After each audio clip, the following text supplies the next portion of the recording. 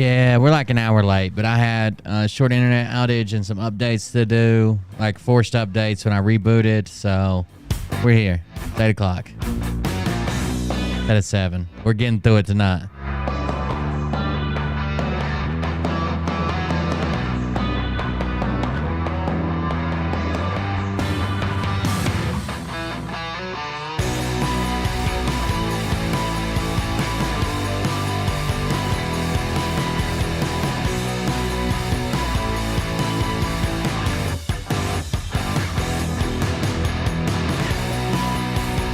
Share the link. We're finishing the fill documents on Kick Only.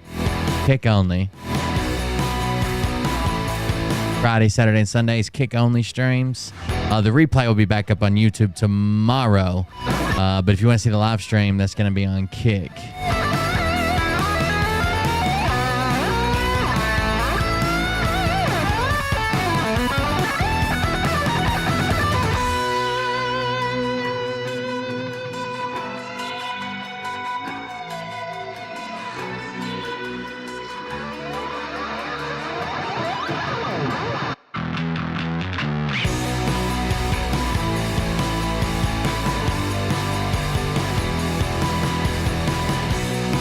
I'm kicking it with you. You're kicking it with me. Whatever happened to that guy? Did he just give up on exposing me or something? Am I still being exposed? I forgot about it.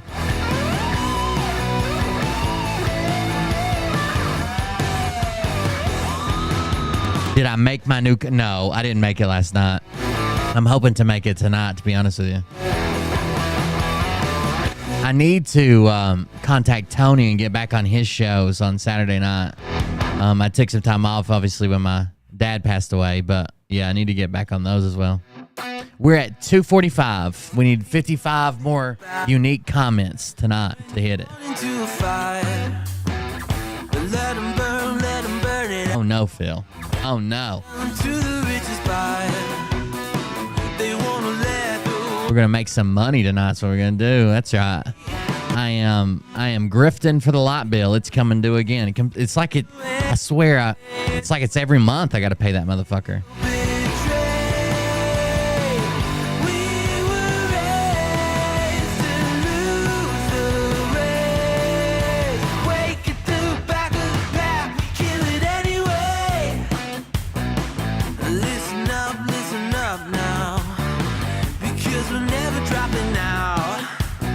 If for some reason Kick isn't working for you, you can go and you can hit the settings button and lower the resolution. I do know you don't have to put it in chat, that there's issues with the chat sometimes. Sometimes it looks like it double posts like Rumble used to do. Sometimes you actually have to post the comment twice for it to make it go. It's different things, but it's in beta, and I'm trying to get qualified to be a partner there.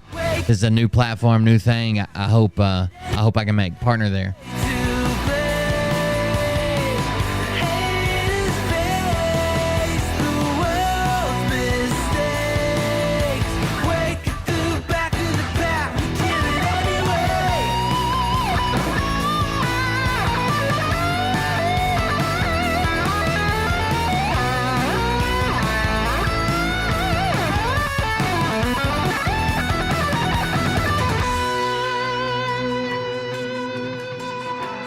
Yeah, this isn't even technically early. This is when I was supposed to start my shows back in the day.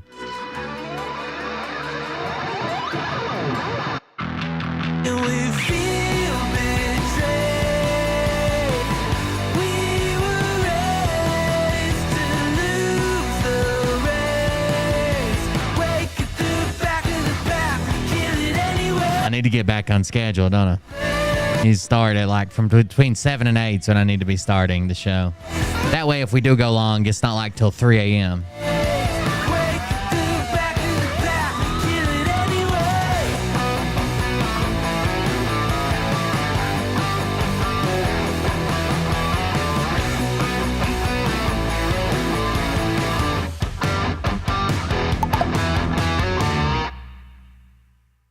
That should be it for the music. We'll go ahead and roll the intro while we got everybody with us, but this will be a Kick exclusive. Kick.com/coldbeerconfessional only. I'll be shutting everything else off after the intro. Here we go.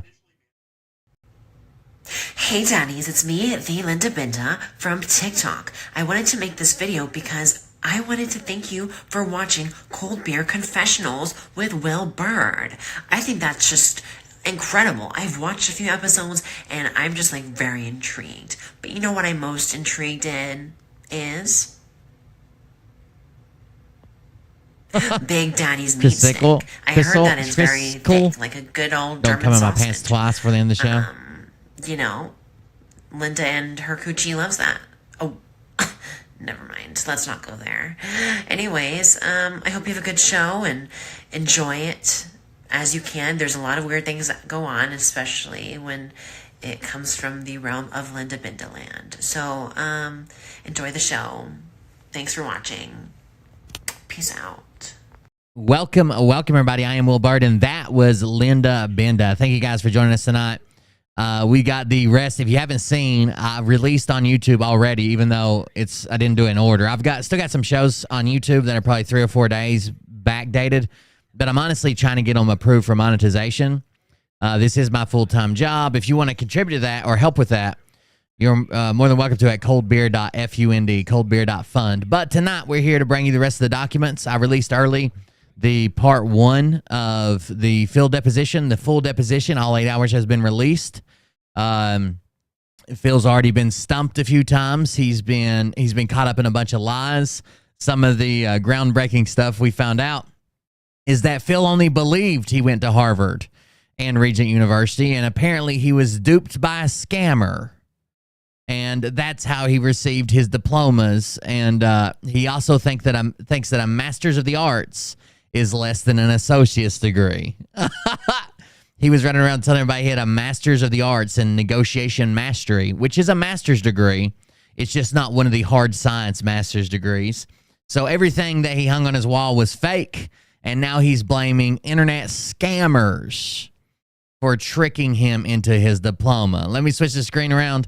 We are going to finish going over those documents. If you haven't seen part 1, you don't need to see part 1 to like hop into part 2. You can go back and watch it later. You can watch it here on Kick. I've also released it over on YouTube. It's on my YouTube channel. You can just type in Cold Beer Confessional on YouTube, and it'll take you to it.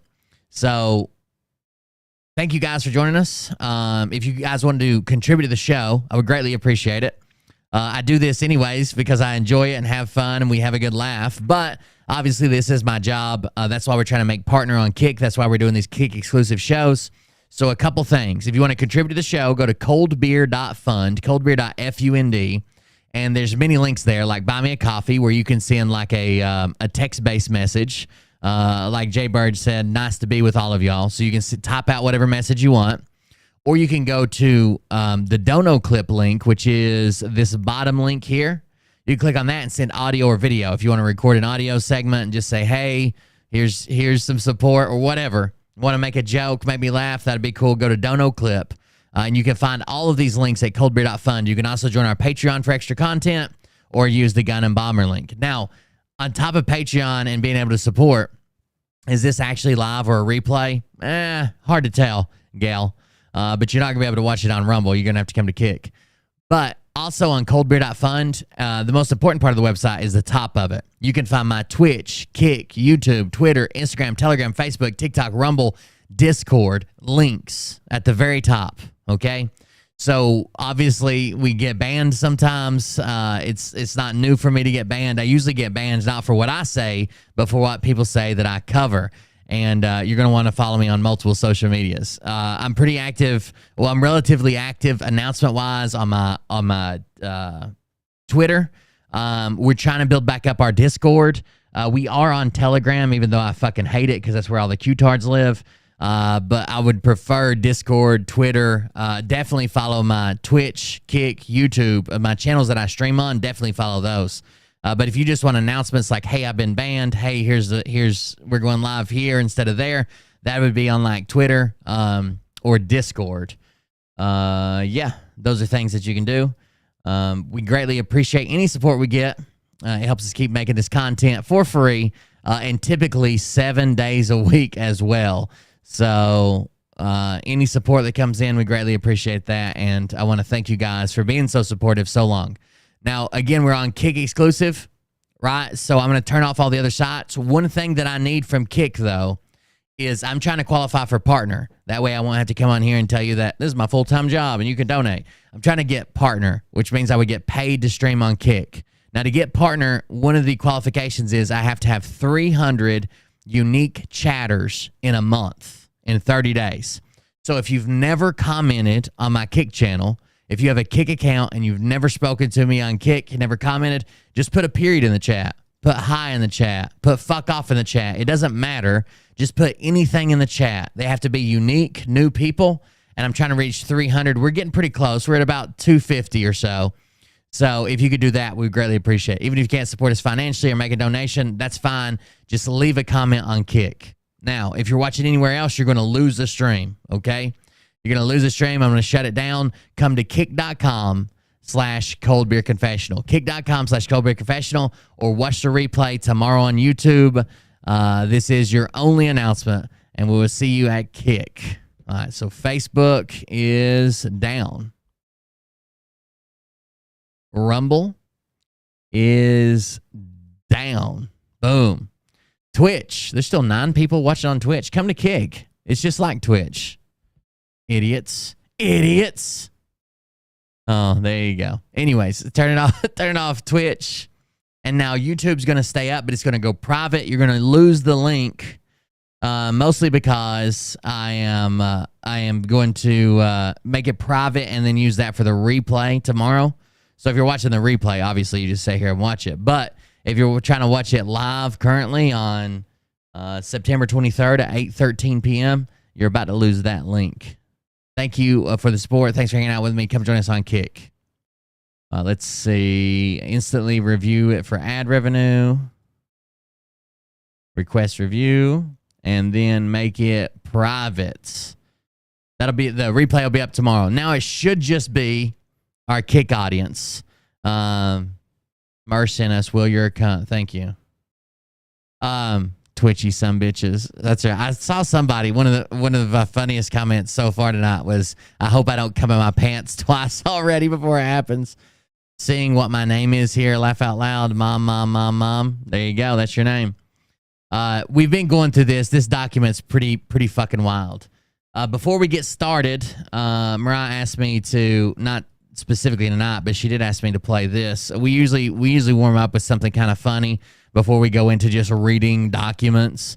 So this is a pretty funny playlist that Mariah found over on TikTok. We won't watch them all, but I think it's mislabeled. So number 2 is actually number 1 of this woman who is having a DUI event, I guess is the best way to put it. Let's see. Is this the first one? No. On February 22nd, Here we go. 2023, officers were called to do a welfare by the manager of a local business, stating a woman was unresponsive and slumped over in her vehicle, which was parked directly in front of the store. Go play with him. I'm sorry? Go play with his Yeah, sometimes I turn Mariah over and wear like a feed bag, like a horse in a stall. office. Okay, don't keep the door open. Thank you, Gail Time. Play to his door. Huh? Welcome. Can I call? I'll play his door.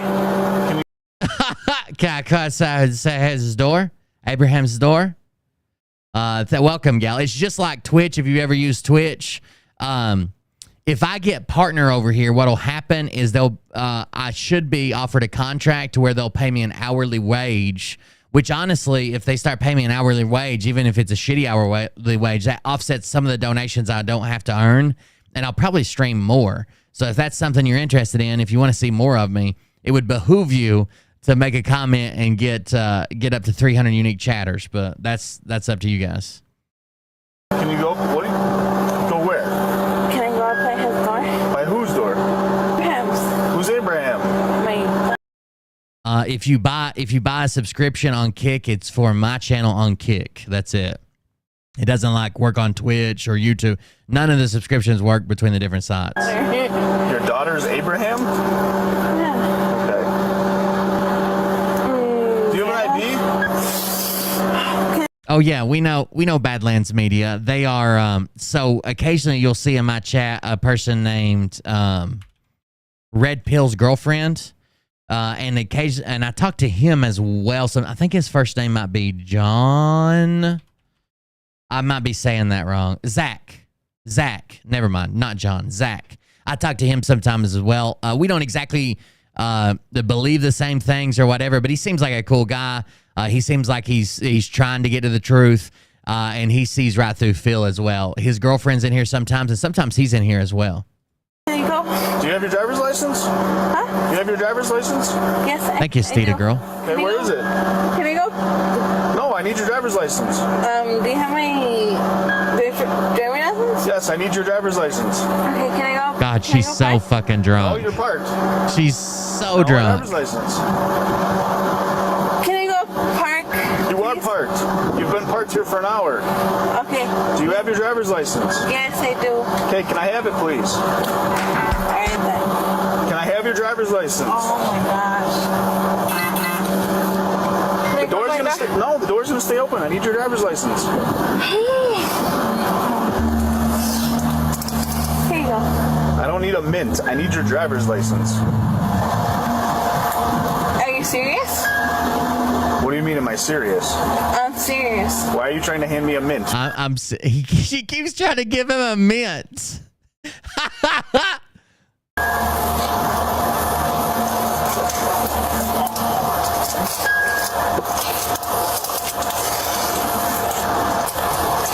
So I'm still waiting for your driver's license. There's nothing in there but mints. I don't want those. I want your driver's license. I wish he would have took it and been like, "Thank you. Now I need your driver's license." Can you hold this up? Just set it up. Yeah, thank you. I heard about the shout out. I appreciate it. Don't put the car in park. Hey, pull up in front of this car. Why don't you step out for me? She tried to put it in drive, so immediately they're going to get her out of the car. That's what we got to do. I understand a cop like getting like upset with like or frustrated, aggravated with this, but occasionally there are people that are having like a diabetic episode, right, to where the sugar's extremely low or extremely high, and they'll appear this drunk. But I think she's just drunk. Someone said they just finished the stream moments before I came on from last night's stream. I'm glad. I wanted to release it earlier on YouTube. I don't think people would have gotten finished with the YouTube version. I wanted to release it earlier, but every time I tried to make it public, it was giving me an error. Then I had to update the computer. Then I had an internet outage. It's just been a mess today, but we're here. Oh, okay. Just step out of the car for me. Thank you, wicked scientist. Step out. Come back here. Stand right here. Stand right there. Perfect. Do you have a driver's license? Yes, I do. Where is it? It's in the car seat. Now, this is going to Is it get in your purse? very confusing. So finally he gets out of the car and says, "Hey, thank you, Jarbones. Do you have a driver's license?" She says, "Yes." Then she says it's in the car seat. And then he says, "In your purse?" And she starts going, "Are you asking me where my car seat is?" So what's here? There, perfect. And we'll move on to the field You have documents, a I driver's promise. license. Yes, I do. Where is it? It's in the car seat. Is it in your purse? Can you ask me where my car seat is? Your car seat? How much you had to drink tonight? No. No. Huh? No. Can you ask me where I have my car seat? I'm gonna ask you how much you had to drink tonight. It's in the car seat. Okay, you're not answering in the my car question. seat. How much have you had to drink tonight? Alcohol. How much alcohol have you had to drink tonight? Oh, it's in the car seat. It's in the car seat. Okay. I'm gonna ask you to do a couple tests for me to make sure you're okay. Thank you, to dog drive. with big You willing ears. to do the test for me? Yes. You're willing to do them? Yes. Yes. Do you have any issues with your eyes? Yes. No. Do you wear contacts? No. Do you wear glasses? No. Did you hit your head at all recently? This lady kind of sounds like Phil on the stand when he's painted himself into a corner. Well, what I was actually saying was at the time that these documents were made available that she had observed these documents at that time while we were going through court with the documents and the observation period of the time that she was looking at those, observing them during observation of the messages at the time. But this was audio. This is audio. You can't get the nuance in audio by just typing it out. No. You haven't done any of that? All right. You have issues with your eyes? Well, no, not with him. Okay. I asked if you have issues Do you have any issues with your eyes? Nope, not with him. with your eyes. No. Okay. That's why I'm saying not with him. Okay. Can you see That's why I'm hanging out with him. Yes. All right. Come closer to me. Where are you going? No, not with him, right? What are you talking about? Are you going to do my test or not? Not with him, right? I don't care about him. I'm talking to you. No, I'm talking to him. You want to talk to him? Yeah, Why do you want to talk to him? because I'm saying on issues with his eyes. What? On February 22nd. All right, so you see she starts talking. I'm just going to show you one small clip here. So she starts talking about the other officer's eyes. They asked her about her eyes. They're looking for an astigma, which is like an eye bounce at certain angles. Like that's why they often do 45-degree angles or up 45-degree. It's like an eye bounce. I already have one built in from repeated traumatic brain injuries. So I can't even take this test. But he's asking her about her eyes. That she wants to talk about a different officer's eyes. So right here's this. You want to talk to him? Yeah, Why do you want to talk to him? because I'm saying on issues with his eyes. What? I'm saying not issues with his eyes, right? What about his eyes? What are you talking about right now? Not issues with his eyes. You want me to check his eyes? I don't care about his eyes. I want to know about your eyes. That's what I'm saying. Okay. I'm going to ask you one more time. Are you going to do my test or not? Where are you walking away from me for? I'm not worried about his eyes. Okay. I'm not worried about his eyes. Exactly. I don't care about his eyes. I'm not worried about his eyes. I'm going to give you one more chance. Oh my God. Are you willing to do my test or not? Yes or no? I'm not worried about his eyes. Towards me. I'm not worried about his eyes, right? To be fair, I think that her backing up repeatedly is not her trying to avoid him. I think subconsciously, just her being in a position where like the men are like kind of surrounding her and she feels like out of place. She doesn't know what's going on because she's drunk. She's just doing that subconsciously. I don't think she's trying to run or do anything like that. She just acts like she's almost intimidated. She was parked in front of this store apparently for an hour, and the people from the store came out and tried to get her to move, and she just argued with them, so they called the cops. I'm not worried about his eyes, right? Right? I'm not worried about his eyes, right? All right. Do you have any issues with? So the other cop was just saying like, just go on with the next test. I don't know what the fuck she's doing, but just go on with the next test. To do my test or not? Yes or no? Yes. Then come towards me. I'm not worried about his eyes, right? 2FA is two-factor authentication. So basically, it's like when you go to sign into a place and you sign in with your username and password, and then they send you a text message code to like put in. It's to secure your account. It's 2FA. You don't have to do it, but it makes you so no one like steals your account, whatever account it is. Look, bro, I'm not worried about his eyes, right? I don't think either one of them really lied for Phil. All right. They kind of Do you have any issues with your knees, your legs? they didn't want to put out like damning stuff to Phil, but they kind of had to tell the truth as well.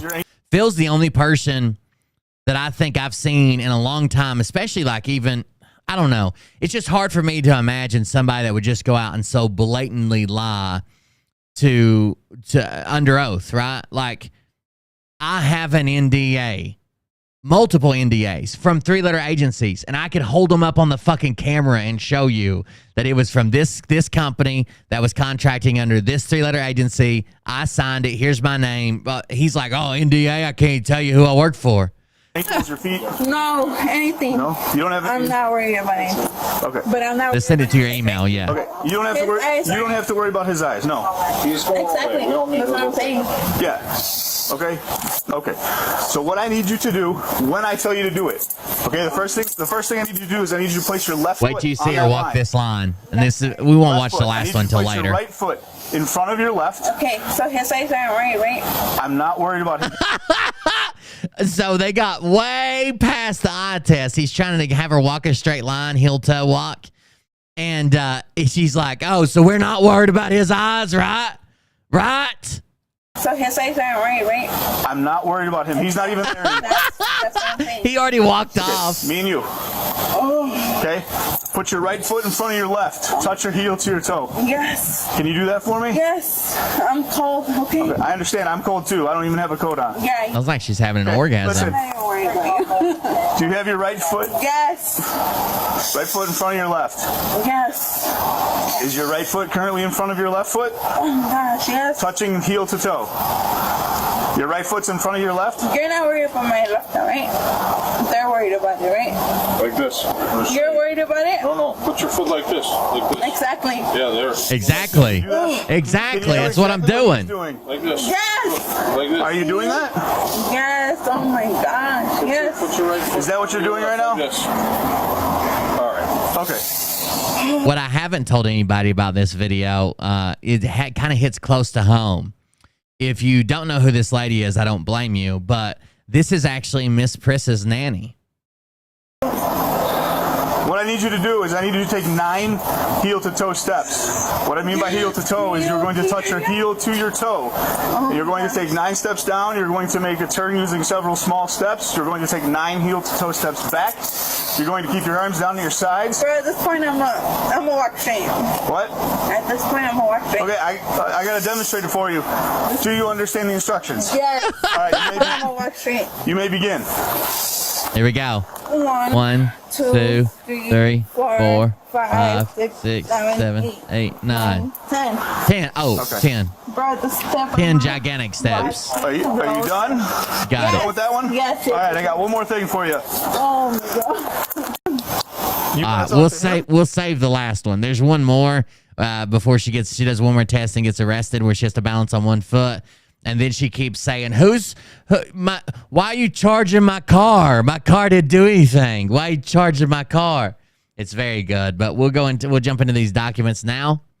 We are on page 146. Let's jump back for context, okay? Because they just went to lunch. So we're going off the record. The time is 12:11 p.m. A luncheon recess was taken from 12:11 p.m. till 1:02 p.m. The videographer comes back and says, we are back on the record. The time is 1:02 p.m.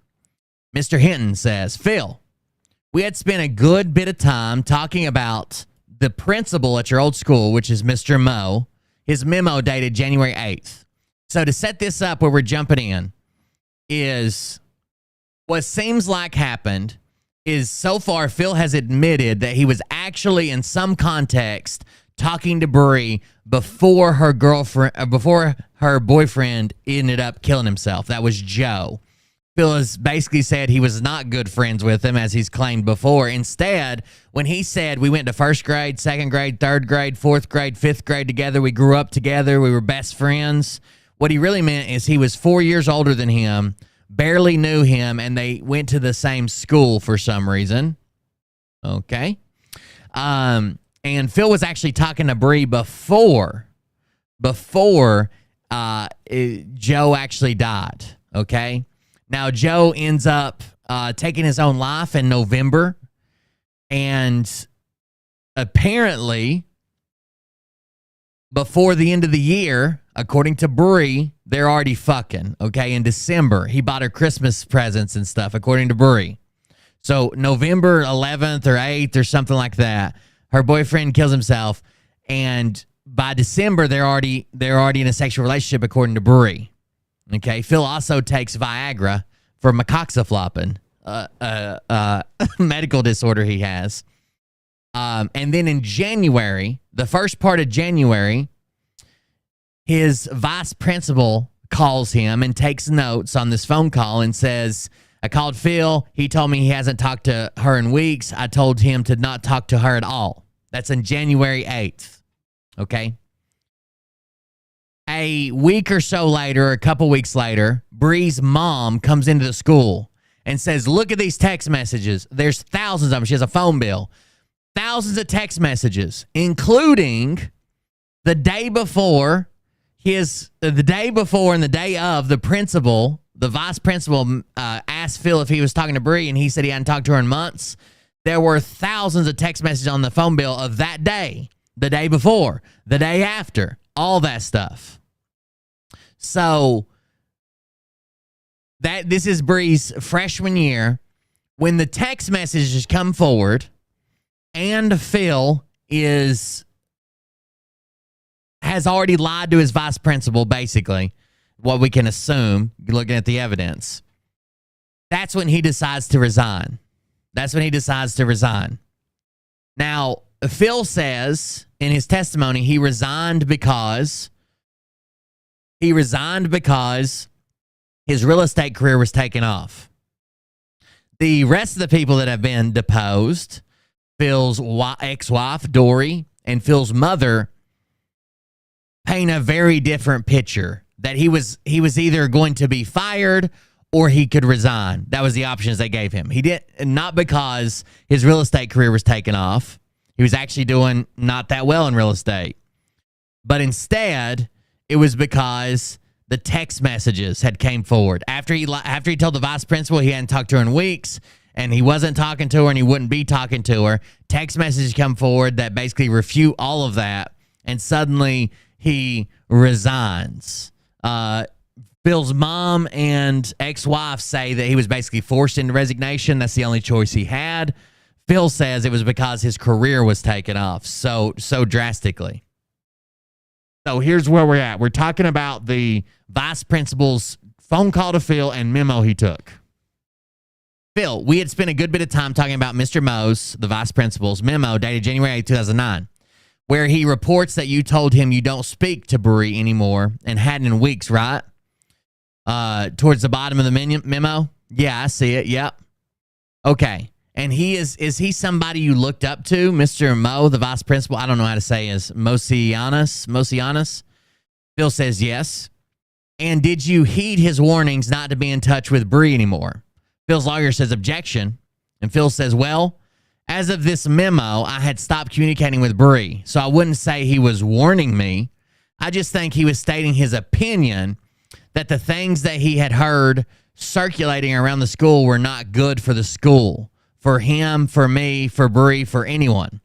So I wouldn't call it a warning, but I would say, he opinionated his belief that it would be best to not talk to her. But at that point, I had already not been talking to her. Now, that's going to be refuted by the text messages. Also, one thing you have to keep in mind is because Phil is a public figure under Pennsylvania state law, the burden of proof is not on the Scranton Times. Phil keeps saying this. They can't prove I slept with her. They don't have to. If Phil was a private citizen, they would have to prove that they basically had reasonable belief that he slept with her. Because Phil is a public figure under the law in Pennsylvania, he has to prove that it was untrue and that they did know or should have known, and proceeded anyways with disregard for the truth. Okay? So if I say that Legend got in a car wreck, she was drunk, and killed 40 people, and the reason I say that is because I got it from like a news story, and I got it from an investigation and some investigative journalists, I would probably be fine even if that didn't happen, if she's a public figure. Now, if all the evidence said she wasn't the driver, she didn't have anything to do with it, she wasn't drunk, and I still fucking said it, just said, fuck the truth, I hate Legend, okay? She's always on my nerves. If I proceeded anyways, that's when I could get in trouble with a public figure. The reason the laws are structured that way is because we don't want to stifle the First Amendment. Public figures are usually people that you want to talk about to get out information to the public, right? If it's a public figure like the governor or an actor, or people should know about this. And those people typically have money and power to stop you from talking about them. But as long as you're acting in good faith, you're putting it out there and you're going with the evidence and you're not disregarding the truth because you have malice or hatred towards a person, you're covered. Phil's got to prove that they disregarded all that. Okay? They disregarded all of that. Imagine the size of his dick. We've seen it. He tweets it out to people. It's not as impressive as you'd think. He actually tugs his balls to the side to make it seem like he's got more shaft. All right, here we go. He says, I had already not been talking to Bree. And he says here, I told him that he should not, meaning contact her. She is only 15 years old. And I also reminded him he is an employee of the district. Do you see that? Yes. And so given his conversation with you on the morning of January 8th, your intent was, I'm not going to have contact with Bree. Objection. I can't speak to what my intent was at that particular time. I don't remember. But I know that in the weeks leading up to this, I was not talking to her anyways. Okay? So advising me not to talk to her, to me, was irrelevant because I already wasn't. Okay? When did you re-engage in communicating with Bree after this January 8th phone conversation? I couldn't tell you. I know it would be between the time that I resigned and the arrest date, which was the following year. So at some point after he resigned, and when he was arrested, he's claiming he reinitiated contact. Now, the text message are going to prove Phil's not lying. If you look at the text messages we've already viewed, Phil's not lying when he says their relationship was like in phases.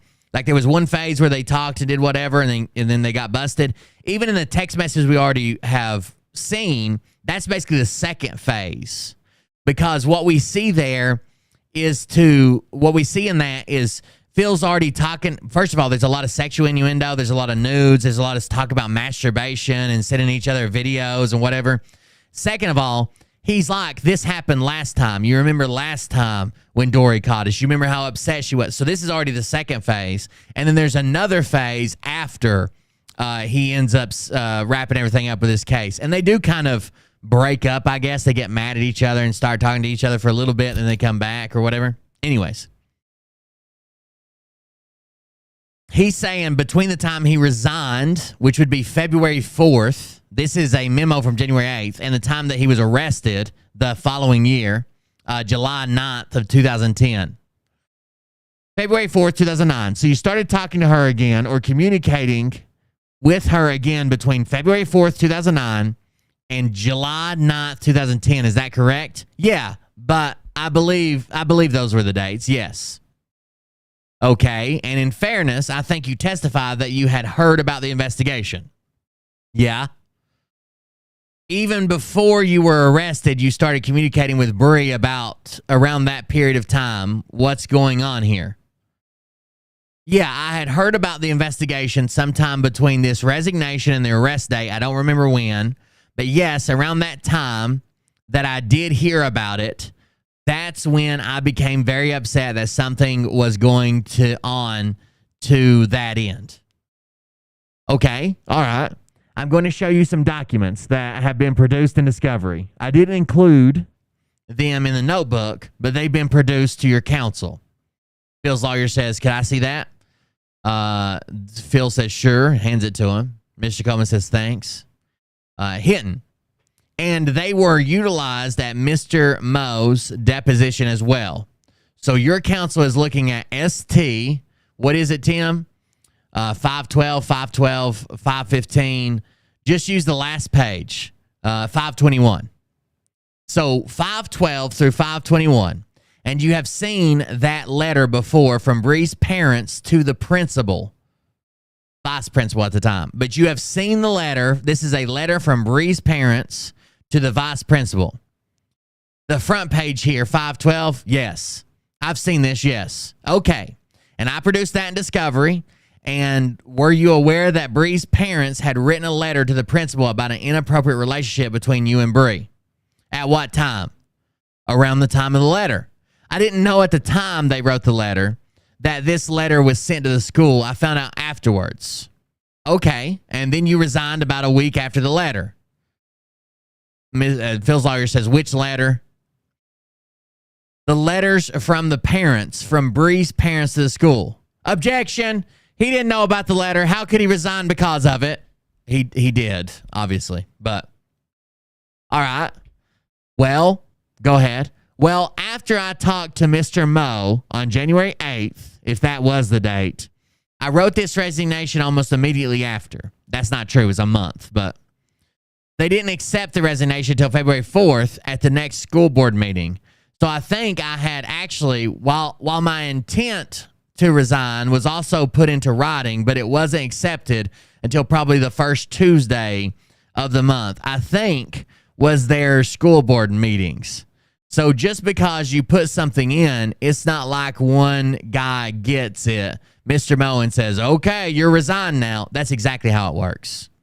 So like, if I submit my resignation to the principal or the superintendent or whatever, I'm technically resigned. Now, will they put it on the record at the next school board meeting? Absolutely. But I resign. I don't have to keep working until the school board accepts it.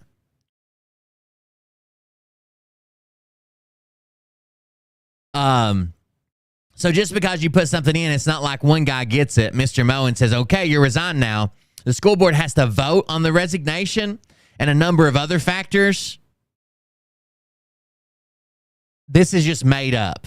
The school board will enter it into the record that you resigned, and they may even address it if it's because of some other issues or whatever.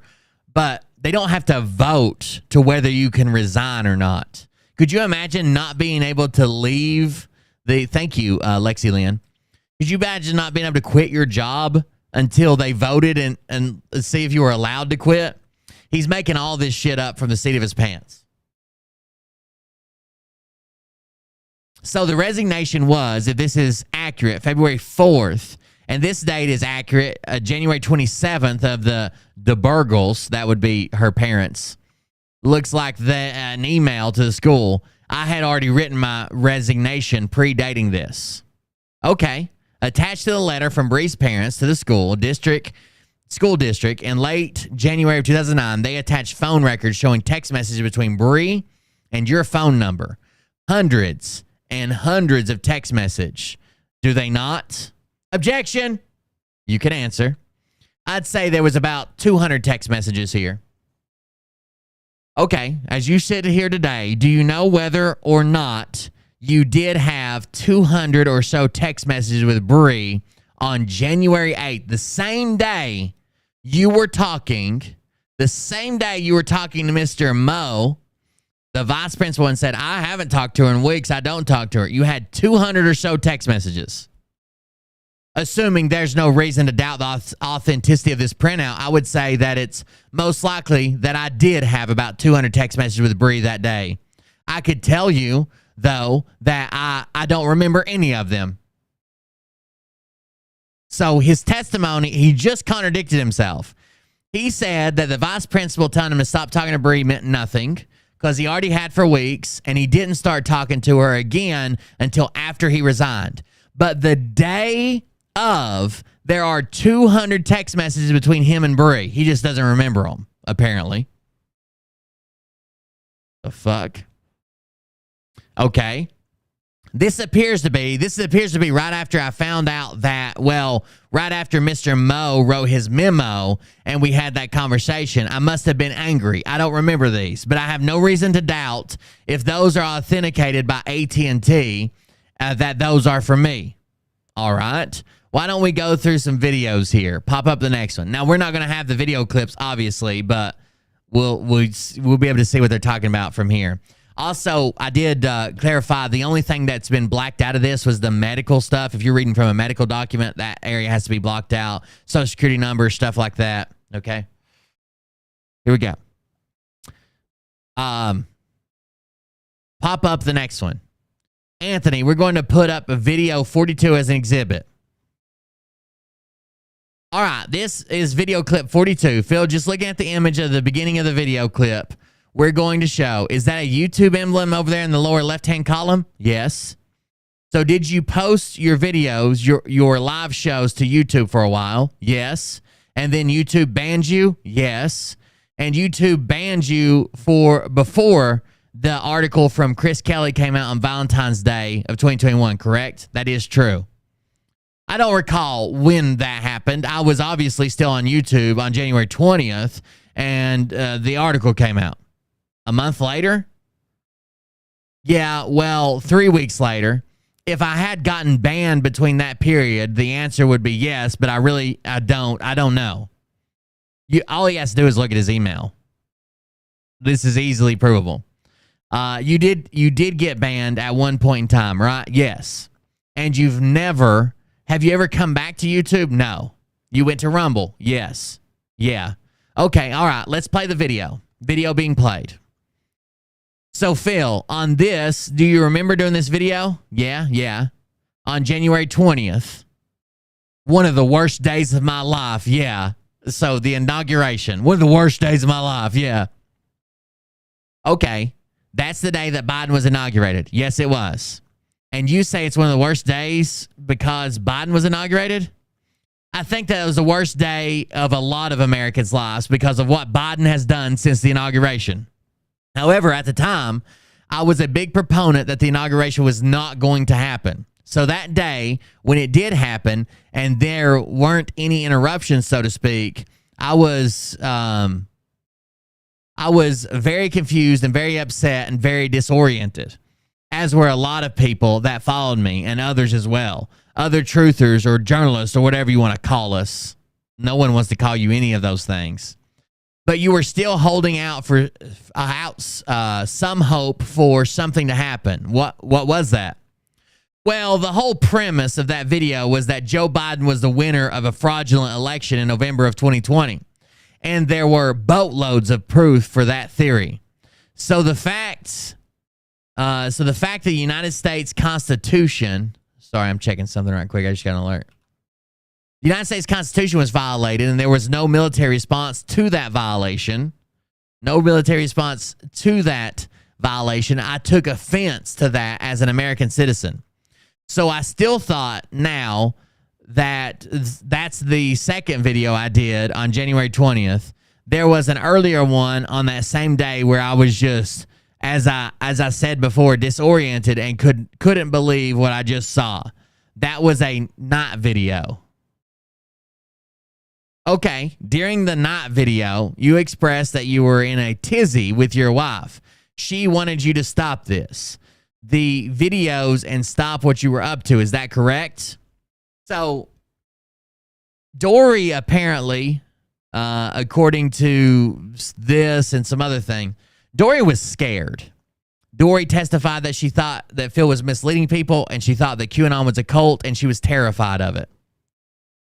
She even asked him to stop making videos. She was terrified of it. Yes, I don't know if I don't remember using the word tizzy. That's a weird word that I never use, but yes. And she told you that she thought you were misleading people. Uh-huh. You have to say yes, Phil. Yes. Okay, now, so Dory told you she thought you were misleading people. She thought Dory did not agree with any of this Q bullshit. I mean, she gets a shit ton of child support right now, but she didn't agree with this. That's right. E-begging at coldbeer.fun. Support the show. Okay, now if you can turn to ST1556 in the notebook, Phil. Looking at ST1556, we've listed videos that you did after this January 20th video that we just watched, clip 42. And I'm trying to pinpoint when it was that you indicate you stopped doing videos. Does this help you refresh your recollection that even after January 20th, you continue to do live shows? After January 20th, yes. Now that I look at this, right after my wife left, which was February 17th, right? I don't believe I did live videos for a while after that, probably until March, I think it was. If I had to, I mean, I'm really stretching here without the list in front of me, but I think it was probably after she filed for divorce and signed the lease for an apartment. I think that's when I realized that she was not coming back, and I was trying to do things after she left to get her to come back. So you didn't see it because it was a part one, but his original testimony is she asked him to stop doing videos, and he did for a while, and they were working on it. Now, he's changing that and saying, oh, no, it was probably later than any of these videos you have. It was after she signed a lease on an apartment, and really, that's when I stopped. I thought she would come back to me. I was trying to show her things that were happening that supported the theory that Biden was an illegitimate president, and things that I was seeing prior to the inauguration were indeed true. She just wasn't having it. All right, so let's go to clip 41. Will you bring that up? Video being played. So, Phil, we just watched a video of you calling for executions. That's you, right? Yes. And that's in January of 2021. Was that YouTube? I don't know. I don't think there was a date on there. So it was before the article came out from Chris Kelly. Is that correct? I don't know. What was the title of the... I don't know. You're not showing me a date, so I can't tell you when that was from.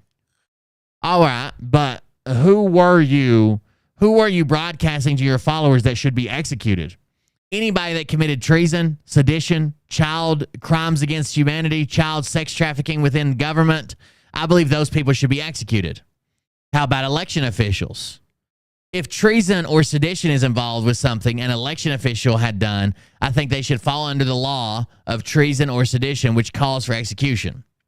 So if election officials, people that count the votes, were rigging the election for Joe Biden over Donald Trump, you thought they should be executed. Objection, you can answer. That's treason. Okay, so that's a crime against our country. So they should be executed. The law calls for it. I believe in the law, yes. And is that what you were advocating for on YouTube to your followers? I wasn't advocating for anything. I was saying what my opinion was on that particular topic. By the way, one of Phil's claims in the case is that they're basically calling him a QAnon nut, right? A nut job. But that's all opinion, right? I can say Phil's a little fucking bitch. Can he take me to court over that and prove he's not a little bitch? No. I can say he's a nut. I can say he's fucking crazy. I can say he's a Q-tard. I can say all those things. You can't take me in court over my opinion. It's statements of fact that come in.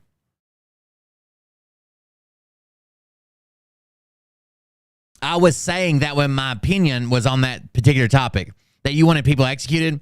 I didn't say people executed. I said those that committed treason, sedition, crimes against humanity, or child sex traffickers or rapists. And who was doing those crimes in January of 2021? Then he whistles. Well, give me an idea, Joe Biden. Objection.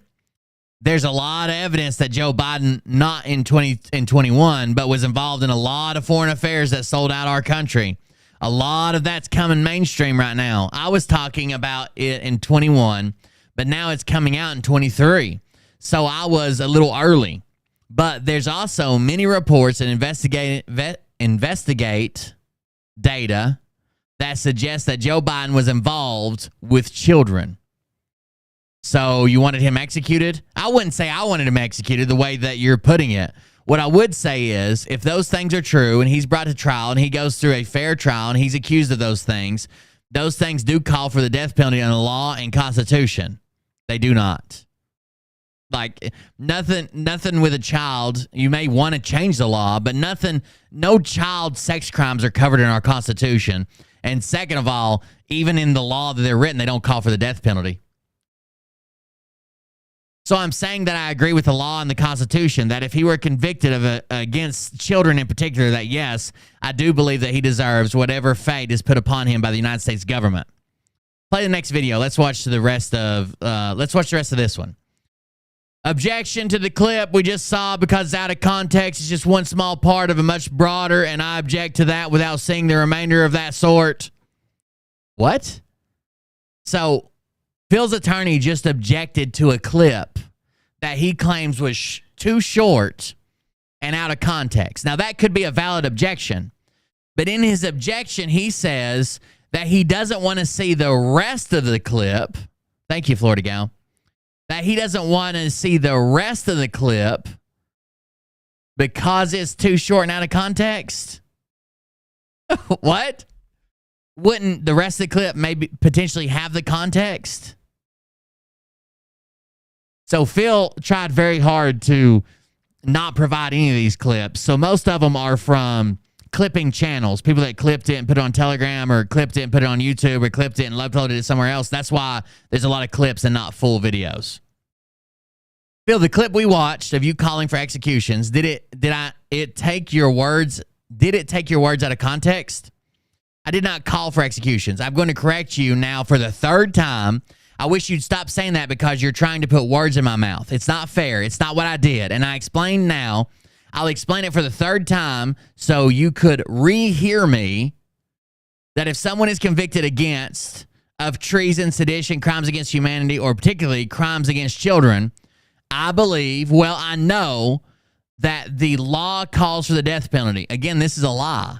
This is a lie. No, show me a state that currently has a law or the federal government that a crime against a child short of murder, but they're talking about child sex crimes, calls for the death penalty. It just doesn't. That is a fact. I agree with the law. I was not calling or advocating, your words, not mine, that someone should be executed for no reason. With a trial, whether it's a military trial or a federal trial, if they're accused of that and convicted of it, that is what the law calls for. And I agree with the law. Secondly, you played roughly 30-second clip of about a 2-hour live stream, so it is absolutely taken out of context. What did I say before that? And what did I say after that could affect the 30 seconds that you just put on the video clip. So it's absolutely taken out of context. Do you have a copy of that last live stream? So do you. No. Do you have a full copy of that live stream, the one we just played? Was that on YouTube? Yeah. No, it's been deleted. All right. How did you get a copy of it if it's been deleted? Which is Phil asked, and Hinton says, let's play on. Phil, the video we just watched about the Flight 93 crashing in Shanksville, Pennsylvania, did you make that video? I made the video, yes. That's your voice? Yes. Those are your words? Yes. I'm very clearly reading from a document on the screen. Okay, but didn't you? I don't remember what document I was reading from, but I am reading it. Those are my words in the sense that I'm speaking them, but they're someone else's. They're authored by someone else. But you did a live video telling your followers that there was no plane crash of Flight 93 in Shanksville. Is that correct? Objection. Isn't that what you just said? No. Objection. That's not what I just said. Objection to this particular presentation because it's completely out of context. What did you just say, Phil? What I said was I was reading from a document that someone else authored. So those are my words in the sense that I'm speaking them, but I'm reading them from a document very clearly on the screen. You could even see in the video that I'm reading it. Who authored it? I don't remember. What context was I putting the article in to back up maybe another point that I was making? You left that out of the video as well. If you would show the whole video, I could tell you what my thought process was by reading that particular part of whatever article I was reading. Now, if you're asking what my opinion on Flight 93 is, that's a different question. God damn it, Phil. You're doing too much, bro. You don't give them more. So now, of course, the next logical question is going to be, what is your opinion? What is your opinion? I believe that Flight 93 landed safely. Yes. Nobody was killed. No. Several people were killed on board, but the flight did not crash. Okay, what happened to all the people that were on board? Your guess is as good as mine. In fact, I can prove that it landed. I have proven it. How's that? The tail number of Flight 93 is not listed as destroyed.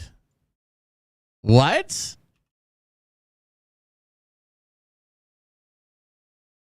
The tail number of Flight 93 is not listed as destroyed. It's still listed as in use. Same exact plane, still being used today. That day of September 11th, the flight could be tracked to landing at O'Hare Airport in Chicago. This is not true. Satellite imagery from above showed that the passengers of the plane, which, by the way, the plane was about 1/4 full, and of that quarter, 25%, several of those people that were supposedly on that plane were government officials. Very convenient. None of that's true. The plane landed at O'Hare. The people were unloaded on the tarmac and taken to a hangar, and that's the last imagery we have. And the plane is still listed as in operation until today. It's called investigative journalism, Tim. Oh.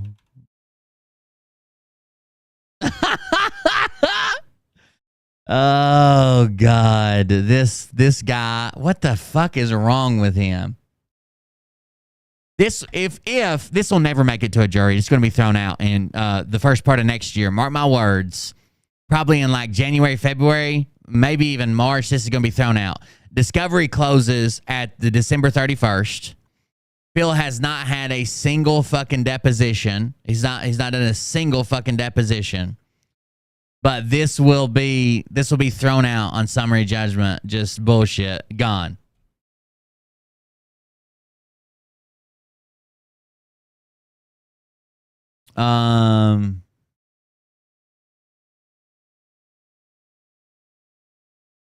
Sorry, I'm looking at something right now.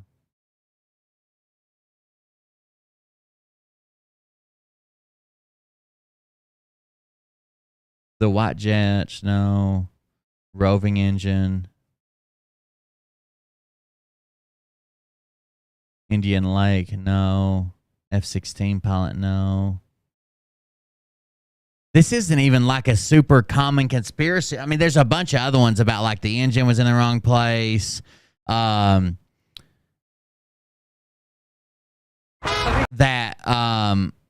That a bunch of weird stuff was discovered floating in Indian Lake, which was like 6 miles from the crash site.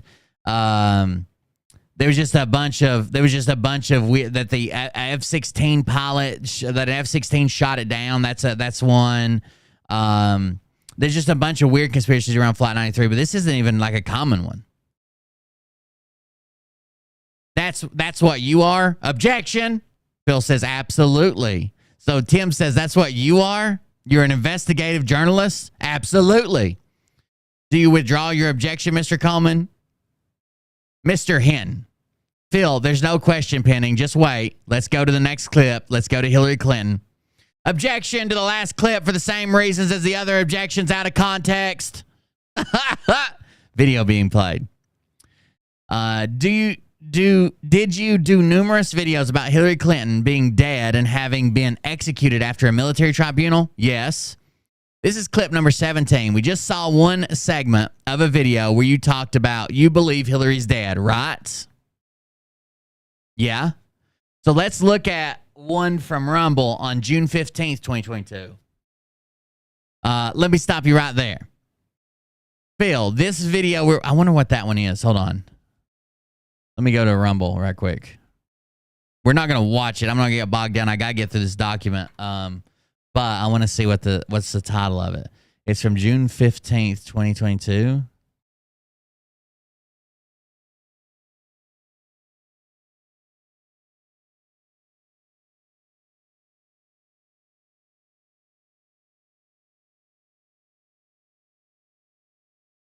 We can look it up later. It will be soon. June 15th. I'm going to go ahead and grab that link to it in case we need to refer to it or something. But it's from June 15th, 2022, and it's called It Will Be Soon. It will be soon. Somebody remember that. Let me stop you right there. Phil, this video we're watching about Hillary Clinton's execution, it sounded like you were at the military tribunal. Were you there? No. Okay. What's your source of information that Hillary was executed as you've described here on video to your followers? Now, this is where Phil doesn't understand the privilege of the press or the shield law or any of this. Okay, here we go.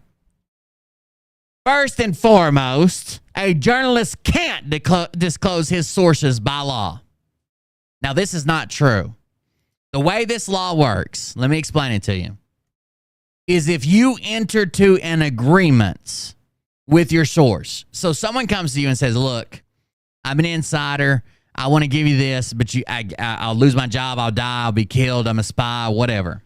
Like Deep Throat in Watergate, right? You can't reveal who I am. The journalist can agree to that. Now, no court, except for very specific reasons, can force you then, no prosecutor or whatever, can force you then to identify your source. But every question about the source is still allowed to a limit. So if you're like narrowing down on who the source is, playing like 21 questions to figure out who they are, you can't do that. But if you say, well, did your source work for the FBI? They can say that. Did your source work for the federal government? That you can ask that. Well, is your source in a position that they would have known this information? Did you verify that they were in some type of position or a figure of authority that would even have this type of information? It's not that you just can't ask no questions whatsoever. And it's not that Phil cannot disclose any of his sources by law.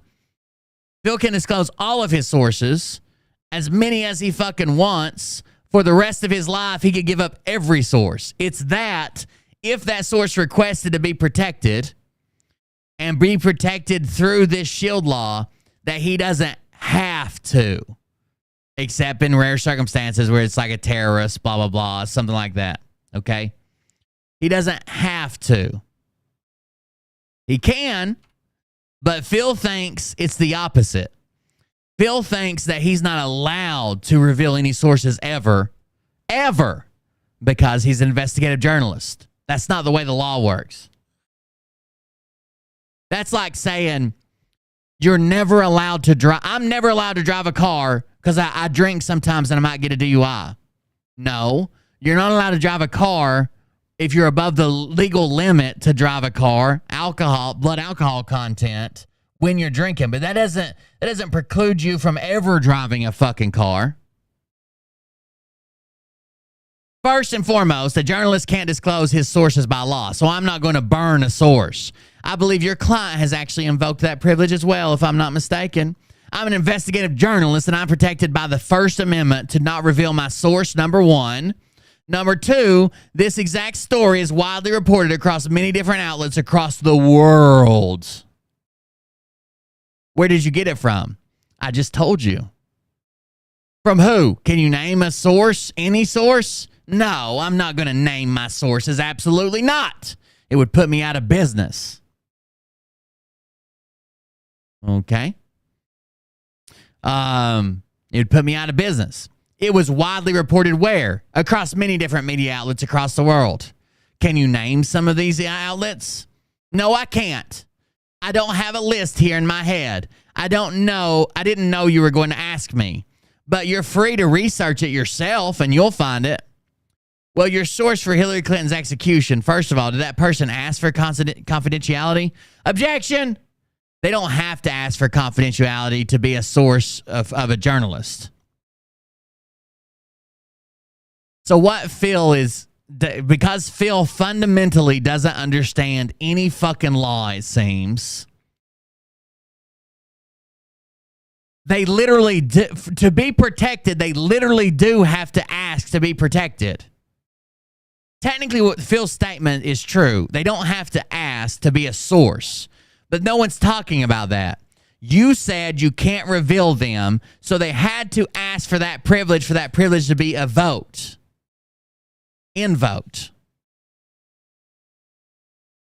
Feels like they don't have to ask to be a source of a journalist. That's not how it works. That's literally how it works. But Phil realizes he may have fucked up there. I'm sure his lawyer's probably giving him fucking secret hand signals like, oh, fuck. Still second. When I touch my nose, make up a new lie. So Mr. Hinton says, okay. Then Phil says, and yes, they did. But they don't have to. But they do have to. First of all, they do have to. And now suddenly you just remembered that they did?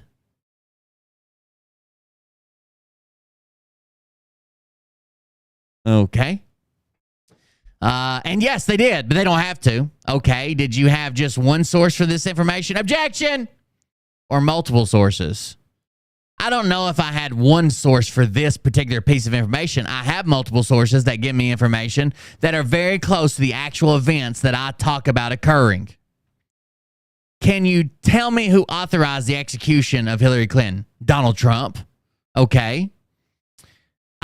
Now, we know, so there are people in this world that I will cut some slack to and say they're brainwashed. They're following this. They believe Phil. They believe what he's saying. They believe he's a secret agent. They believe he works for Trump. They believe this. And when they repeat something, they honestly believe it. But we know when we're talking about Phil, he absolutely does not believe it. Could he believe some deep state is shadowy government, blah, blah, blah, people eating kids? He could technically.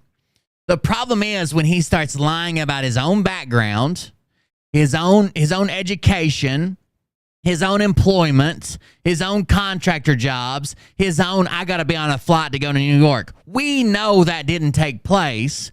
And Phil, of all people, would know that didn't take place. So he knows he's 100% lying on the stand right now.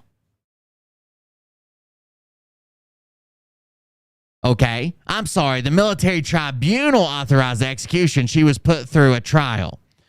But Donald Trump was there. Donald Trump was president of the United States, ordered the arrest via the military, and then presided over the execution. Did the Secretary of Defense approve this execution? I have no idea. Where did the execution take place? Guantanamo Bay. Guantanamo Bay, of course. And we've seen Hillary since the end of 2018, haven't we, on television, or is that a body double? What you see, you think is Hillary on television, but that's not Hillary. Okay, it's your belief that it's a body double? It is a body double. How do you know that? Because Hillary Clinton was executed on December 31st, 2018. You weren't a first-hand witness to the execution, is that correct? Asked and answered, correct. The Phil's playing lawyer again. Can he get any type of punishment? It's very unlikely. It's very, very unlikely. In this civil matter or whatever, I mean, he might get chastised. It might cause him to get his case thrown out, but it's not like he's going to jail or going to pay a fine or anything. It's very unlikely. The still way, way, way, way, way out of left field, very, very, very unlikely. The most likely thing to occur is he might be held in contempt for like fucking lying and changing the story and lying to the court. But even then, it's like a fine and shit. You know what I'm saying? Like he's not going to get in trouble for this. I'm pretty sure. What other high-level public officials were executed by military tribunal? Joe Biden. He was. I think you broadcast that he was executed for crimes against humanity in 2019. Yes. And the Joe Biden that was elected president in November of 2020 is really a body double. You broadcast that, right? Yes. A body double and or cloning technology is amazing today. Most people don't know about it, but could also be a clone. But I don't think so because it looks nothing like the actual Joe Biden anyways. If you ask me, I think that at some point in Phil's head, there's two things going on. I know. I don't know. Phil outwardly, and to me privately, and to everybody else, thinks he can win this case, or at least states he can win this case, because they can't prove he slept with a minor. But also, reading through this, I feel like Phil is thinking in his head, I've already paid for the lawyer. I'm already tied up in this. I can't drop it because my community would know. So I'm going to content farm this. I'm going to make the best content I can out of this to make me, all I'm going to do is lose my money and for my lawyer. And I'm probably going to have to pay for their lawyer. I'm not going to jail. I'm going to lose that money. But since I'm losing it, I guess I'll fucking make some content out of it. I guess. I don't fucking know.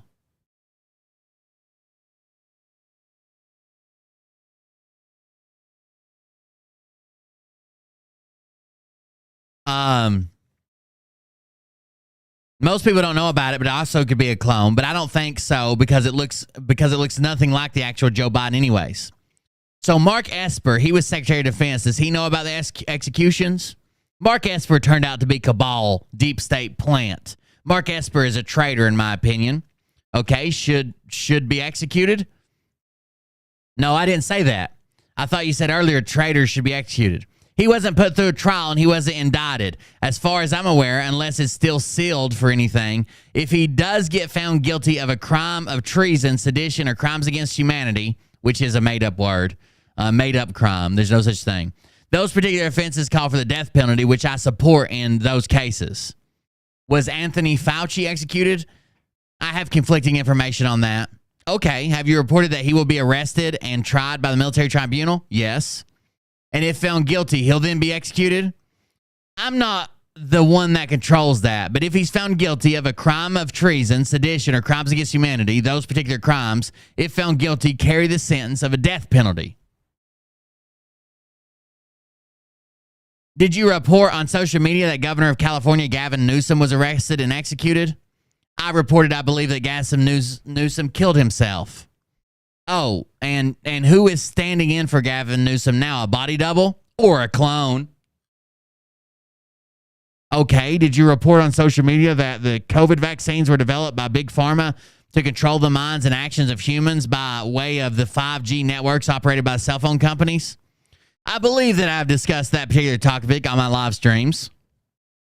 I don't, in the way that you're phrasing it, did I report on it? In my mind, you're making it seem like I gave that information. But I believe I was corroborating with other truthers or citizen journalists, whatever you call us, on that particular set of intel. But did you report that COVID vaccine is about the cabal controlling the minds and actions of humans? I most likely have said those words, yes. Did you report on social media that there's really a second secret constitution of the United States? Yes. And did you report that the Supreme Court of the United States has already rendered a decision overturning the 2020 election? Yes. And they just haven't gone public with it yet, correct? Have you reported on social media that Donald Trump is still president of the United States even though Biden or his body double was inaugurated? Yes. Did you report on social media that John McCain was one of the first ones put to death by a military tribunal? Yes. And you believe that to be true? Yes. Did you report on social media that former Governor Andrew Cuomo is a pedophile who raped and killed and tortured children? Yes. Did you report on social media that there was no shooting at the concert goers at the Mandalay Bay in Las Vegas? Yes. Did you report on social media that Donald Trump has control over all banks worldwide? I don't recall that. Did you report on social media that Trump sat down with Saudi Arabia in 2017 once he came into office and got control over Saudi Arabia, then Israel, and then the Vatican? The way you just said it, no. I did report on Trump's world tour in 2017. The way that you just said is inaccurate, but yes. Give me the accurate version. Donald Trump, immediately upon taking office, met with, and this is documented if you go back and look at his itinerary, met with several countries, Saudi Arabia being first, Israel being second, the Vatican, the royal family, China, Brazil, and several other countries throughout the world. And what did he do? He said, I've got the goods on you. I know you're the cabal. You're child trafficking. What did he tell them? Not necessarily that way, but he had the evidence of certain certain individuals, certain proponents of government that were within government that were doing crimes against humanity. They were committing crimes against humanity. And Trump, not just Trump and his administration, Pompeo and several military generals who always accompany Trump, showed them the bad eggs of their own government and asked for capitulation within their governments to help bring down this worldwide ring of terror, so to speak. The cabal. The cabal. What is the cabal? What's your definition? The cabal is a global group of elites such as high-ranking government officials, high-ranking CEOs, and presidents of companies, central bankers worldwide, and other financially well-off billionaires that control the world without any of its citizens knowing. And you said on social media many times Tom Hanks was a pedophile? Yes.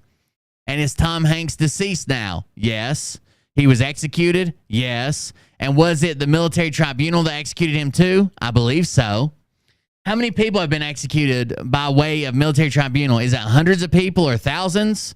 I have no idea. Did you report on social media that the District of Columbia has been under martial law for several months, and the Patriots blew up the tunnels underneath the District of Columbia, which were used for child trafficking? Yes. And you believe that to be true and correct? Absolutely. I think Phil may have done better. It would have killed him if this transcript come out. But you guys remember when Alex Jones came out and said, "I'm Alex Jones, the person. The other Alex Jones is a guy, is a character I play." You remember when he did the character shit? Uh-oh. Now, a lot of these people could sue him, could sue Phil. If they find out he's got money, they just might. Usually, celebrities aren't going to sue people because they're public figures, and they have to prove the same thing, that they had to know it was false or have disregard for the falsity or the truth behind the statement and put it out anyways. Phil could always say, like, I had a secret source who told me and I believed him. That would be Phil's defense. So it's usually too time consuming, or the people don't have money, or it's incredibly hard to prove, basically. And who's your source for that information? Asked and answered. I don't give up my sources for journalisms. Have all of your sources asked for anonymity? Confidentiality? I believe that they have, and if not, they're not required to under law. They literally are. They literally are.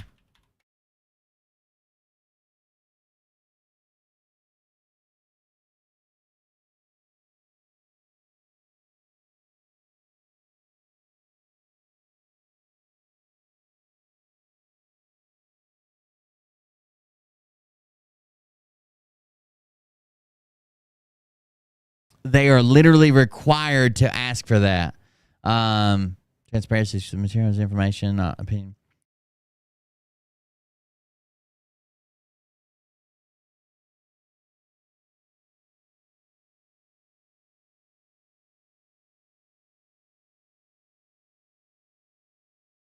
Here you go. Transparency is critical to credibility with the public and those consuming the content whenever possible. We must pursue information on the record to be correct. When a newsmaker insists on background or off-the-record ground rules, we must adhere to a strict set of guidelines enforced by the AP and by journalists worldwide.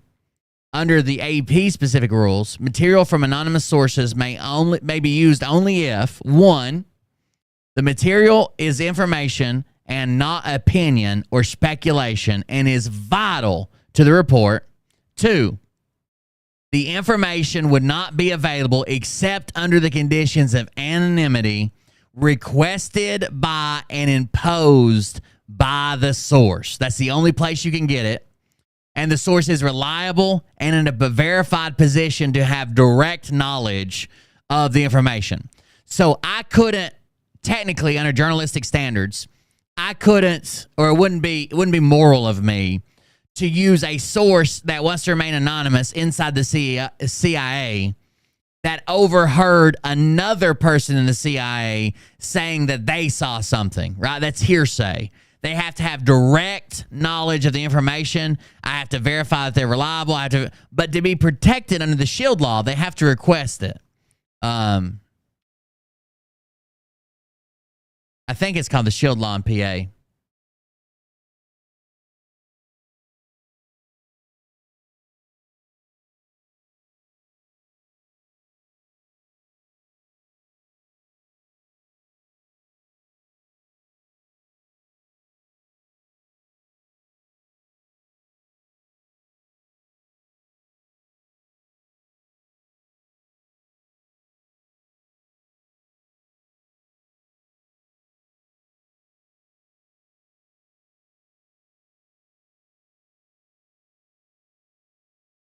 It applies to individuals working in news-related capacity for any newspaper or general circulation or any press association or any radio or television station or any magazine of general circulation. The law only applies to those working for radio or television stations if they keep transcripts or exact recordings of their broadcasts going back 1 year.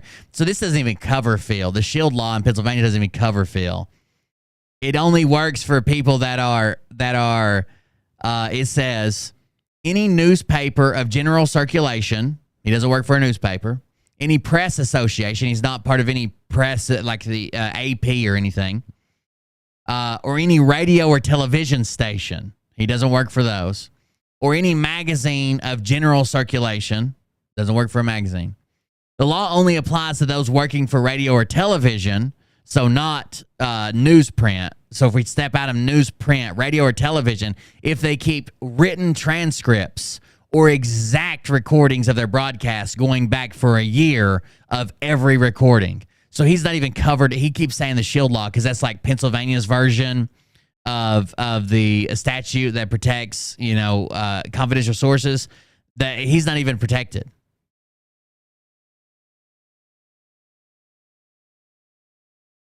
Unpublished information collected or prepared, newspaper gathers such as notes, outtakes that would not reveal the identity of the confidential source.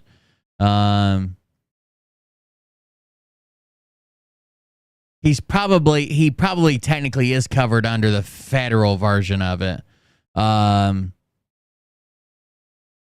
It just says you are engaged in investigative reporting, you are gathering news, and you have the intent when starting to gather news to disseminate information to the public. He's probably covered under the federal version of it, but not the Shield law he keeps talking about. It has to be requested. It literally has to be requested. Could you imagine if every source was just like, you couldn't name any fucking source ever? Like, even if you wanted to go on record as the fucking mayor of New York, you're like, nah, I can't do it. Can't do it. Yeah, I don't know why chat's so slow tonight. Put a 1 in chat if you're not a little fucking bitch. How about that? Thank you, Nana of 7.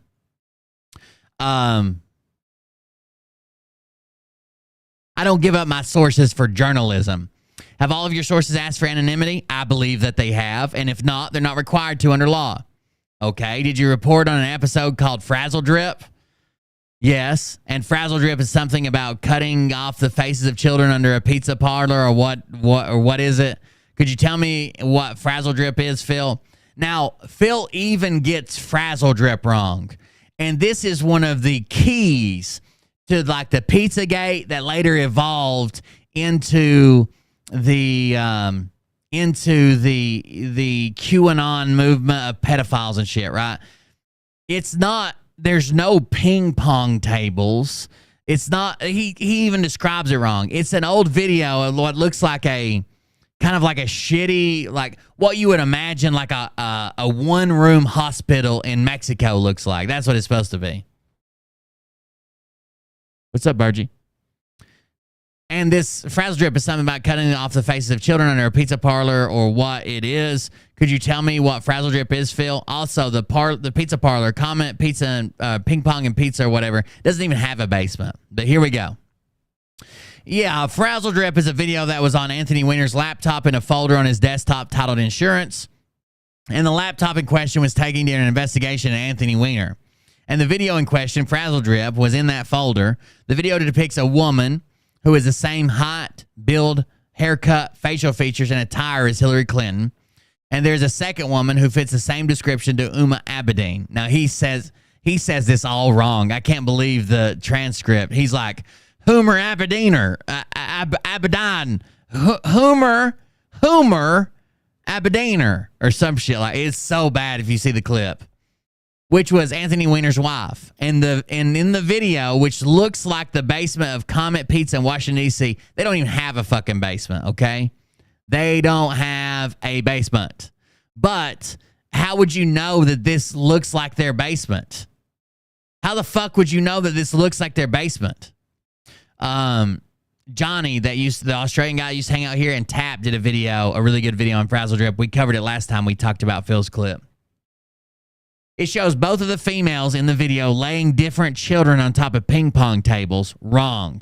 It shows like a bed It's from a documentary about like rape in like third world countries. It's not even close to this, but on different ping pong tables, which are in the basement, molesting those children, frightening those children with weapons, and then drinking something which would line up with the theory that it is blood of those children for the purposes of extracting adrenochrome. Thus, the main reason that Hillary Clinton was executed. You know how you make adrenochrome?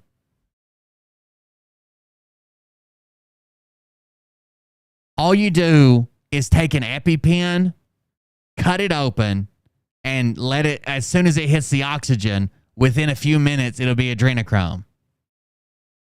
It is oxidized adrenaline. That's it.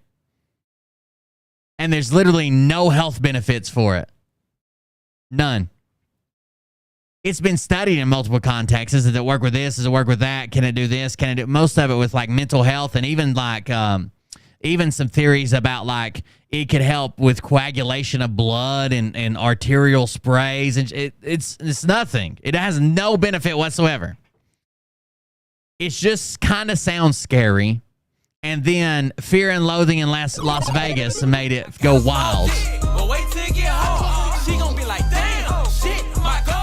For Mariah's Walmart rung. Thank you very much. I got to remember to check the phone. She's going to be texting me, I guess, with her total. I'm sure it's going to be bad. Thank you very much. Mariah's at the store, and if you appreciate me any whatsoever and don't want to see me fucking lose my cool and go broke and have to, I guess, have to go to debtor's prison, you should probably donate. She's shopping currently, so that's probably a good idea. Molesting children, adrenochrome, thus the main reason that Hillary Clinton was executed. So Hillary Clinton and her chief of staff tortured and mutilated children to drink adrenochrome. Yes. And President Clinton's chief of staff, John Podesta, you've reported that he's a pedophile who tortured children and burned them. Is that correct? Burned them? Yeah, burned them. Now, this is from the World Corp videos. This was a audio clip that we never see any video from, and it was just weird, discovered on the dark web. No one knows if it's real. No one knows if it's not. There's a bunch of channels that have done videos on it. There's a particular video of John Podesta. Well, it's an audio more than a video that John Podesta is screaming at a child to say his name, and the child is in the shower. We know that not because of the video, but because of the audio. Mr. Podesta says, "Get back in the shower," and the child says, "It's hot, I'm burning." And in that same video, Mr. Podesta feels the need to scream at the child and make the child say his name. So the child says John, and then Mr. Podesta says, "Not that name, the other name." He gave himself a fictional name while he tortures children. So the video that you're asking about burning was referring to scalding with water, not burning with fire. But yes, John Podesta is one of the worst individuals that have ever walked this planet. Did you do a video also that now Phil's acting like he's like cracking up, like not laughing, like he's breaking down, like he's crying during these videos. I got a small dick, but wait till it get hard. She gonna be like, damn, shit. 3 6-packs. Thank you very much. I do have a small dick, but wait till it get hard. This is for Murr. Laugh out loud. Don't spend it all in one place. Thank you very much. I appreciate it. Did you do a video also that George H.W. Bush and George W. Bush have both tortured children and eaten their brains? Witness shakes his head. You did not report on that? I don't remember you asking me that question in a interrogatory, and I don't remember saying anybody ate brains. There'd be no reason for anyone to eat brains. If they're trying to extract adrenochrome, that doesn't even sound like something I would say. So I would say no. How about torture children? Yes, I believe the Bush family, as well as many connected to the Bush family, were completely complacent with child sex trafficking ring globally. And if they didn't do it themselves, they were complicit in financing, allowing, and overseeing the operation of other individuals to do it, which in my opinion is maybe even worse. Were either of the Bushes executed? The first one, the eldest, he was executed. Witness nods heads. You have to say yes. Yes. And again, you're not going to reveal your sources for any of these statements. Absolutely not. And you broadcast these statements to millions of people. Is that correct? I'm not exactly sure of the number, but I do have millions of subscribers, yes. And did you report to your subscribers that President John F. Kennedy was assassinated because he was aware of a global cabal? It was attempted. There was an attempt on his life, attempted assassination. But yes, in fact, President John F. Kennedy commented on it publicly. Okay, was he killed by the cabal on November 22nd, 1963? No, I don't believe he died then. Oh, he was still alive? I believe so. He would be over 100 years old now. When did he die? He died in January of 21 or 22, recently. And yes, he was about 100 years old. Let me get this dono clip. Yaller nuts. Phil, you ignorant slut. Now that one's true. Thank you very much for the dono clip. That was Yaller nuts. Yaller nuts, Phil, you ignorant slut. Okay. And yes, he was about 100 years old. Did you report on your social media channel that the price of silver, in your opinion, will go to $50,000 per ounce and maybe as high as $100,000 per ounce? Phil says, oh, thank you. Maybe as high as $100,000 per ounce. I don't know the exact words I used for that particular report, but again, without seeing the clip or a portion of the clip, I don't know exactly what report I was referring to or who I was quoting. I think that's possible that I've said those words, but I don't know if I was quoting someone. Can you turn to page ST3509? Excuse me. You could turn it sideways, Phil. This is a document entitled Open Letter to President Donald J. Trump. Are you familiar with this document? Oh, God. This is his open letter he wrote to him. Oh, shit. Shop till you drop, she says. Thank you very much for 10 six-packs. I appreciate that. Give me a chance to read it here, okay? Did you author ST3509? Portions of it. This is an open letter to President Donald Trump asking for public action on what we knew was happening behind the scenes. I authored part of this, but not the entire thing. Let me see quickly. Sorry.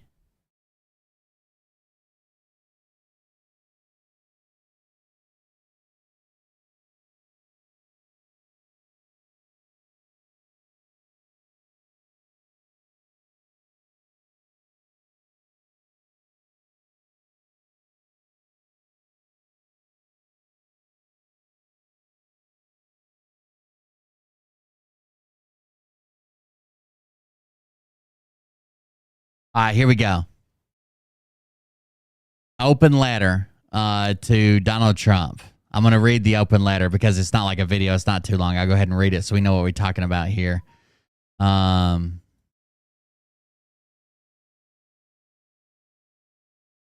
me send Mariah some money. Just spent fucking $400 at the goddamn Walmart. I don't know. I don't know. Jumping off that bridge on my drive home is looking better and better every time I go across it.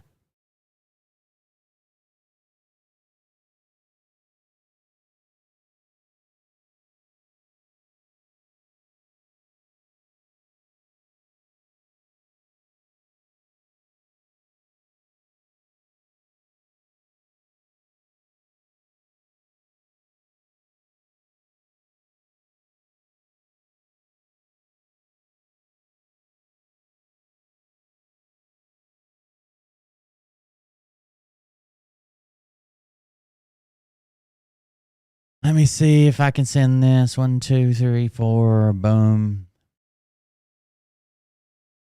All right, back to the open letter.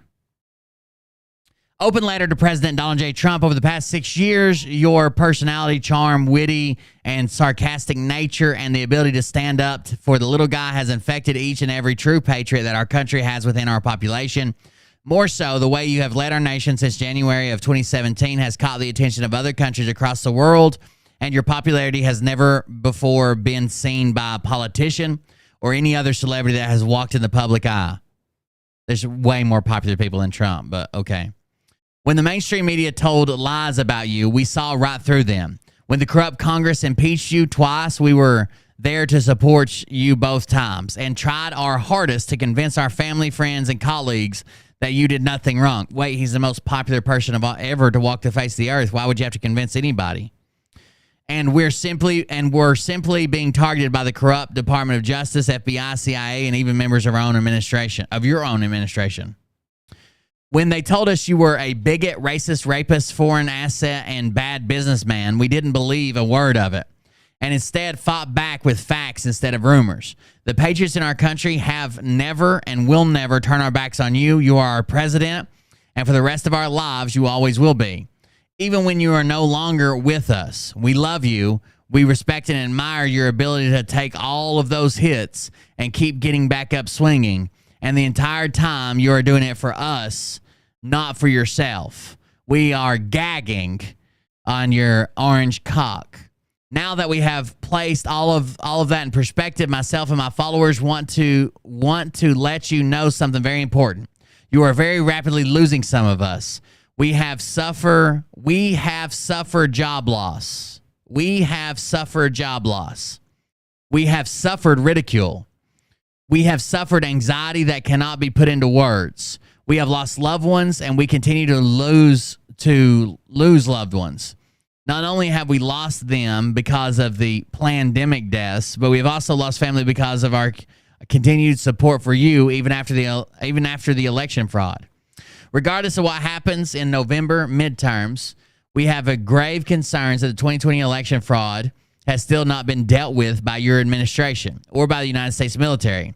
We are watching a fraudulent president tear down the very pillars that our beloved country was built upon. The United States of America has become a laughingstock to other nations across the world, the exact opposite of their feelings compared to when you were in office. Our economy has collapsed to levels we have never seen. Small businesses have been decimated. Our citizens cannot afford gasoline to go to work without sacrificing food, rent, or mortgage payments and their own health care. President Trump, the time to act is now. We have waited and waited and waited. We appreciate the 17 references. We appreciate the gematria hints. We appreciate the foul language at rallies. We know you are counting on us to be patient, and we know you are signaling to us that everything is under control. But everyday life on our level, as citizens of the United States of America, is anything but under control. People are committing suicide daily because of the current political atmosphere. People still continue to be poisoned in our own hospitals and not allowed to be released unless treated with harmful cabal-promoted drugs. We are tired. We are desperate. We are pissed off. We need you. The time has come. Please pull the trigger. We are here for you and will act on your very command. Lovingly and sincerely, the patriots of the United States of America. So that's the letter that Phil authored. And he posts that and says, open letter to President Donald J. Trump, love the family, spelled PH. So from him and his friends. So he wrote this a long time ago, back in 2022, April of 2022. And it was basically, this was like after he said, you either flip the switch or I will kind of deal. Like he could make it happen. Or some shit. I don't know. Anyways, back to it. Who else authored it? Other patriots, other people of my following. I don't know specifically who. I don't remember. This was probably over a year ago now. Did you post this on your social media channels? I don't remember where I posted this. This looks like it was Telegram, but I'm not 100% sure. I can't tell by this graphic. Do you know what parts of ST3509 you authored? I don't recall. It could be literally any of these. The whole thing sounds like something I would say. Now, there's a little hint in the truth. The whole thing sounds like something I would say. I'm almost positive Phil probably lifted this from someone, but he wants people to think he offered it all. He authored it all. And do you agree with the statements made in 3509? I breezed over the whole thing. I didn't read the whole thing. Take your time, okay? I'm just asking if you agree to it. I just don't want to say yes and then just let me pause. Okay, yeah, I agree with this article. Okay, if you could turn to 3514, this is a post to Q University with Phil. Is that one of your channels? I believe so. You're not going to nail this motherfucker down to anything. If they're like, is your name Phil Godlewski? I've been called that before. I believe it is, yes. And ST3514, it says, multiple intel channels of mine are reporting that NESARA was officially enacted on September 8th, 2021 at 3:30 p.m. Is that true? Is what true? Well, first of all, did you reported that information? I did report that, yes. Okay, and NESARA is, under NESARA, would all FDIC loans be forgiven? FDIC loans? Yes. All central banking loans. He doesn't know what FDIC is. Wait.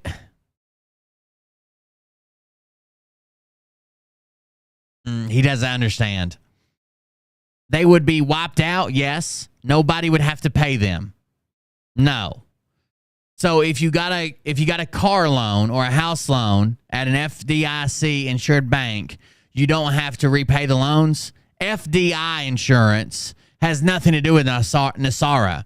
It's the fact that if the money came from a central banking source, then the concept of NESARA, first of all, NESARA is the National Economic Stabilization and Recovery Act. So this is something that's in writing that went through Congress. You think it's already been passed? It's been passed. When was it passed? 2000 or 2001? Did it forgive all the loans? Not yet. What did it do? What do you mean, what did it do? I mean, how did it help the common everyday man? It hasn't yet because our government is controlled by the cabal. So when they're not, it will.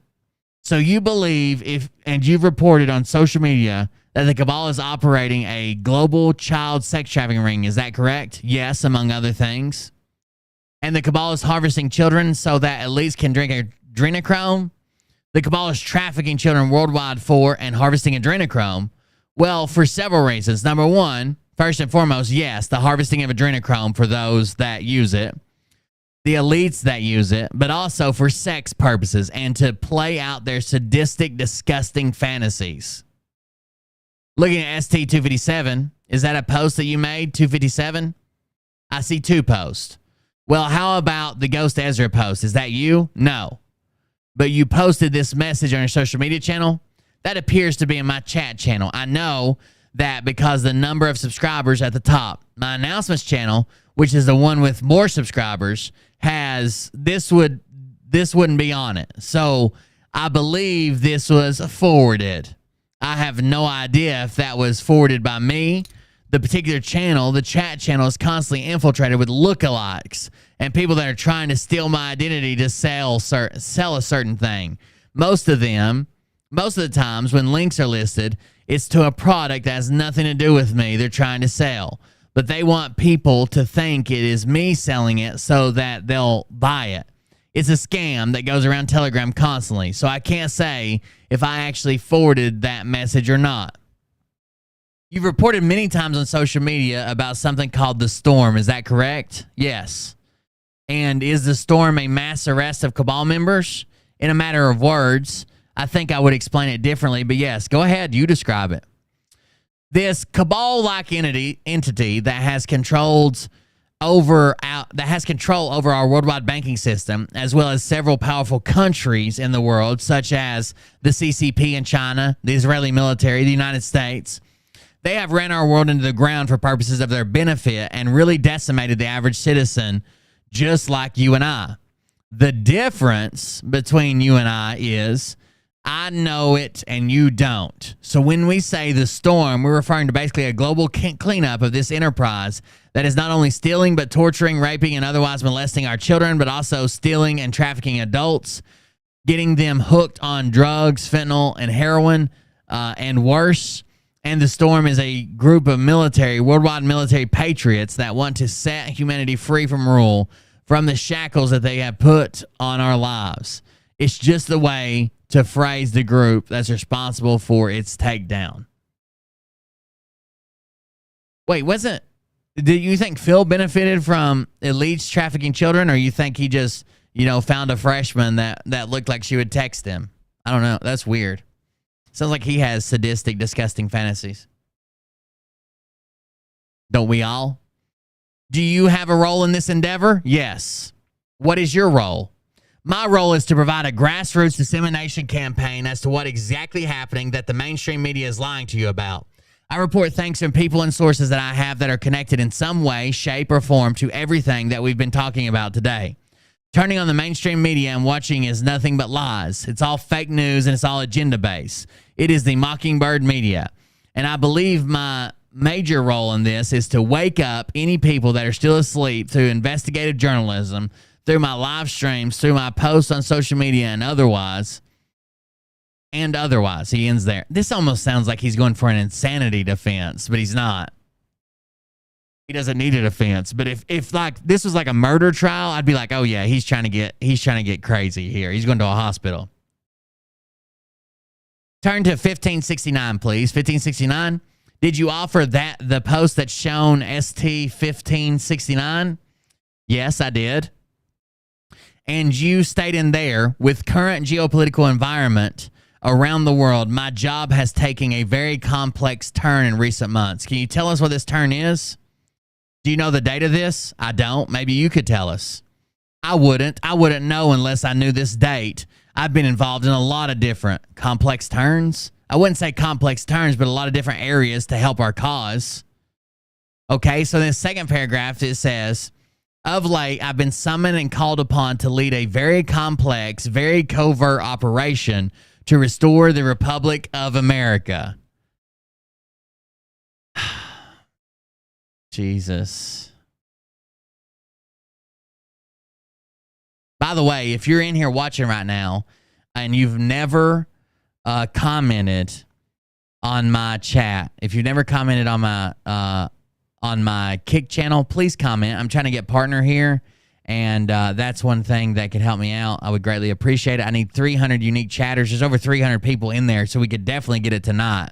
If everybody that's watching just put a space or a period or something in chat, I could definitely qualify tonight. If you can, I appreciate it. If you've never commented, I know there's a lot of people that have already commented, but if you've never commented, I need your comment in the chat to get 300 unique chatters. I would greatly appreciate that. So he's saying that I've been summoned and called upon to lead a very complex, very covert operation to restore the Republic of America to its people. That sounds like something you would remember. Can you tell me what that was that you were summoned? Can you tell me when that was that you were summoned? I guess the word summoned is a little overstated now that I reread it. But I was asked to do several things to help in certain aspects of not only my viewership, but other people's viewership on various channels, both on Rumble and Telegram and other social media networks. I was asked to do corralling of interest to get a greater number of people listening to my reporting. He was asked to do a corralling of interest to get a greater number of people interested in his reporting. That doesn't sound like a fucking secret agent, does it? That doesn't sound like the mission that he's been telling everybody he's been doing, right? He's saving the world. He is Q. But he's saying, I was asked to do a corralling of interest to get a greater number of people to listen to my reporting. That just sounds like you're trying to be an influencer or a YouTuber or whatever. Thank you, first-time chatters. Great. I appreciate it. I have to get 300 unique chatters to qualify for partner. And when I get partner, I can actually make some money over on the Kick site, which would be amazing. So thank you guys. Everybody's commenting for the first time. We're at 276 is what it's a little delayed, but it showed me 276. So what, we need 24 more. We can do this tonight, guys. We could do this tonight. I can get qualified for partner. That would be amazing. Thank you. And that's what the covert operation was. Your covert operation was to get people to watch you on Rumble. Now, I've been a part of covert operations. I'm not going to come out and say that I can't tell you about them and I did them for this or did them for that, or I'm working with fucking Donald Trump as a hacker. But does it sound like a covert operation to get people to watch your public YouTube and Rumble channels? Does that sound covert to you? Does it sound like something people would consider covert? I don't personally think so, but maybe it's because I'm not as cool of an age. I don't have the clearance that Phil has. 317 viewers watching. That's got to be a sign right there. It's got to be a sign. Partner up. That's right. Thank you. In a manner of words, yes. Who asked you to do that? Objection. On what basis? It wouldn't be covert if he was to tell.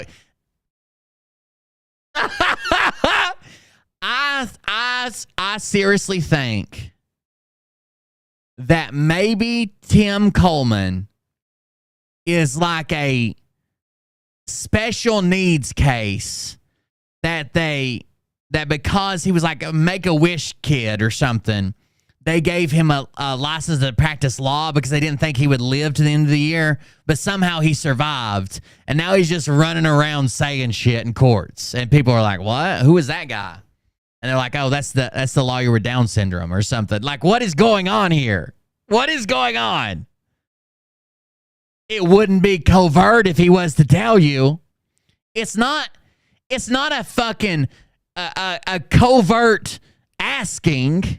It's a covert operation. So if I say the CIA asked me to do a covert operation, did I expose what I did in that covert operation? Or if I say I was involved in a clandestine covert operation in Cuba, and people say, well, who told you to do that? And I say, the government. Did I expose what I did? Who's a big boy, Tim Coleman? Who's daddy's big boy? Who's a big lawyer? Jesus, this Downsy mother. Anyways. It wouldn't be covert if he was to tell you. That's why I smiled, says Phil. Because when that question was asked, he just smiles at him. So Phil doesn't have a lie in his head. I think this is one of his clips, right? I want to watch this now.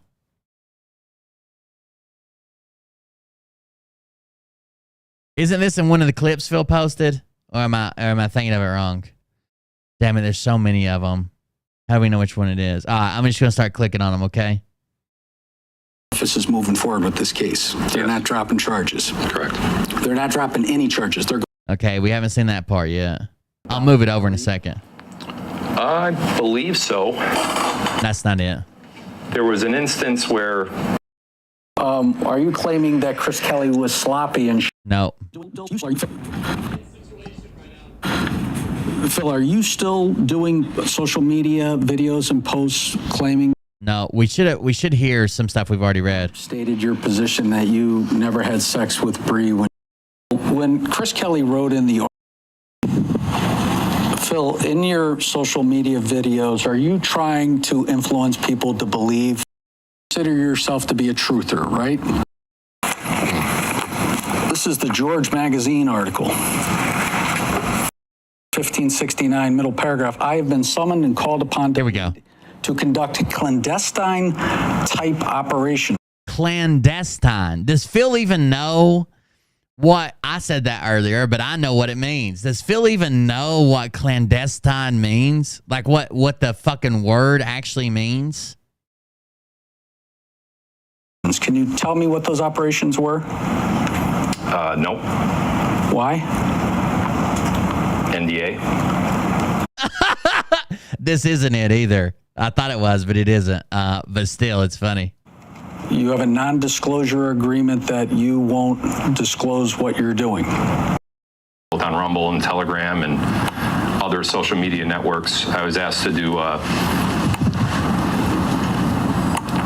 By the way, he cut out that his whole mission is just to get people to follow him on Rumble.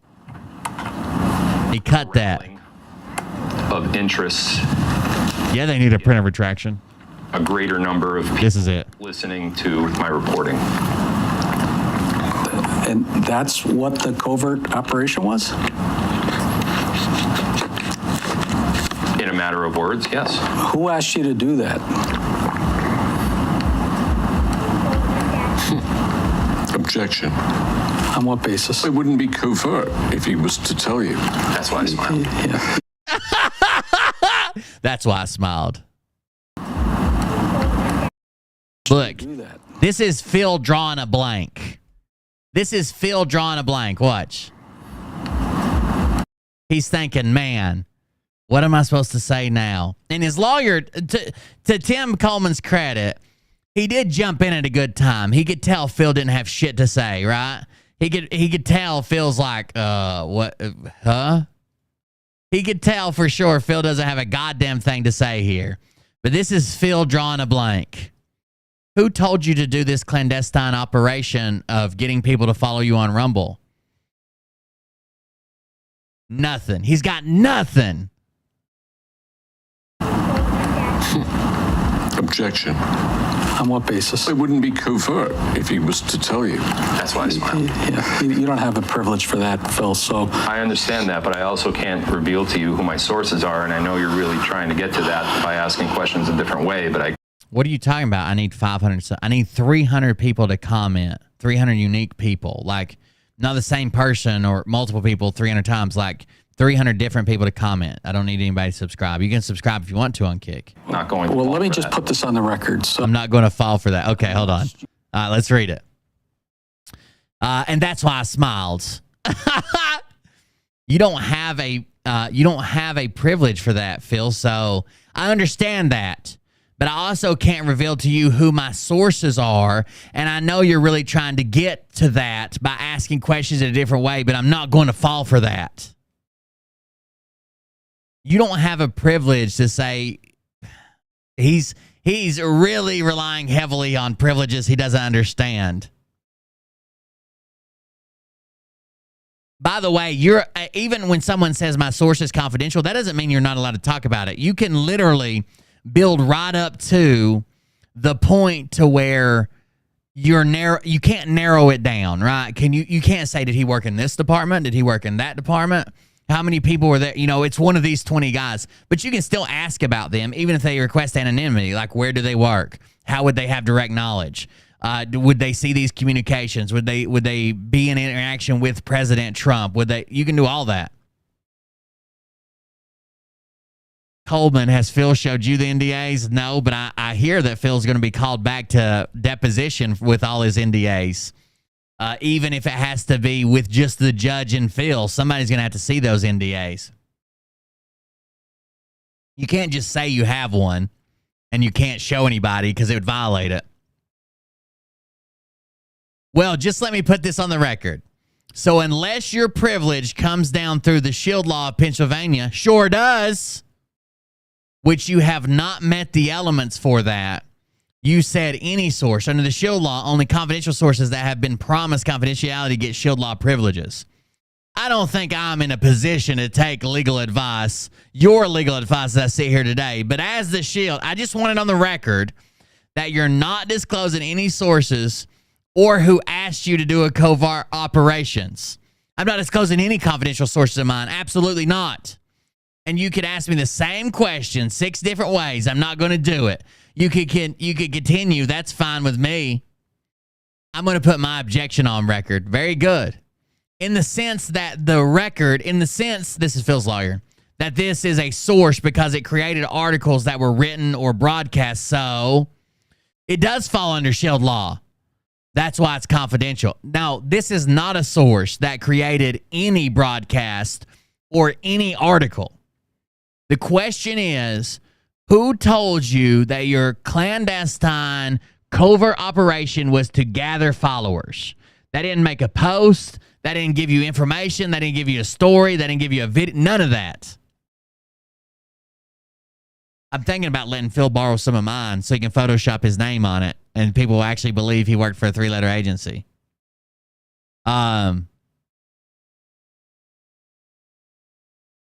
Phil says, that's correct, backing up his lawyers. That's why it's confidential, his lawyer says. Phil says, that's correct. Hinton, your post says on 1569, middle paragraph, I have been summoned and called upon to lead to conduct clandestine type operations. Can you tell me what those operations were? No. Why? NDA. You have a non-disclosure agreement that you won't discuss what you're doing. That's the definition of an NDA. But you can tell the world that you've been summoned to do them. I could say that I'm doing something, but not what I'm doing according to the terms of the NDA. Yes. Okay. And you're going to use my expert, you say, and use my expertise of a former life. What former life? The last time I was under an NDA.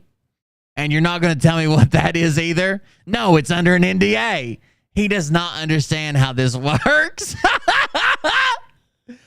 No, Phil! You're dying here. And then you write, you're going to infiltrate the enemy where it hurts the most. Can you tell me what you mean by that? The media. Wait, I thought you were a secret spy, super agent, white hat hacker, but now you're just talking about the media? How do you infiltrate the media? Well, shortly after this post, if I'm thinking of when it was, viewership and subscribers went from about 7 or 8 million to 17 or 18 million. Another lie on the stand. He cannot prove that he has those numbers. Phil claims he's the only one that can see his true numbers because he has this special program, which I also have, that does not show any different numbers than what you can see from the fucking screen. Phil, you reported recently, a couple months back, 2 months back, I think it was, that you're now worth $50 million. Do you remember that post? At the time, yes. Yeah, is that true? At the time? Yeah, yes. And are you worth more than that now? Yes. How much more are you worth now? Objection! His lawyer's panicking. His lawyer's panicking. Kick wouldn't let me either. Wouldn't let you what? Oh, it's not like letting you create a new account? Okay. I'm worth between 75 and 100 million. And where's all this money coming from? Objection! You can tell me. It's coming from having 17 to 18 million subscribers. Wrong. Launching businesses that help those subscribers succeed, and which also help me financially, of course. It comes from having 17 or 18 million people watching me, being paid from Rumble, getting advertising contracts for that. It's a lot of money. This is a lie, okay? Phil's going to claim what he makes at Rumble is, and it's an absolute lie. I don't want to like backstab anybody that told me something in confidence. But I know somebody that got a Rumble contract and a Kick contract, and I've personally talked to them off the record. And at the time that they signed it, which was after Phil had been broadcast, this was like a couple months ago, they were the third, the president told them that they were the third highest acquisition. Okay? They were the third highest acquisition. And it was nowhere near. And this is, they told me what they made on their contract plus how much they made with advertising. So they were being paid to be there plus their advertising. And it was nowhere near what Phil claims he's just making off advertising. Nowhere fucking near it. Also, one of Phil's greatest lies when he starts a pyramid scheme or whatever is, I don't need the money. I'm doing this for you. But then why don't you just tell one of your followers to be at the top of the pyramid? And if you're really doing it for them, you come in at the bottom of the pyramid and just sign up because you're just sending them money anyways, right? Objection. Yeah, the article didn't hurt him financially. That's for damn sure. It's a lot of money. Do you get a 1099 from Rumble? Yes. Do you get a 1099 from Locals? Yes. And I thought I saw on Locals you had about 35,000 subscribers. Now, I don't think this is actually true. This is what Phil's going to testify to, but we all know that Phil's been lying. the whole time. But this was back a few months ago, and Phil's done a big push to get people to subscribe to his locals, right? Since then, right? Offering new things and this and the other. And at the time, I think he had 35,000 followers, but that wasn't paid subscribers. But if he's saying the truth, then he's making over $50,000 a month just off of locals. If he's actually telling the truth, I think he had 35,000 followers at the time, and that his actual members that had signed up for paying is unlisted.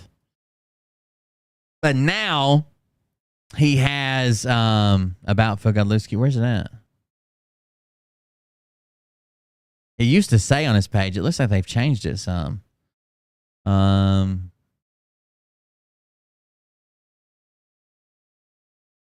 it doesn't even say now. What is this?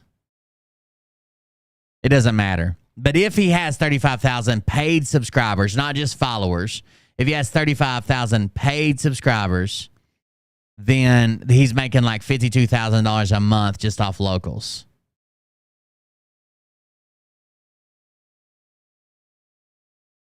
All right, let me close all that because I'm not even interested. All right. On locals, yes, right. And how much money do they pay per month for their prescription? $15. So what do you get on average per month from locals? Objection, the amount differs because the subscribers go up and down. I sent you that actually on average, and he says 50 to 75,000.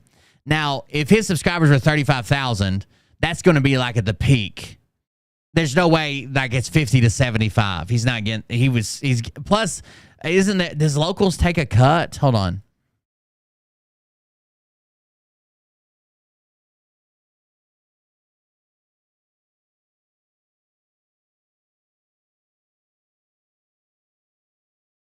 Locals charges a 10% platform fee for all subscriptions and a one-time transactions, not including content plus and tips.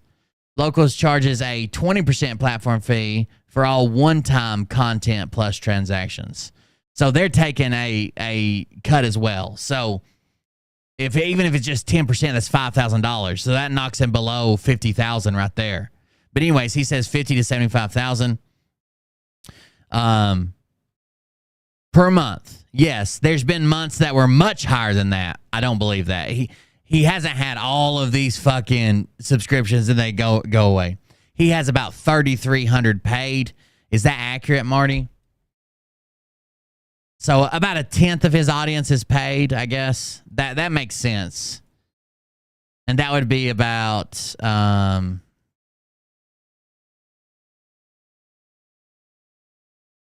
oh, yeah, I did the math wrong earlier. I was saying it wrong. That would be about $50,000.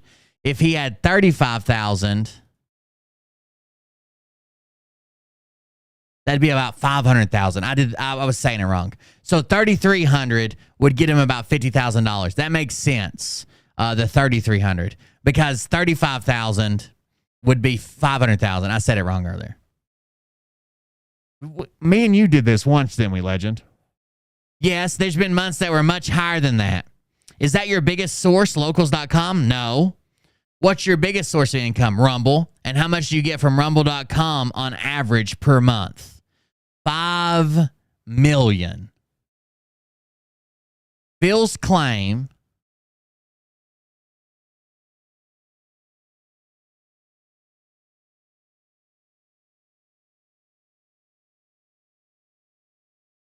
is that he's making 5 million per month. Now, Rumble pays, if he's talking about ad revenue, which is basically, yeah, except for small donations. It pays about 0.2 of a cent per view. Somewhere around there. 2 cents to 0.2 of a cent to per view. So that's like $2 for every 1,000.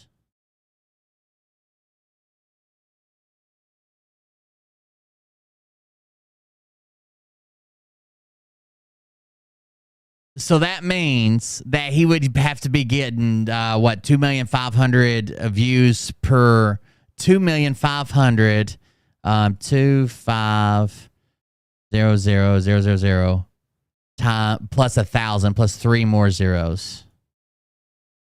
He would have to be getting about 2 billion views. 2.5 billion views on his videos. There's no fucking way. There's no fucking way he's making $5 million a month. He's lying through his fucking teeth. Show me some records. That I will never believe this. So even the contracts that Rumble's signing with people right now are hourly, and some of them sound ridiculous, right? Like hundreds of dollars an hour to stream on Rumble or Kick. But they're not pulling in $5 million a month. When there was a person that come out that claimed that Rumble gave them a $7.5 million contract. A $7.5 million contract. Now, when that was finally settled, what we actually figured out is that was the maximum this person could make over 3 years from Rumble. And this was a huge creator. That was the maximum they could make. A minimum was like 1.2 million. The maximum they could make, depending on how many hours they streamed and shit, was 7.5 million over 3 years. And this was a much, much, much larger creator than Phil. But Phil's saying that he's making $5 million a month. They were going to make 7.5, being much larger than Phil, a much bigger piece of talent over 3 years. But he's making it a month. Bullshit. There's no goddamn way. This isn't just like me in disbelief. Rumble couldn't survive paying anybody $5 million a month. $5 million a month.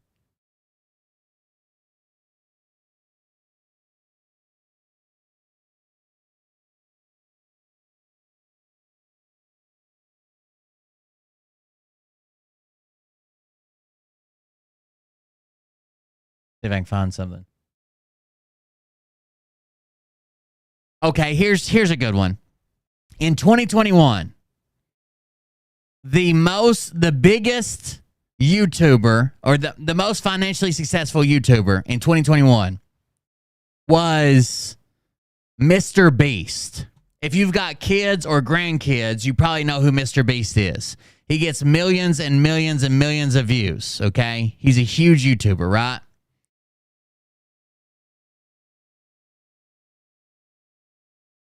In 2021, Mr. Beast on ad revenue on YouTube, which pays orders of magnitude better than Rumble does. Mr. Beast in 2021 on YouTube ad revenue, which is what Phil's claiming from Rumble, which YouTube pays better. Mr. Beast is much bigger, has a much bigger audience, has a ton of advertisers reaching out to him. In 2021, he made $54 million.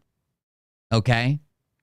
Now, Phil, who's a much smaller streamer, who gets much less, many less views, who has a much smaller audience, who is on Rumble, which pays a hell of a lot less than YouTube, is claiming that he's making $60 million a year.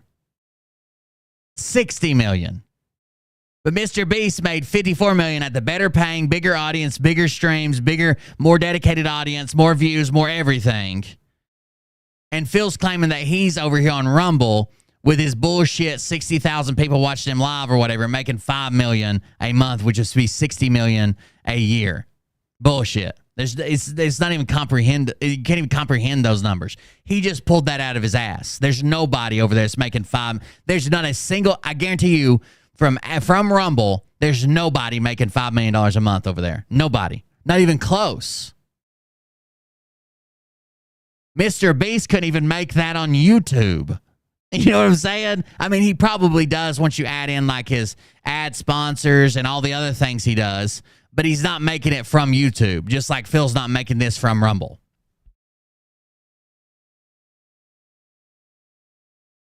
5 million. Who knew about your sexual relationship with Bree in 2017 besides you and Bree? I didn't have a sex in what year? 2017. I told no one about it. I have no idea who Bree would have told. Let's go to ST3547. 3547. This is a George Magazine article. It seemed like you were very proud of this article. Objection. Did you get a gold pen and sign copies of it and give it out to all your friends and family? Silver Sharpie. And I gave it out to my followers, but yes. Okay. As far as being proud of it, George Magazine was started by John F. Kennedy Jr. So anytime you're featured and sell out a magazine to the magnitude that I did, I think that's something to be proud of. So I asked your mom about this the other day, and she didn't recall ever reading the George Magazine article. And I think you said you gave her a copy of. This is just to hurt him. This is like twisting a knife right here. Hey, I love it here. Thank you, L. Barker. We got to be getting close to that milestone, guys. Let me go check again. Oh, my God. We're at 2. Let me show you this. I think I could show you this, right? There's nothing crazy on it. We're at 298. I need 2 more people. It's down here. You actually can't see it from there. Hold on. 298 of 300. I need 2 more people that have never commented on my channel to comment. 2 more people. Who's it going to be? We're at 298. Thank you, guys. Thank you so very much. 336 people watching, which is the same number of followers I have. That's weird.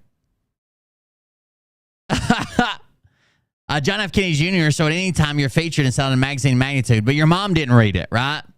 Yeah, it's on her. I was just there the other day after the deposition. I went to her house and I said, the magazine is right here. It's not an article. It's a magazine. I mean, there is an article, what you have here, but it comes in a magazine.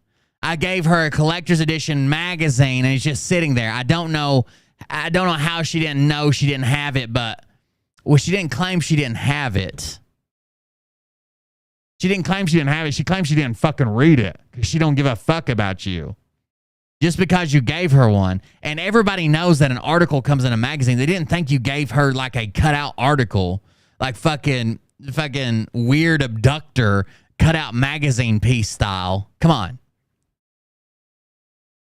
So on page ST3549, there's an answer from you, a full paragraph long, about the intelligence community of the United States having an extremely strict and precise way of recruiting individuals. Do you see that paragraph? Yes. And those are your words in that paragraph, right? Yes. You're correct. And you are, did you want the readers of George Magazine to believe you were recruited by the intelligence agent of the United States? No. Were you ever recruited by the CIA or NSA? Objection. Can you re-ask the question? This is Phil thinking of a lie. Phil didn't miss the fucking question. It's pretty simple. Were you ever recruited by the CIA or NSA? Can you repeat that? The fuck out of here. Thank you, guys. Evening, Meat Hammer Militia. Thank you. I bet we've already hit it, but keep commenting if you never have. We need to get there. Were you ever recruited by the CIA or NSA when you were a kid? Objection. I believe when I was a kid. Can you? I don't know. What age? At any time before you turned to an adult, motherfucker. Were you ever recruited? What age exactly? Can you tell me what month of what year you're referring to? Can you tell me the month of the? We're at 299 right now. What month or what year and what? Can you tell me what season was it? Was it autumn? Were you ever recruited as a kid? What age? Up through graduation from high school. I believe there were recruiters that had talked to my parents from you were here. Your mother didn't recall any of that. It wasn't my mother. Well, you said parents. Why would you say parents if suddenly you remembered it wasn't your mother? But again, he told people that he went to the CIA. That's where he found out about 9/11. That's where he met Ezra Cohen Watnick. That's how everybody knows him. Thank you. Just here for the laughs. Or Thorn. Thank you, guys. 1932. Whoever did it. Thank you. Let's see if it's posted. It hasn't posted yet, but if you guys are new accounts, I'm sure we got it. 301. Thank you, guys. Thank you. 301. We got it.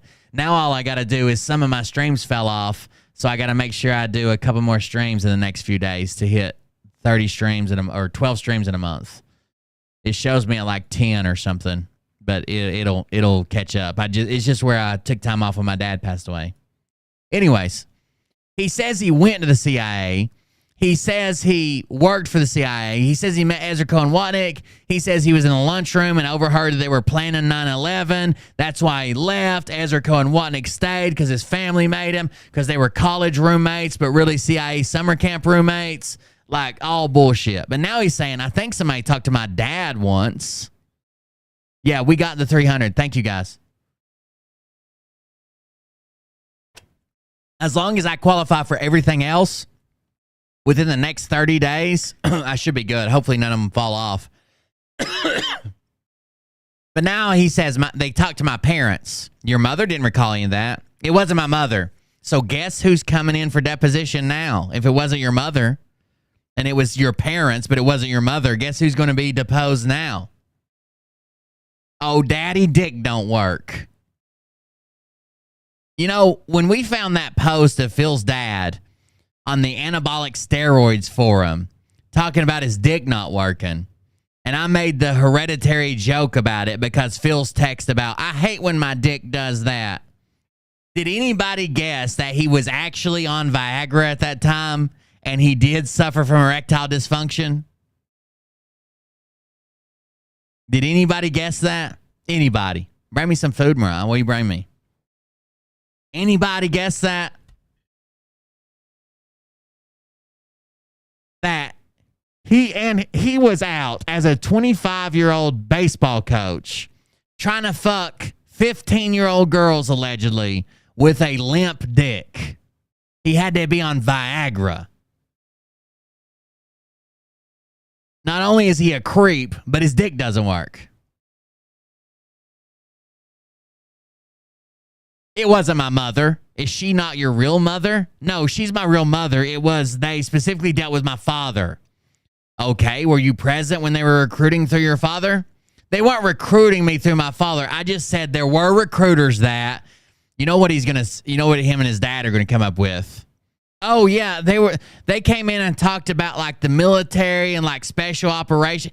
This is basically going to turn into a military recruiter talked to Phil's dad one time, prove it didn't happen.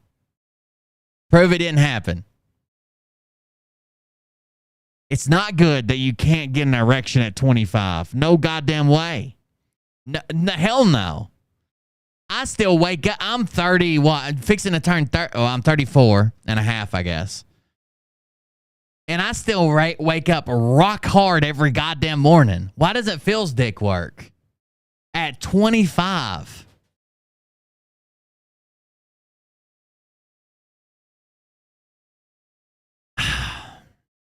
They talk that talk to your father. They talked to several people in my area. So CIA and NSA came to Taylor or Music or whatever, Pennsylvania, and they were recruiting multiple people just from the general population.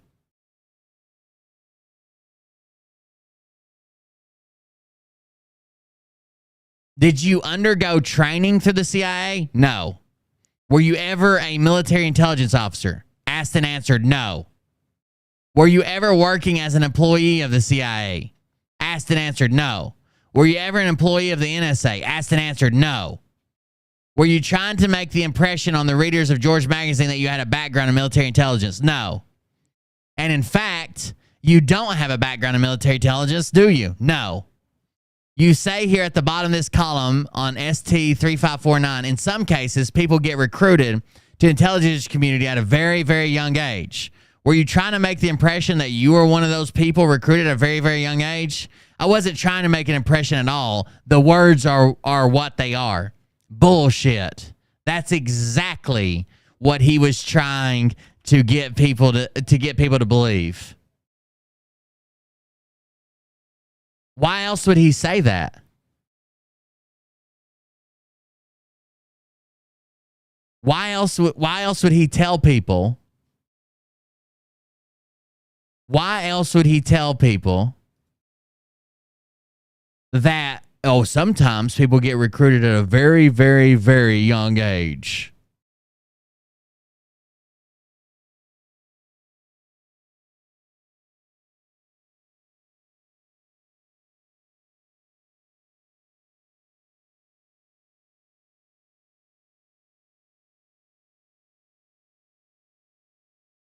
There's no other reason. There's no other reason for him to tell people that. That's it. That's the only reason.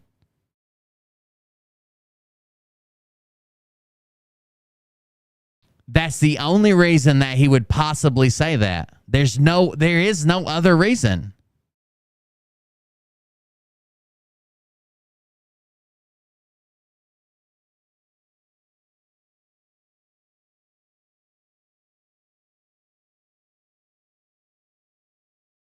Somebody come up with a different explanation. I don't think there is one.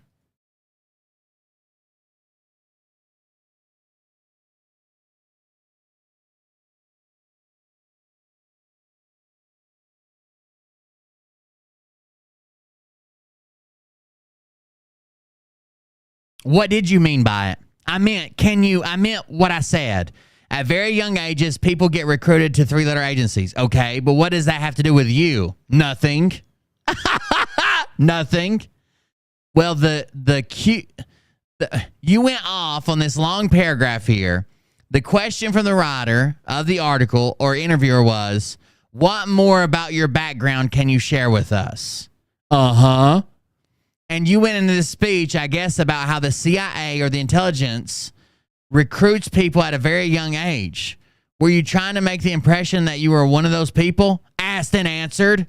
You asked me that 3 times now, and the answer is no. I wasn't trying to make that impression. I was asked about my background and what I thought was more pertinent to the article. And I wanted to put what I knew from my background or from my expertise into writing, and I thought it was a good fit for the article.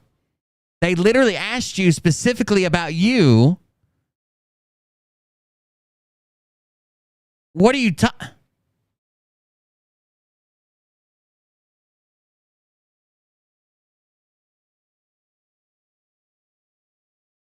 He's fucking crazy. I don't know what to say. I don't know what else to say.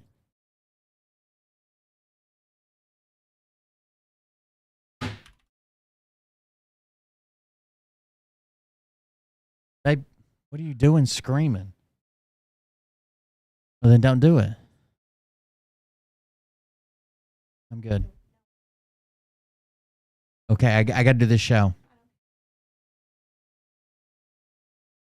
What else?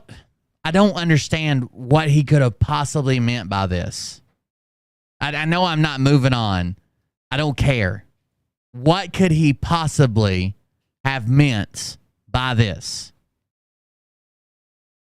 By the way, it's no longer up on George Magazine. None of the links to George Magazine worked. I'm sure somebody downloaded it, but none of the links work anymore to go and like read it online or whatever. Like there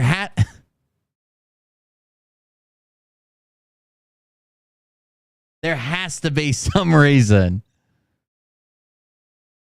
that he put this in the article. There absolutely has to be.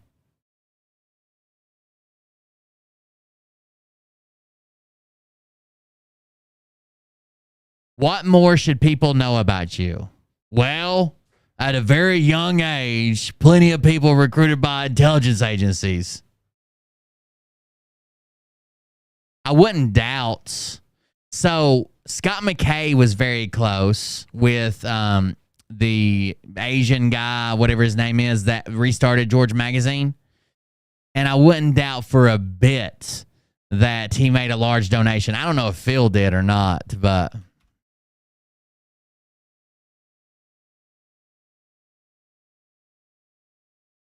Gene Ho, thank you.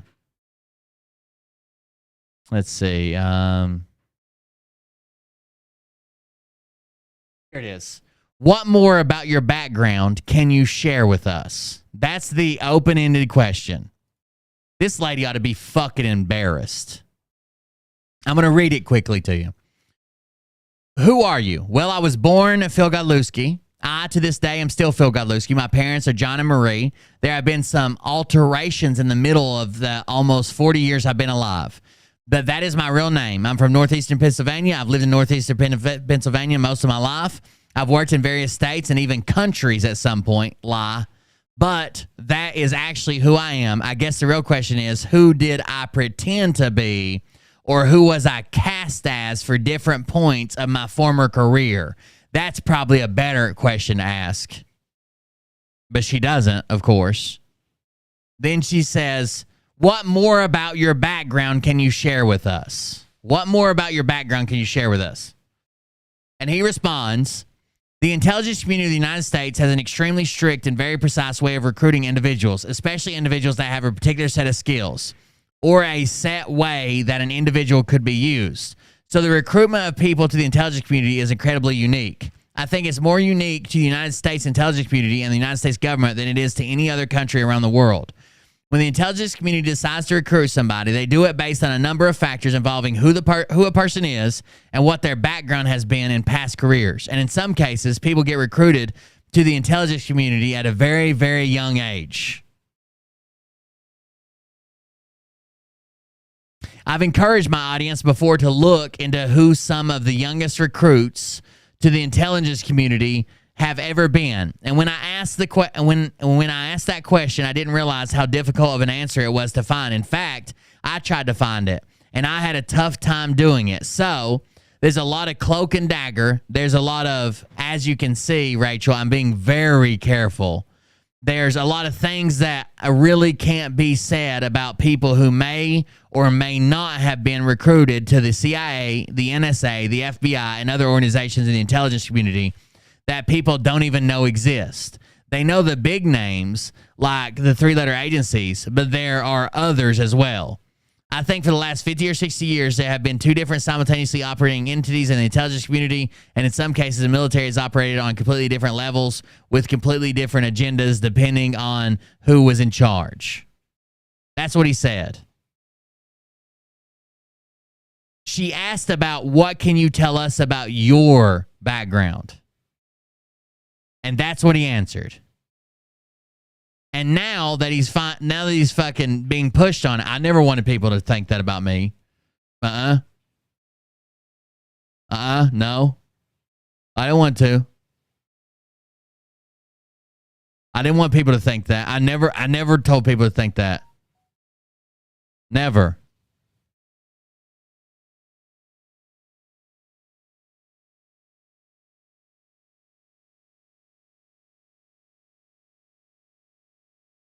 Fucking retard.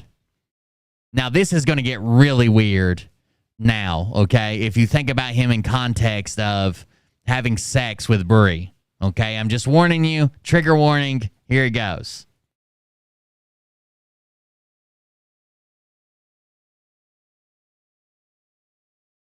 Did you think of Brie, who you labeled as a lunatic today? Did you think of her as your sister? As my sister? Yeah. No. Did you think you were a father figure for Brie at any point in time? A father figure? I may have thought that for a brief period of time. What period of time did you consider yourself to be a father figure for Brie? Brie, throughout her life, had a lacking male adult figure in her life starting from when her parents got divorced at a young age. I think she was always, in my opinion, reaching out for some sort of older person to have in her life, older male person to have in her life. I think one of those people were me. Another was Tom Neslo. Now, what did Tom Neslo do? Also sleep with her. Another was a teacher at Lackawanna that she has, another was the teacher at Lackawanna that she recently slept with and got expelled for. So I think she's always, so the common thread between Phil, a father figure, Tom Neslo, a father figure, a teacher at Lackawanna, father figure, is they all slept with her, but Phil didn't.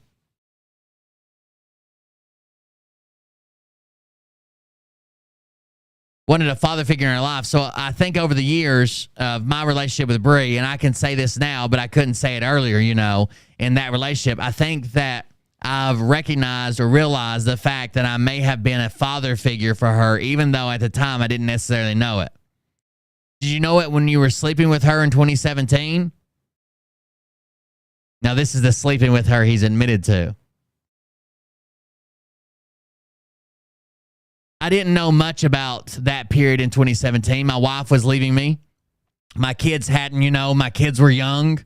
I faced a potential divorce while having infants at home. They weren't infants. They're fucking running around. So I was a little distraught. So I really wasn't thinking about anything but sex. It was a mistake and I regret it. You didn't make a similar mistake in 2009 and 2010, did you? Objection. Objection. Coleman. You didn't make that same mistake just years before that, did you? Asked and answered. You can answer. Asked and answered. I didn't know. I don't know what you're referencing, so I'd have to say no. In the transcript in front of Judge Menorah on February 6, page 138, okay? You see at the top, the answer says, at some point last year, Bree was, do you see that page? Yes. Phil, your testimony, you're the person answering that question. A little bit above the middle of the page, on page 138 of that transcript, you say, I always felt like I was a brother to Bree, and I always felt that it was somehow my responsibility to help her if I could. We've had, obviously, some very well-known public episodes with one another. But in the grand scheme of things, we always seem to have each other's backs. Did I read that correctly? Yes. In what way did Bree have your back? Support through the hard times that I was having professionally and in my marriage. It was, as I stated, a brother-sister-like relationship. Wait a second. Did you think of Bree, who you labeled as a lunatic today, did you think of her as your sister? As my sister? No. Okay. It was a brother-sister. It was a brother-sister-like relationship. I don't have a brother or a sister. He died from a marijuana overdose, according to Phil. I don't have a brother or sister, so I could only speak to what I think that would mean. But I do see now, when I said this in February, I do see the relationship that my sons have with one another. The first person they go to, even before me or their mom, is each other when they have even a small problem in life. So I equate that to a brother-sister, brother-brother, sister-sister type relationship. Word salad. Why would you have to name all that? Although I've never had that experience. Bree was always there when things were rough for me, and I feel like I was there when things were rough for her as well. Yeah, especially in Pop's bedroom, huh? Did Bree gave you somebody to talk to when you were going through marital problems? At times, not every time, but at times, yes. Enough for me to categorize it the way I did. And you were going through marital problems and sleeping with Bree at the same time? That was one of the times, yes. So did she lull you into her pussy with good brotherly advice or what? That was one of the times, yes. She helped you get through a rough time that way. Objection! It was my way of getting through a rough time. I think it was her way of trying to reintroduce herself into my life, whereas prior attempts had failed. At the time, I didn't see it, but I think she was taking advantage of my vulnerability to better herself. Phil has the audacity to a girl. He's already admitted that he corrupted her morals, that he abused her in some way, took advantage of her. Phil has the audacity to sit here and say that Bree was trying to take advantage of him, of his vulnerability. Are you kidding me?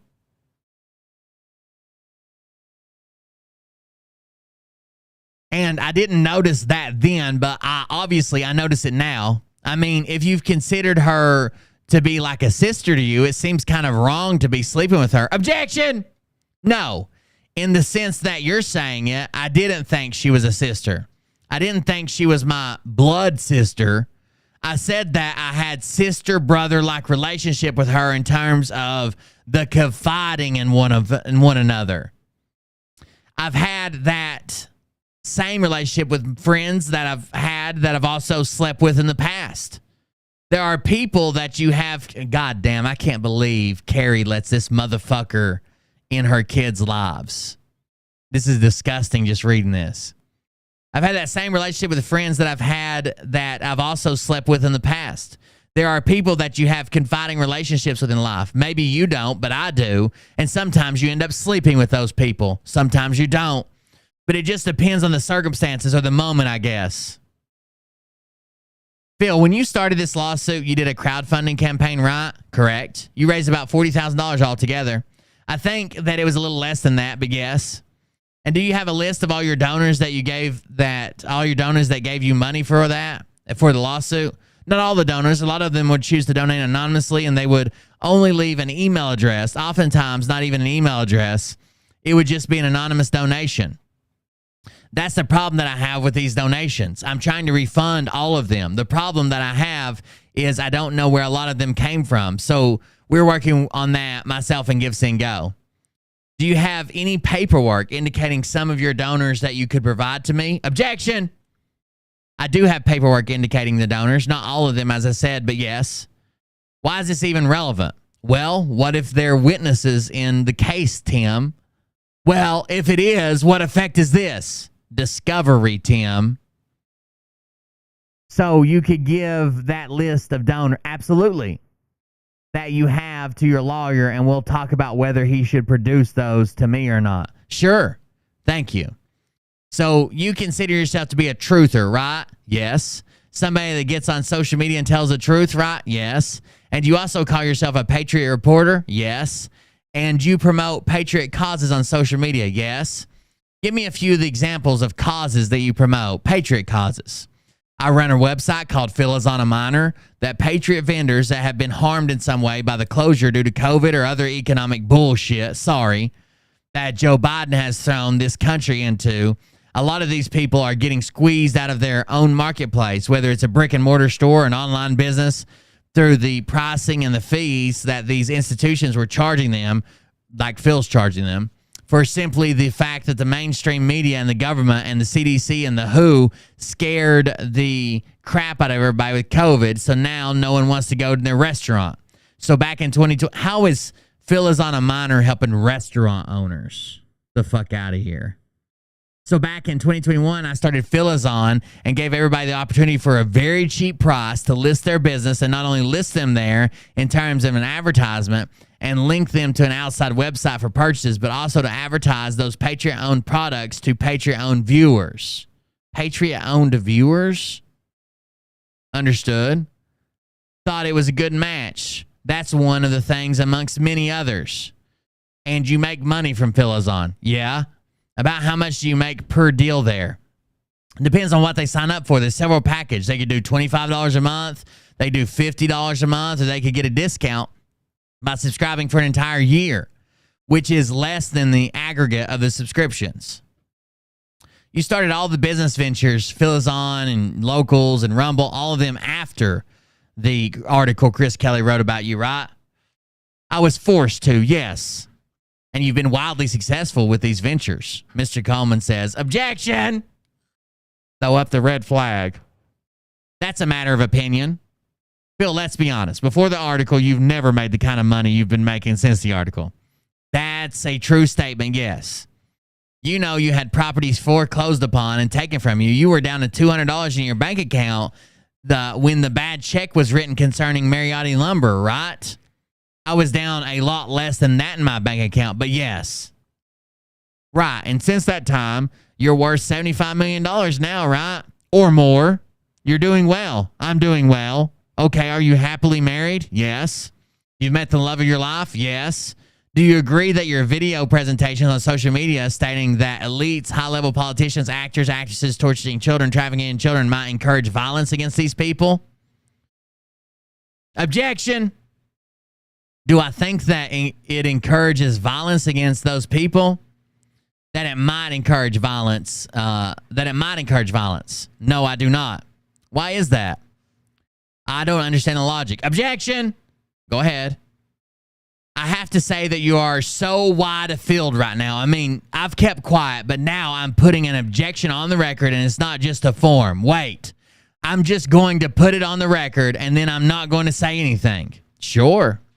I'm going to say that for the last hour and on and even before that, the questions asked have almost nothing to do with this case, which is a defamation case, which is circumscribed by the article itself, not by all the attenuated issues that you have raised. And you are continuing to raise them. And to be frank, I'm not sure I understand why, but it is a deposition and you've got a lot of scope. However, I'm putting my blanket objection on the record, and that's it. Phil, that did nothing, by the way. Phil, in your social media videos, are you trying to influence people to believe that the 2020 election was stolen from Donald Trump? You want the last answer or no? You answered. You asked the question about do I think it might cause violence against those individuals? Yeah. No, I don't think that. And the reason that I don't think that, which is what you asked next, was because I say in my videos that, number one, I do not advocate violence in any way against anyone for any reason. And I also say I testified to earlier that these individuals, that if these individuals are guilty for those crimes, number one, they're going to be caught. Number two, they're going to be tried. Number three, they're going to take the punishment that they deserve. Number four, probably all encompassing of those three, is that you don't get away with anything in God's eyes. So if you think you're getting away with something and no one else knows about it, he knows. It's going to come back and get you eventually, either in the form of karma or in the form of judgment. So no, I don't believe that I'm causing anyone to commit any sort of violence against anyone, not just people you mentioned. In fact, I'm advocating the opposite. We watched a video clip of you saying you thought certain people that commit treason and sedition should be executed, correct? And you said that, yes? And if somebody believes Joe Biden, the body double of Joe Biden, you say that serving as our president now is guilty of treason and sedition, they might not take a shot at him because they were all worked up by your videos. Objection! First of all, I disagree with the fact that people get worked up over my videos. In fact, it's quite the opposite. I believe my audience calms down in watching me. Second of all, I've made it very clear to my audience that I don't believe that this is Joe Biden. The person that you see on TV is an innocent person of everything that Joe Biden was accused of. The advocating of violence is something that I very, very many dozens of times, I know you're not going to put those clips up there, but many dozens, if not hundreds of times, I have said I do not condone, and that anyone within the sound of my voice is the term that I usually use. Anyone that hears this within the sound of my voice is 100% against what I believe is and what the Patriot cause I believe it is. You are against those causes and my belief if you do partake in any sort of violence. He's never said that. Have you ever heard Phil on his stream say anybody within earshot, anybody within the hearing range of my voice? Like, no, of course he hasn't.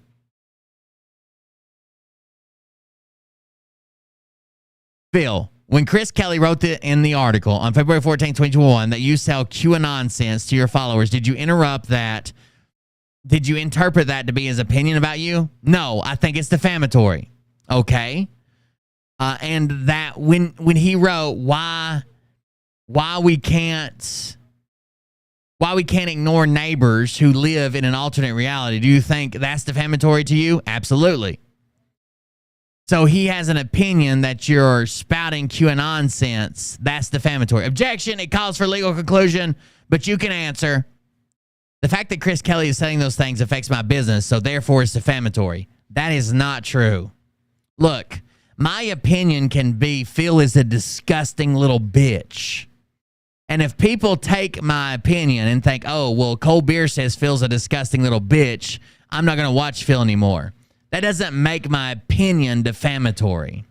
It has to be a statement of fact.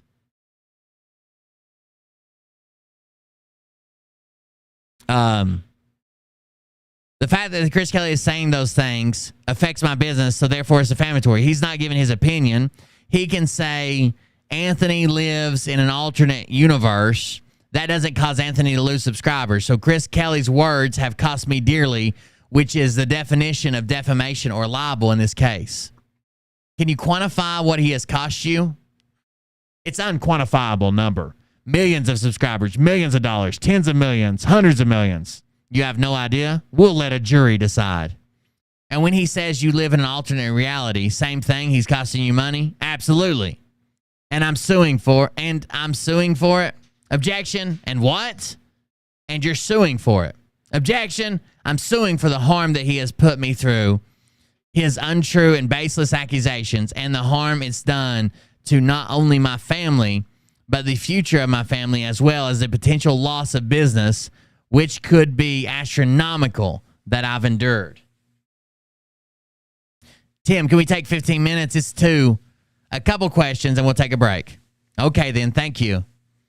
Phil, we heard from Dory at her deposition about Sunita asking you to stop making the QAnon videos. Do you remember that testimony? Objection. So Sunita never asked me to stop making videos. What did she talk to you at all? Sunita told me that I have to remember that people that I'm speaking to in my live streams could also be potential real estate clients. And the reason that she mentioned that was because if somebody believes the opposite of what I believe, it's possible that they won't use me as a realtor or a broker in their transaction because of my political beliefs versus theirs. So Sunita's insight was just to be cognizant of the fact when I consider the business of my real estate and how my videos could, in a way, affect my real estate career and business. My response to Sunita was that my business is better than it had ever been. In 2020, I was a top real estate agent in the Greater Scranton Board of Realtors. We'll have to see that.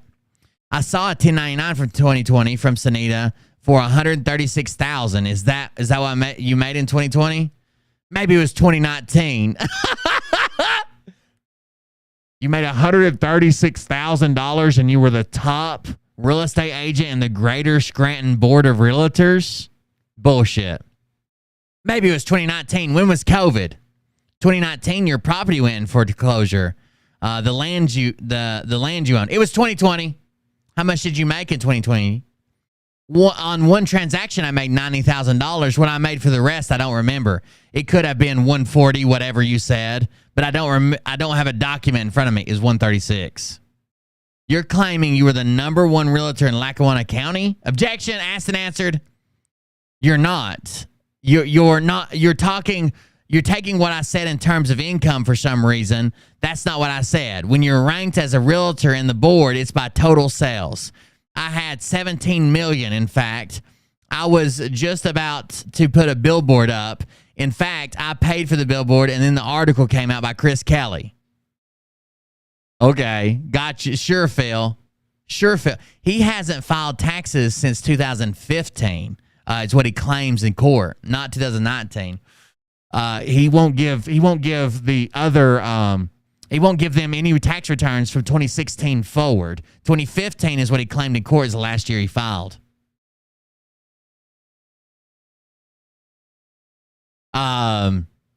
You've posted on social media that you have no intention of ever going back to real estate. Isn't that correct? Absolutely not. I did state that. I have no intention of going back. Absolutely not. You like what you're doing now? I like my career. Hell, Chris Kelly helped you. I like my career. I like my lifestyle. I like helping people as much as I possibly can. Real estate was a totally different employment than what I do now. It was the opposite, in fact. As a reporter and journalist, do you have a code of ethics that you adhere to? Of course. And does that code of ethics include being fair and honest and accurate? Yes, as much as possible, sure. And in your view, do you provide the truth to your viewers? Yes. Let's take a break. We are going off the record at 12. The time is 2:33. A recess was taken at 2:33 to 2:49. We're back on the record. The time is 2:49.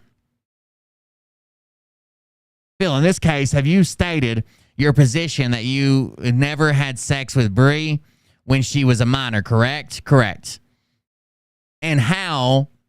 And she has produced an affidavit saying she did have sex with you when she was a minor. Is that a question? Yes. Yes. And what evidence do you have that you didn't have sex with her when she was a minor? Objection. He can answer. Objection. I'm just asking if he has any evidence. You want me to prove? Why does he have evidence for a negative? I'm just asking if he has any. If his position is you prove that I did it. Can I give you an example? Oh my God, here we go. Can I give you an example of what you just asked me? That question. When you asked me that question, can I give you an example of what I think of? No, Phil.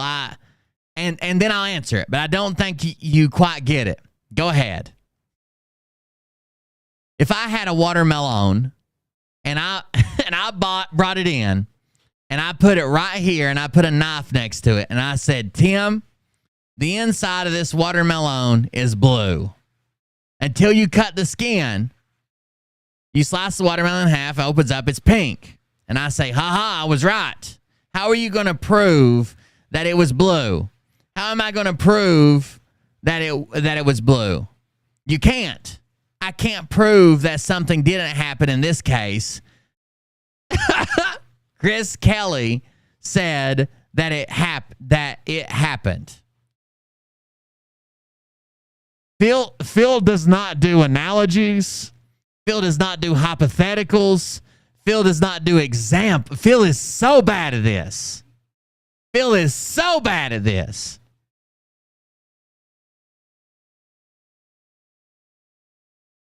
Christ. Watermelons. It's Schrodinger's melon. That's right. It exists in a state where it's blue and pink on the inside at all times. And you never really know until you open it up. Right?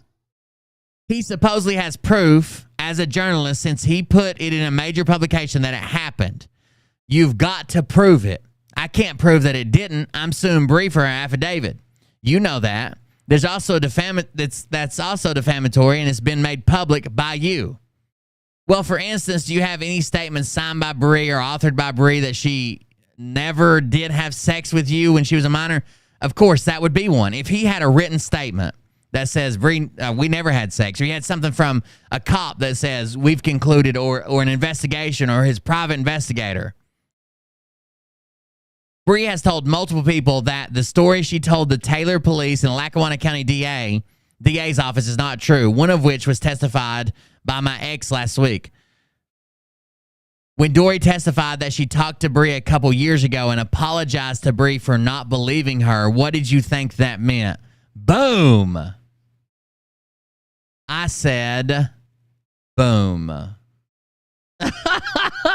What just happened?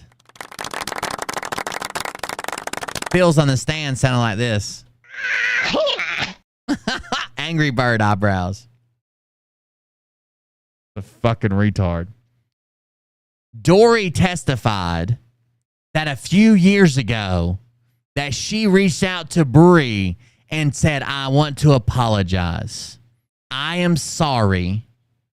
I am sorry that I didn't believe you at the time. So does Dory believe that Phil and Bree never had sex? Doesn't sound like it.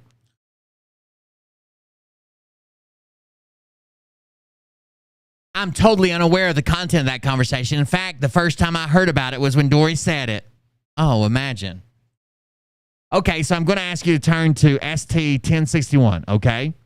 So, Phil, these are text messages that were produced from Bree's phone in November of 2022, and we used these text messages at the hearing on February 6, 2023 in front of Judge Menor. Do you remember that? Yep, I do. And if you've admitted that these are legit text messages, these are text messages with Bree, yes? So if you look at the top of the message, Bree to Phil on March 31st, 2021, she ends that text message to you with a sentence, finally got my shit together, met Chris, he's my next door neighbor, Papa died, and now I'm here. Do you see that? Did I read that correctly? Yes. And then you responded to her on March 31st, 2021, said, I had no idea your papa died. I'm sorry. I'm so sorry. Is that what you wrote to her? Yes. Then you added a second text message that said, I think we had sex in their bed though, right? Yes. That's what you wrote to her. Yes. And we heard your testimony earlier that you said in your sexual relationship with Bree was only in 2017 and you only recalled having sex with her in automobiles, correct? Yes. You didn't mention any sex at her grandparents' house. No, that never happened. Okay. So, but you said it happened in this text message. Were you trying to be funny? Here we go. Here we go. Ready for a tangent? Here's a big one. So I testified to exactly this to exactly this in the February 6th hearing in front of Judge Menorah, but that text message that I sent right there says, I think we had sex in her bed, though. In their bed, though. That was me being caught off guard that her papa died because she was very close to him, and it was me trying to make light of the situation and trying to make her laugh. I was always, throughout the years of talking to Bree, she always thought I was funny. I don't know why, because I'm not, but she thinks I am. This is the type of thing that would make Bree laugh. I know it sounds a little crazy to most people, but the DA was saying that stuff, that we had sex in all these houses, and her house and her grandparents' house and my house and all this stuff. The DA was coming up with these crazy allegations and stories that Bree always made light. Brianna had, and I always made light of those accusations and how funny they were because none of that ever happened. So I said something like that in that tone for two reasons. Number one, to try to make her laugh, and number two, to make light of the situation that just occurred in the previous two text messages with me finding out for the first time that her grandfather died. Buddy, I don't do... I don't...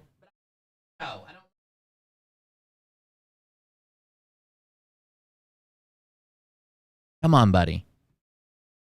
Use your eyes and look around and find a charger, buddy. You've been to this place before, right?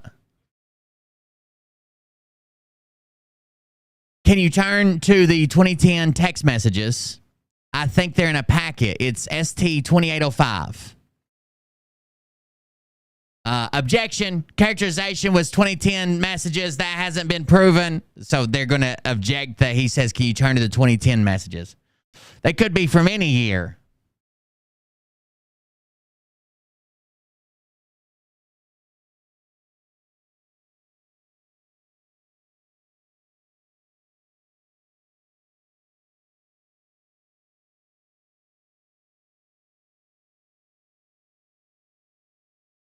Hold on just a second.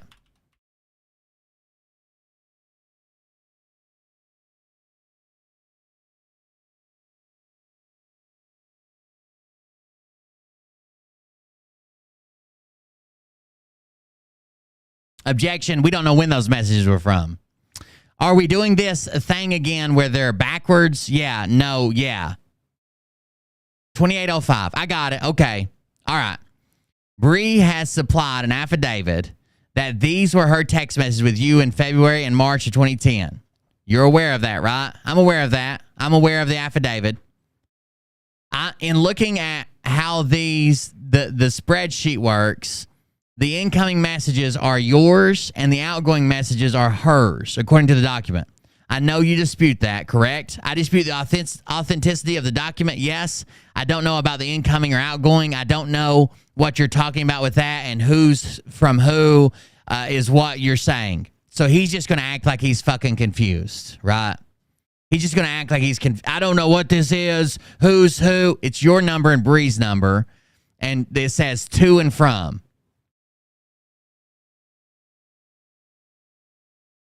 Yes, yeah.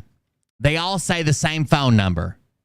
All right. So if we look at the line item 2740 on TS 2805, there's a message. Hold on, 2740. Oh, I see it. Okay.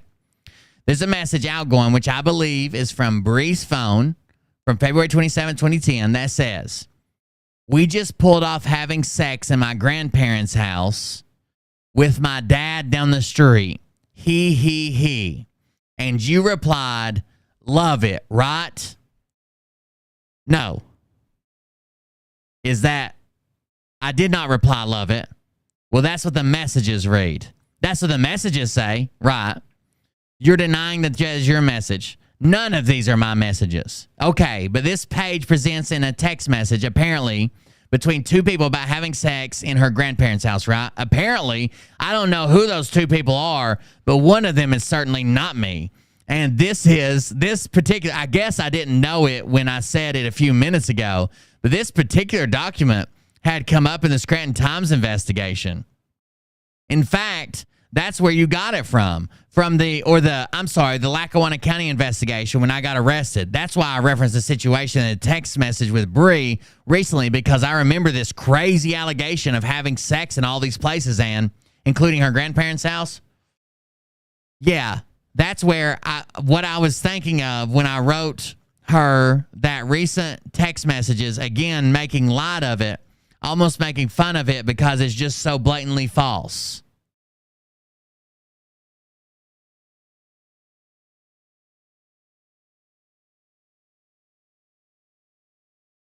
Phil, are you still doing social media videos and posts claiming that the 2020 election was stolen? So he's just kind of poking and prodding around and moving around, and he's working him very well. Okay, he's every time Phil thinks he can get comfortable, he digs in again. So you're saying you didn't have sex at your grandparents' house, but these text messages, would you dispute, that came up from the DA forensically pulled them from your phone and put them into a spreadsheet? They say that you had sex there, right? Oh, this wasn't me. I don't know who that. It certainly wasn't. One of them wasn't me. Phil, you still doing social media videos and posts claiming that the 2020 election was stolen from Trump? Yes.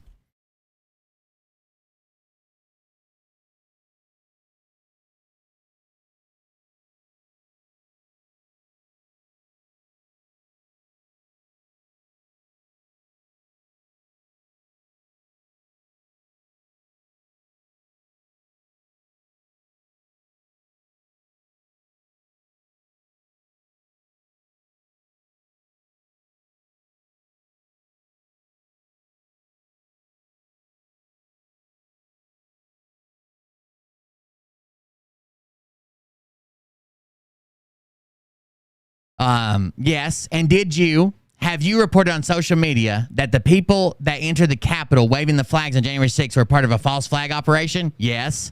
And you still believe that? Absolutely. In fact, it's come out in the mainstream media as well. Did you report on social media that the mass gathering at the Capitol on January 6th was an FBI setup? Yes. And you believe that to be true. I not only believe it, Tim, Congress has the files that prove it. And it's come out in congressional hearings within the last couple of months. So the answer to that is yes. And you believe that this setup, this FBI setup, was intended to make Trump and Trump supporters look bad? That's one of the reasons, but there's several more. And you've stated these statements on rumble.com and your videos. Yes. Did you report on January 6th, the very day that Vice President Pence, who was at the Capitol in his official role, had been arrested? I had reported that there were reports. That he was arrested, yes. But I didn't report it as in my reporting or my intel or they weren't my words. I was getting that from other sources. There were multiple reports of that. And did you also report on social media and in your live videos that Ashley Babbitt was not really shot and killed at the Capitol on January 6th? Yes. And she's alive to this day? I don't know to this day, but she wasn't killed that day. No way. Did you report on social media that Arizona would decertify their nomination in the election in favor of Biden and that the military would soon take over the country? Two questions there. I do believe that I reported that Maricopa County would decertify, leading to the eventual decertification of the state of Arizona, because Maricopa is major. It affects a lot of things. Second part of that question was what? That the military would take over the country? Yeah. Take over the country. Yes. And you reported that? Take over the country in a sense of restoring order to the country and defending the Constitution, yes. And put Donald Trump back in office? If Donald Trump was the victor of the election as seen by Congress, there's a whole process here that would have to take place under the 12th Amendment, but yes. You guys started doing these social media posts, I think on Facebook was your first launch, right? Twitter, then Facebook? Uh-huh. I don't even think that's true. And that was soon after the November 3rd election? Yes. Okay, and then it kept rising, right? It was, actually, I retract. It was a little before the election. I started seeing trends that were very not so good that led me to believe that fraud was going to happen. So I started speaking of fraud prior to it happening. Obviously, once it happened, my audience did grow after that. Of course, people saw, that's not true either, that I was talking about it prior. Now it's happening, so they came to me. And I saw one of your shows where you talked about your history in the Q movement, that you've been into it since 2017, but you stayed in the background. You didn't become public with the Q movement until the election. Is that correct? Correct. And then after November 3rd, 2020, you got pretty vocal about the Q movement? Yes. Why is it that you believe so many Hollywood actors are involved in the cabal? Why do you consider them elites and these bad people? I wouldn't say that I only consider Hollywood celebrities or actors or actresses to be involved. Some of them are, some of them aren't. There's really no scope of who could be involved in these type of atrocities. Let me open my water. It could be your neighbor that, you know, tends tables at a local diner. It could be the president of the United States. It could be an actor. I think many of the actors that I've referenced in being somehow part of the cabal have told you so. They are in plain sight. You just have to look. Looking at Exhibit 295, ST295, you posted on Telegram on the day that the Chris Kelly article came out that you will be suing the Scranton Times for defamation and libel. And you state, I was hoping the reporter would do exactly what he did. He took the bait. Did you write that? I wrote that. And why were you hoping that this reporter would write this article about you? I don't believe that's what I was referring to. What were you referring to? Chris Kelly contacted me prior to writing the article. I want to say it was a couple weeks before the article came out by text message, via text message, and asked me if I would comment. I told him no, I won't comment because I thought no matter what he said, because Chris Kelly has a history of doing this exact thing to people. I'm not the first, and I won't be the last. I haven't been the last, actually, but I'm sure there will be more unless there's some sort of punishment for it. He was asking me all these questions and asked me for a quote, and I said I don't want to comment. And then he brought up the allegations that were against me in 2009, and I said, in a certain amount of words, I said, Chris, if you do that, then, you know, you're going to tarnish yourself. You're going to do exactly what I'm saying, and the reason why I won't comment is because this is the type of person that I think you are, type of reporter that I think you are. So when I said bait, I obviously wasn't hoping that he defamed me. That would be, I wish the whole thing didn't happen. I wish he never wrote the article. I don't want to be here today, and I don't want to be in a position to put this into the hands of the juries, but he did. So I guess the whole bait was in the sense of I warned him to not write that article. I told him to not write that article. I told him it was going to have a pretty bad effect on a lot of different people, me and him included, and he wrote the article anyways. So I was then forced to do what I did and filed. That's a whole fucking non-answer. Him saying taking the bait is almost like him premeditating this and setting it up, right? Didn't he say he had involvement in the creation? Look, yes, he maintained it and helped create Looking Glass. So the text message that you have with Chris, they're marked ST479485. Can you take a look at those? Just peruse those if you could, and let us know whether those are true and accurate copies of your text with Chris. Okay. Are these your text messages with Chris? Yes. Did you ever have any other text message with Chris? No. Do you ever have any other communication with Chris in all your lifetime? Did you ever talk to him by phone? No, not that I'm aware of. Did you ever meet him in person? The reason he's asking him all these questions about Chris is he's going to have to prove the malice intent, right? He's going to have to prove that Chris did this out of malice, knowing it was false, and disregarded the truth, and said, I just fucking hate Phil, so I'm going to do it anyways. But he's never met Chris. How could he know that Chris did any of this out of malice? I think he was at events that I was at. I don't know if I would say I met him per se, but he would go to, there was an event up here at the Cultural Center that I think I saw him at. He's a prominent reporter in the area, so I knew of him. I have seen him at various places. I think I saw him at the Italian Festival. I'd say, what's up, Chris? He probably didn't know who I was, or maybe he did. I don't know, but he's a popular guy. Did you ever have any problems with him in the past?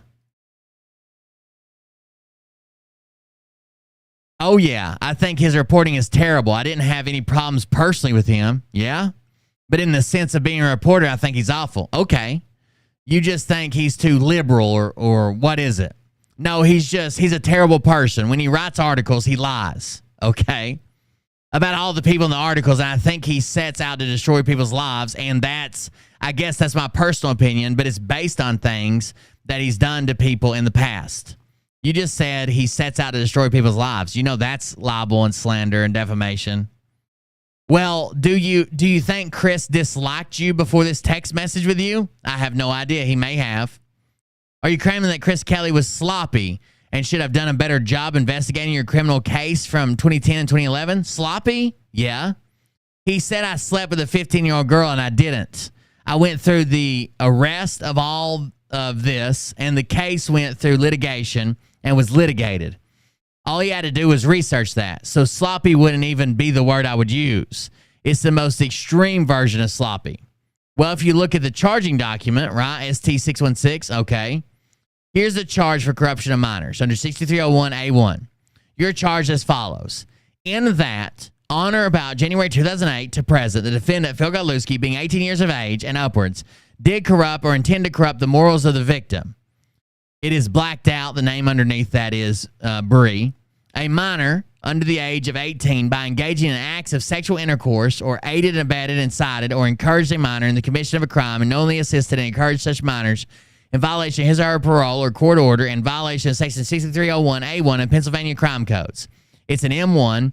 To wit, this is the damning part in all of his charging documents. To wit, the defendant, Godlewski, did engage in sexual intercourse with a minor child, victim under the age, and on the next page, 617, it says 16 years old. Objection!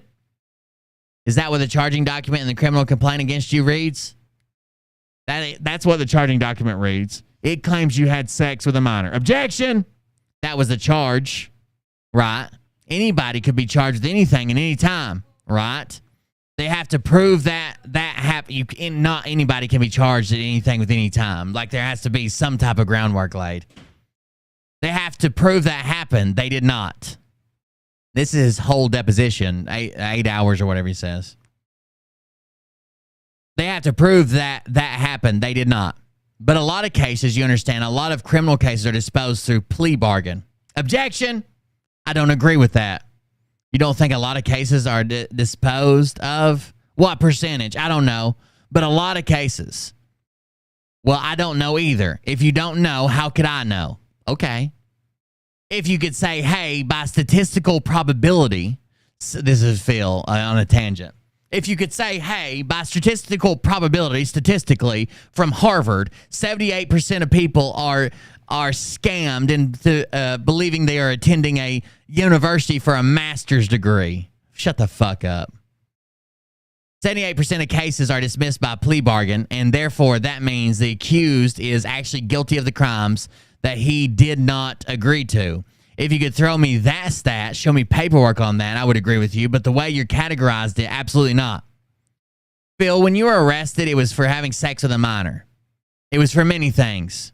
Well, other than witness intimidation, criminal use of a communication facility. Yeah. Lots of other things too. But most of them involved having sex with a minor. Some of them did. Okay. Some of them did not. Including the corruption charge I just read to you. Objection! No. So Phil, the corruption charge reads, if a person over 18, Phil, I don't want you to read the statute to me. Well, what do you want? I've heard you read it on social media many times. That's not what the charging document says. The charging document is what the district attorney was accusing me of. That's what they accused you of, having sex with. That's what they accused me of, with a minor. This case is settled. This was adjudicated. You pled to it. You pled to it. No, I did not plead to what you just read. Absolutely not. Do you have my guilty plea colloquy? Because that's what I pled to. It doesn't say anything. Let's read it. Okay, we will. Well, if he doesn't read it, I want you guys to ask me about the guilty plea colloquy. Don't worry about it, miss. Don't worry about it. Phil, looking at ST20, turn to ST20 if you could. Phil, when you pled guilty, you were sentenced to a period of incarceration or home confinement and then 2 years of probation. Is that correct? Correct. And this news article appeared to the day after you pled guilty, correct? Correct. And the headline of the news article marked as ST20 reads, ex-baseball coach sentenced for sex with a girl 15. Is that correct? And who was the writer of that article? D. O'Malley? Dennis J. O'Malley. No idea. It just says D. O'Malley. Do you know him? No. Ever had any? Oh, there it is right there. Dennis J. O'Malley. Yes. Right. It wasn't Chris Kelly. No. So if Chris Kelly did nothing more than read this article, this is the same. Okay, listen. I have personally asked Phil. Phil, if a person was just to Google Phil Godlewski Scranton Times or Phil Godlewski Scranton, and they found the text messages and they found the case and they found the newspaper articles, they found all the stuff that's submitted. What do you think they would personally think happened? And he said they'd probably think that I had sex with a minor and is fucked up. And I said, Phil, that's your whole case down the toilet. That's your whole fuck. If an average person would look into this and think that you had sex with a minor, that's your whole... No, they got to prove I did. No, the fuck they don't. So if Chris Kelly did nothing more than read this article in the archives of Scranton Times and look at the charging document and the affidavits of probable cause signed by the detectives that you were having sex with Bree when she was a minor, what's your reaction to that? If that was the full extent of his investigation, looking at his news article in the archives and looking at the charging document, the criminal complaint, what's your reaction to that? Gross negligence on his part. Okay? If you're going to accuse someone of having sex with a minor, you better make sure they had sex with a minor. Okay? And if he had even uncovered, if he was smart enough to go to the archives and find this article, as well as go to the U.S. portal and find the charge sheet, he could have also went to the U.S. portal and found the adjudicated version of the same exact sheet, and the adjudicated version does not say this. In fact, this article, what you're referencing, is defamatory in itself, and I would have sued for it if I had the means. What was the document you called the adjudicatory what? Adjudicated. Adjudicated what? What does that mean? The settlement of this case. What document has that? Are you serious? Phil doesn't know either. Phil's just using words that he thinks make him sound lawyerish. Yeah, I haven't seen that document. The summary of my case and what I pled to. Yeah, you pled to no pros. What does that tell us? It tells us they didn't. Would not prosecute all these charges except for the corruption of minor charge. Then if you know that I pled to an M1 corruption of minor, all you have to do is go to statute code 6301. It tells you exactly what the charge involves. Wrong. It shows you the underlying act of how you corrupted Bree. No, but the guilty plea colloquy could have, but it didn't. Oh, sure it did. Do you want to ask me about the guilty plea colloquy? Yeah, let's do it. All right. Phil, turn to 584, please. Okay. Phil, is this your handwriting? No. You didn't fill out the form? No. Is that your signature at the bottom of the page? No, that's my initials. Okay. Did you review each page and put your initials on them? Yes. And then you signed on page 3 of the guilty plea colloquy? Yes. And then on the last page, Judge DeAndrea signs you. Did you initial that page too? Yes, and it's dated November 12th, 2010, correct? Correct, yep. And you entered this guilty plea colloquy on that date, right? November 12th, 2010? I don't recall, but it's dated that date. I don't think I would sign something if it were different. I do see a little weird 11, 12, 10 in the margin. I don't know if that was added before or after, so I can't speak to the date. But I could speak to the authenticity of the document. And you read this entire document when you initialed each page and signed it at the end, right? It was read to me. Okay, all right. So in the first, what's your full name? It's Philip Godlewski, right? Yes. Do you wish to plead guilty to the charge of corruption of minors? Correct? Yes. And you said yes. And it says, how old are you? Correct? Correct. And you put your age as 27. Yes. Next question. How far did you go into school? It says college grad.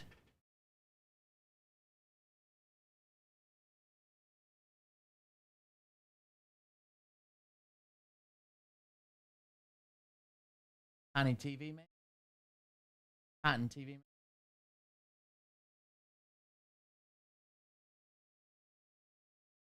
Yeah.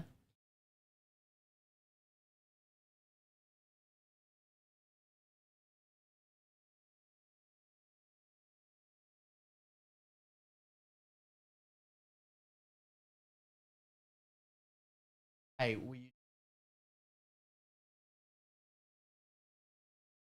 okay, thank you.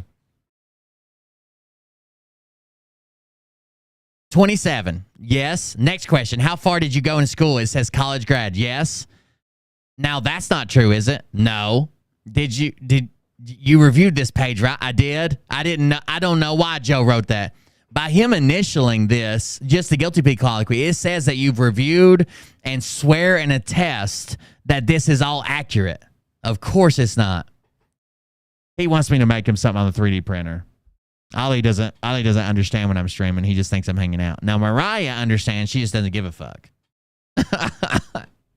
Oh.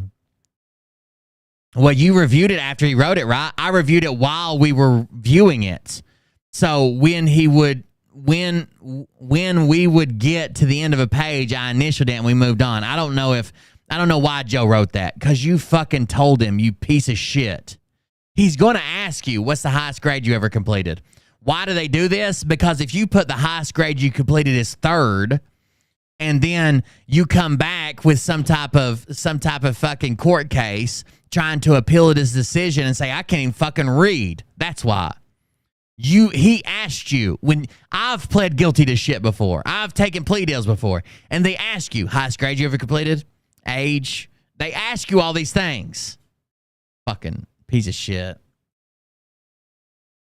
I don't know why Joe wrote that. I acknowledge, though, that by initialing it, I agreed to it. But at the time, I had no graduation criteria from any college, right? So I don't know why that's there. It's a falsehood to the court, right? Objection. It speaks for itself. And you asked if it's being argumentative. So please, asking it is being argumentative. I wouldn't say it's a falsehood to the court. Well, it could very easily say, on that line, I had no schooling, and it wouldn't have mattered to the court. That's wrong. First of all, you're making an admission to the court, and you damn well better be what is actually true, first of all. Second of all, just like his gun application, absolutely. Second of all, it does have relevancy, not just that it's supposed to be true. Again, if you put down at some point that you've only had 3rd grade education, and they don't bring in somebody to read it to you, explain it to you, make sure you understand it, then that's going to get appealed. 100%. Back in the day, they used to convict fucking black people, basically, have them sign shit they couldn't even fucking read. That's why those are included, you fucking retard. It could very easily on that line. I said I had no school and it wouldn't have mattered to the court. It's absolutely of zero relevance. That's probably why Joe never corrected it to begin with. It's relevant if it's there, motherfucker.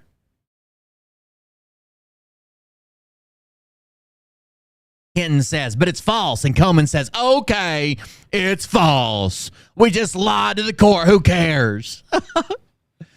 Coleman coming in from his retarded coma he's been in the whole time. Phil says, all right, yeah, it's false, like I said. Next question. Do you read and write English language? Yes, that's correct, right? Yes. Have you had an opportunity to read the charges pending against you? Yes. And this is before the information is even prepared. Isn't that right? If you look at 588, the information is not even filed until November 16th, 2010.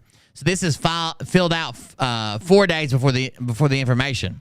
If those dates are accurate, then yes, but I can't speak to when that was stamped, and I also did not sign. I don't think a judge can actually sign this document. What's this document? I'm sorry, ST-588. I don't think a judge is allowed to sign that in the absence of a guilty plea colloquy. A judge needs to have this document first. Going back to 584, 5B says, therefore, do you know exactly what you're charged with and what you are pleading to? You said yes, correct? Correct. Next question. Have you ever been in a mental institution or received treatment for mental disease? And you said no. So these are other questions that are building to make sure you understand what you're being charged with. Have you ever had any alcoholic beverage or drugs? Have you had any alcoholic beverages or drugs in the last 24 hours? And you answered no, correct. Number 8, have you fully discussed your case with your attorney and that you are fully satisfied that he knows all the facts of your case and has had sufficient time to look into the questions either he or you may have about your case? You answered yes, correct. 8A, are you satisfied with your attorney? You answered yes, correct. 9. Do you understand that even though you are guilty or may be guilty, you are presumed innocent and have the right to go to trial either before a judge or before a jury of 12 individuals, and the Commonwealth must prove to the satisfaction of each and every one of the 12 jurors or to the satisfaction of the judge that you're guilty beyond a reasonable doubt? You answered yes, correct. 9, do you understand that you and your attorney have the right to participate in the selection of the jury? That's not answered, correct. 10, do you understand that if you want to go to trial, your attorney will be permitted to cross-examine all Commonwealth witnesses and to call witnesses on your behalf? And if you plead guilty, you will lose the right to call witnesses or to cross-examine the Commonwealth's witnesses. And you answered yes. Correct. Number 11, do you understand that by pleading guilty, you're admitting that you did the things you are charged with? Remember, like 2 pages up, when Phil admitted that he was charged with contributing to the delinquency of a minor for having sex with Bree. He was charged with.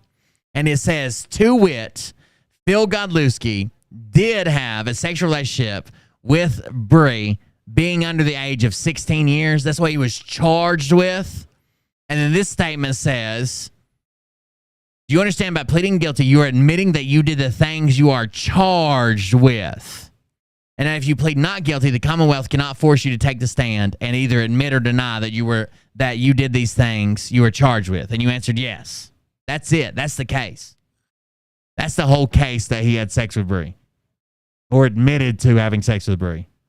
The only other argument that he could come out after that is like, oh, I was coerced into it, or I didn't understand, that's what I was admitting to, or I didn't understand this or that. But he just admitted to the charges. The charges read as they read, to wit, he did have a sexual relationship with Bree being under the age of 16.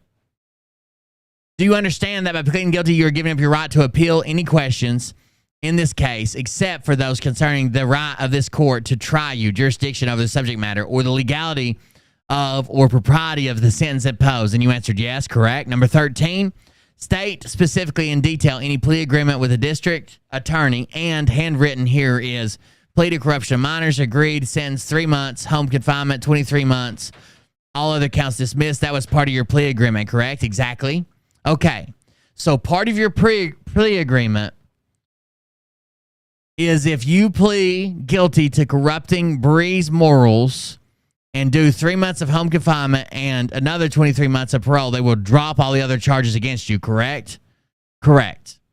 Now, Phil likes to say they couldn't prosecute me on all these charges. Look how many charges they dropped. They actually didn't. Okay? They actually didn't drop those charges. What they do is they suspend those charges. Okay? When I was charged with all these fucking intent to distribute, possession over a certain amount, all that stuff, right? When I was charged with all of that, I pled guilty to a charge, which is like a simple possession charge. And as part of my guilty agreement, I got expungement. You can't find this record. It's been deleted, destroyed as soon as everything. I got expungement, and I got all the other charges dropped after I did my probation, okay? All those charges still said pending. Even the expungement clause was post-dated like 2 years after because I had to go to probation. So all of his charges were just suspended. They were all pending if he completed the 3 months home confinement and 23 months parole or probation. Once he completed all those, then they were dropped. But if he had violated, every one of those charges would have went to active immediately. If he had violated, every one of those charges would have went into active. Every fucking one of them. You can suspend charges and you can suspend sentencing. So like in my case, I pled and I got a sentence of like a year probation, right? But the maximum fine for what I pled to was like 5 years in prison. That comes back into play too. Even though I pled and I agreed to do a year probation, I could have been facing that year in prison and all the other, or 5 years in prison and all the other charges. So it wasn't just dropped because they couldn't prosecute it. It was suspended contingent on him completing the The stuff that what am I trying to say? The punishment, the sentence, him completing the sentence was what suspended all of those. Him completing the sentence, and that was 3 months and 23 months. Home confinement, then probation. Correct. And then he says, no judge dismissed all the other charges against you. It was part of the plea deal, correct? Objection, so what? Well, that's what Phil said. I'm asking, you know what? Do you have another objection, Tim? Let me put another objection on the record. Tim, you are attempting to smear my client through innuendo. You're, Tim, attempting to bootstrap elements of this criminal case to try to prove that he had sex with Bree, which he didn't have, and the documents you have and the criminal documents that you have do not in any way reflect that. In fact, they reflect the very opposite. Tim, your objection's noted. Thank you. He woke up again. Phil, could you read back the question? If you're asking me if a judge dismissed all the other charges, the answer is yes. It's called nolle pros, which means we choose not to prosecute. If you originally charged with a crime and then they choose not to prosecute you on those crimes, that is called dismissed. He sounds like Trump here. They call them dismissed. That's what they do. We're going to ask for many, many of these charges to be dismissed. That's what they do. They call them dismissed. It's a very beautiful system. Phil, do you remember giving a social media? You were kind of stating this whole case, and you said that after Bree took the Fifth Amendment at the preliminary hearing at the DA's office, that the DA's office still said they were moving forward in this case. Do you remember that being the truth? They said they were, unless I agreed to the charge that I ended up agreeing to eventually, they were going to continue to trial. Right. And I said, okay, let's go to trial. Right. And then your grandfather came out and talked to you. Well, my grandfather and my family, you know, a couple of people. My attorney specifically advised me that going to trial isn't a good idea, and I disagreed completely. I wanted to try the case to the end to get everything thrown out because it was all lies. The more I thought about it, though, as I testified to earlier today, I do believe I corrupted her morals. So as to the charge indicates that you mentioned on ST 588, exactly what the judge stamped is exactly what I agreed to. What did he stamp? ST 588. The district attorney in Lackawanna County, by this information, charges that between Tuesday, the 1st of January 8th, and Wednesday, the 7th of July, in the county of Lackawanna County, Philip Godlewski did commit these crimes herein. Okay, but Phil, count 1, corruption of minors, says nothing about sexual anything. Okay, Phil, at the bottom of that count 1, it says you did repeatedly have inappropriate text messages and contact with a minor. Contact, communication. Okay, right. Well, it doesn't say communication, does it? It says contact. It says contact. That could be physical or that could be... No, if it were physical, it would have been a different count. That would have been count 2 of corruption of minors or count 3. What? Well, see, Phil, that's where you're wrong. No, I'm not wrong. Objective, argumentative. Well, wait. You can't tell him he's wrong. This is a question and answer. It's argumentative. You're not telling him. I don't want to be here until 7 o'clock tonight. Neither do I. All right, then please stop your objecting. This is a discovery deposition. Yeah, but you can't disagree with him. I can. And say he's wrong. You know, I mean, that's totally argumentative. It's not even a question. Okay. Tim, as it was explained to me, the laws on corruption of minors are 3 counts. What? This doesn't even make sense. So,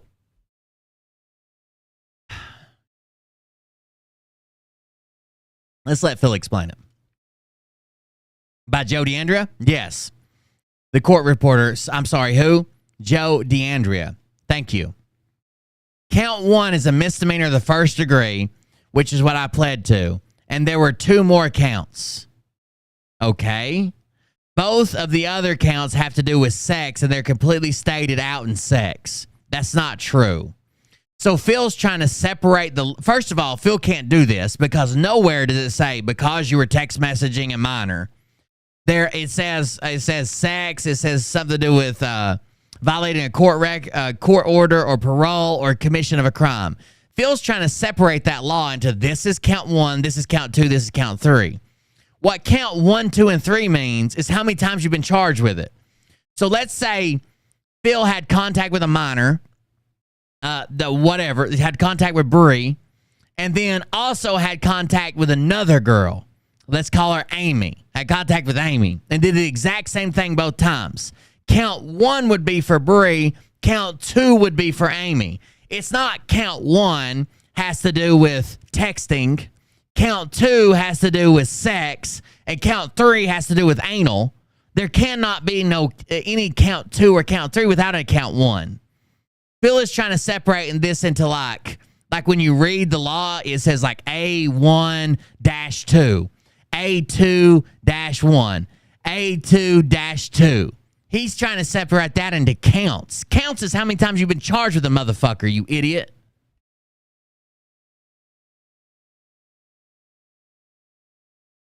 And you've looked at this statute, correct? Yes, many times. And I've heard you do shows on it. So let's go over it. I want you to turn to ST 3577. 3577. Oh, 35. My bad. Okay. Phil, this is a statute. This is a law in Pennsylvania for corruption of minors, of minor crimes. And if you look at the version of 18 PA CSA 6301, there are 3 sections to do with that crime.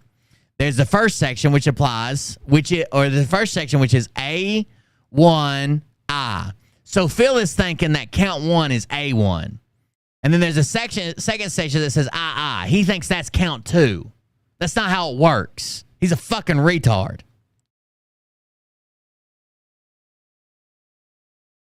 Which you'll see they're saying relating to sexual offenses. Yes. And then you see number 2 under the statute. This will be a third type of corruption, right? Uh-huh.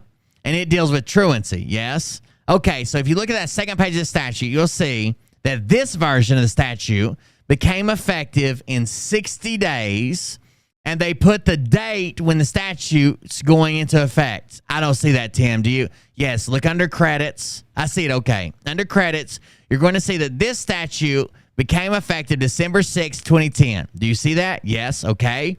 The post date, that post date's my conviction. Exactly, Phil, you fucking retard. This is the one you used to justify that it was nothing sexual, but this post dates your conviction. This is a 3-part corruption statute, was not in effect when you were charged with corruption on July 9th of 2010, correct? Nor was it in effect when you pled guilty on November 12th or at the time of your information sheet that was in effect. Phil, let's go to 3573, the old statute.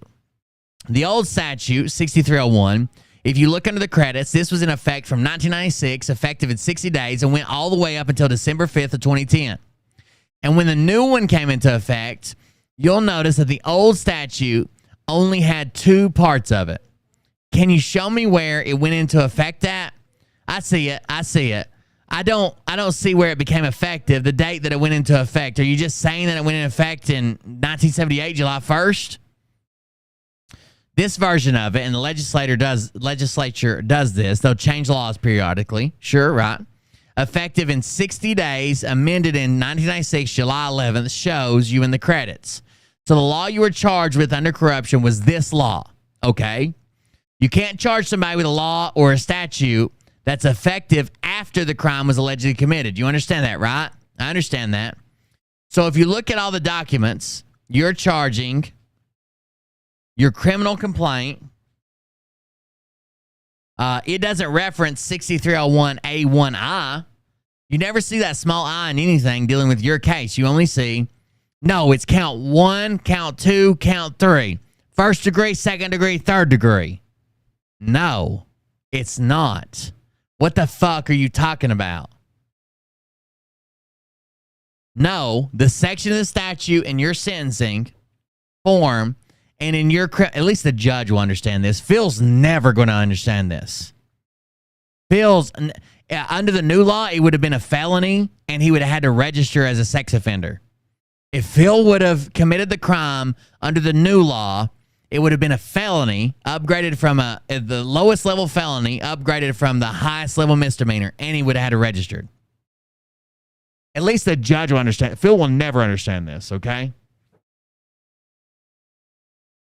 No. The section of the statute in your sentencing form and in your criminal complaint, it all says 6301A1. Wait. So you're trying to say that there's not a first degree, second degree, and third degree classification of 6301? No. What I'm saying is for A1, for 6301, it's an M1. Yes, that's an M1. I agree. That's an M1. Yep, A1. That's what I pled to right there. And so the sex crimes is consumed in that A1. Objection! Incorrect. Incorrect. Based on what do you say that? Because that is number one, a misdemeanor 1. Number 2, you are looking at 3573. I'm sorry, I'm looking at 3573A, offense defined, misdemeanor, class 1, which is what I pled to. And this is the exact same thing that it says on the paper that the judge stamped. I don't know the exhibit. This says word for word what the judge stamped. I didn't agree to anything else other than what the judge stamped and other than what was in the guilty plea. In fact, that's the purpose of the guilty plea colloquy, is to do what? To define what you're being charged with. Wrong. It says, it doesn't define what you're being charged with. It says, do you understand your charges? Yes. Do you have any deals? Yes. Do you understand you're pleading guilty to your charges? Yes. To define what you're being charged with, and you know that you're pleading guilty to the exact thing. If there are proponents as to the case, such as details to the case, it would have been in the guilty plea colloquy. It does not exist in the guilty plea colloquy. That's what went to the judge's desk, and the judge put it in his document that he signed. Bill, are you saying that because there's no facts of how you corrupted Bree that it never happened? Objection! That's not what I said at all. Okay, would you agree with me that there are no facts at all in your guilty pleas as to how you corrupted Bree? I agree with that. Yes, 0 facts. Okay. So that does that give you the license to state after the fact how you corrupted Bree? Objection! I'm telling you in my opinion how I corrupted Bree. Right? That's my opinion. Right? The statute speaks for itself. I don't have to interpret the statute. The statute says I corrupted or intended to corrupt a minor under the age of 18 by doing the next couple lines: aids, abets, entices, encourages such a minor conviction of any crime, and knowing and assists or encourage any minor violating his or her parole in a court to the court commits a misdemeanor of first degree. I pled to misdemeanor of the first degree, right? And I didn't plead to misdemeanor of the second degree or third degree. I didn't plead anything else other than exactly what the paragraph says right there. That's what I pled to. Now, there's nothing in this case file, and you know this, but you didn't know this before. There's nothing in the case file that says my offense was tied to a specific sexual act. Had it been, it would have been number 1 in the guilty plea colloquy.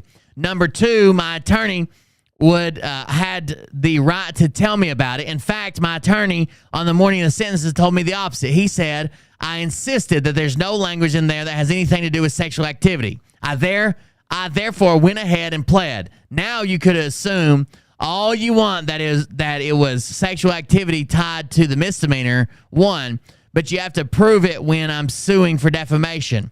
And you can't because it never happened. But you can't prove that it... I don't have to prove anything. It's the watermelon thing again.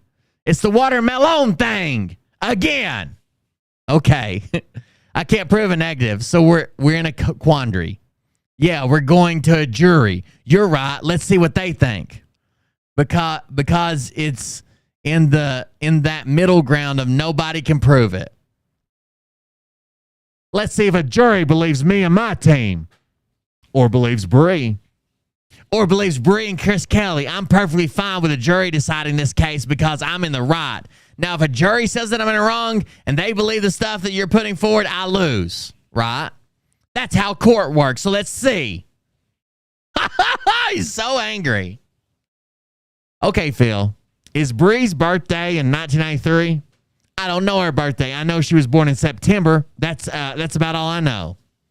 Okay, when Principal Mo questioned you about Bree and he put in his memo that she's 15 years old, he apparently told you that in the phone call, right? That she's a 15-year-old girl?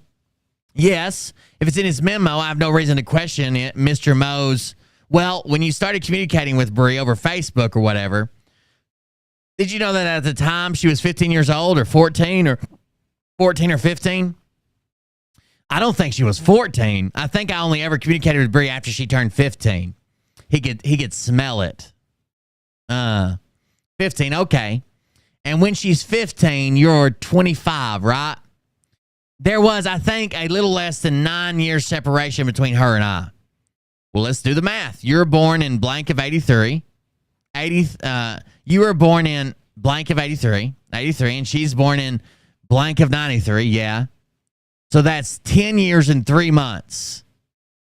Yeah. Well, you said a little over 9 years.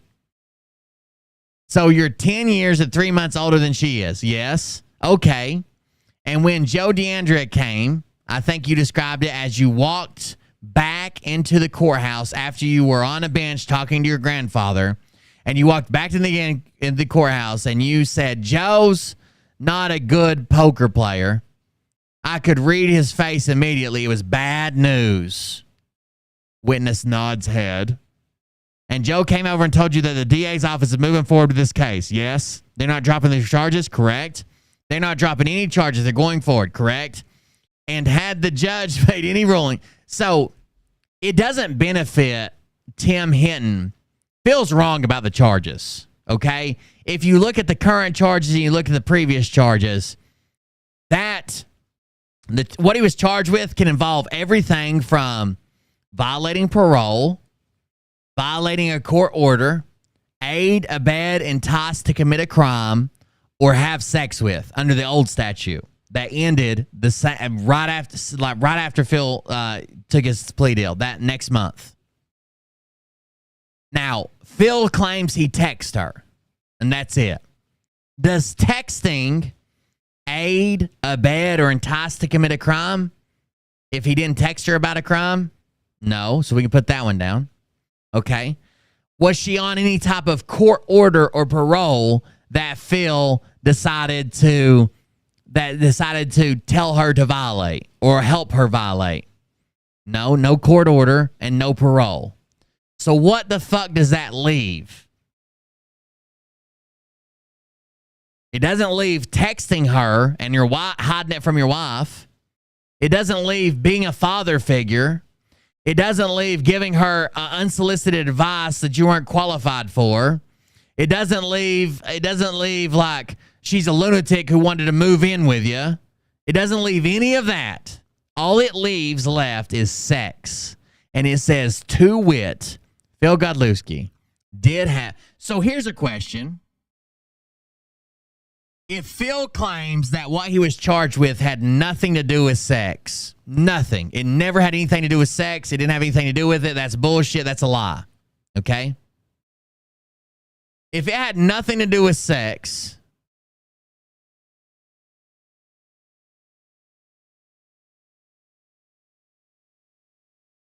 no, that's completely backwards. He originally said it was an M3, the lowest misdemeanor. It's actually an M1, the highest misdemeanor, and it has to do with sex. He's actually reading the wrong law when he does his show about M3, M1. But anyways, if Phil claims that his charge, original charge number 7, but moved to number 1 when he pled to it, had nothing to do with sex, why in the hell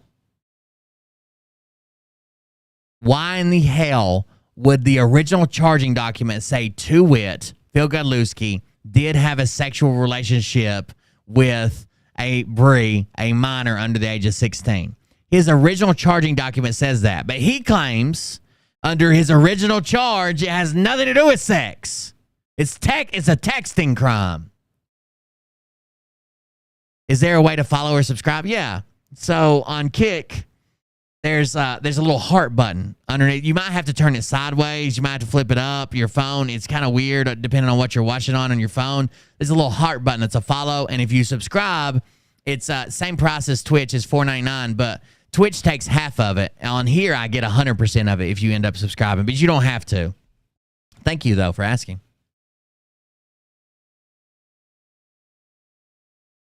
They're not dropping any charges. They're going forward. Correct. And had the judge made any rulings, what I was saying is it doesn't, before I stopped, it doesn't benefit Hinton to argue with Phil. Phil is going to pretend like he doesn't understand this law. He's going to use a law that he wasn't charged with, that was changed after he pled guilty. It doesn't benefit Hinton to argue this.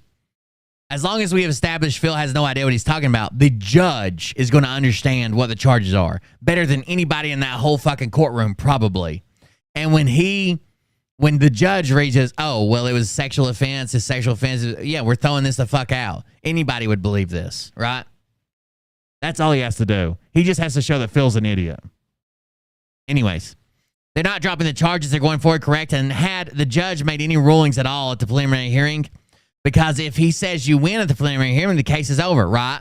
Did the judge say, no, the case is moving forward? Why? I don't think there was a preliminary hearing, by the way.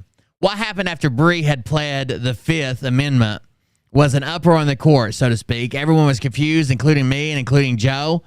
The prosecutor was so flustered. I remember them opening law books, and they didn't know what else, but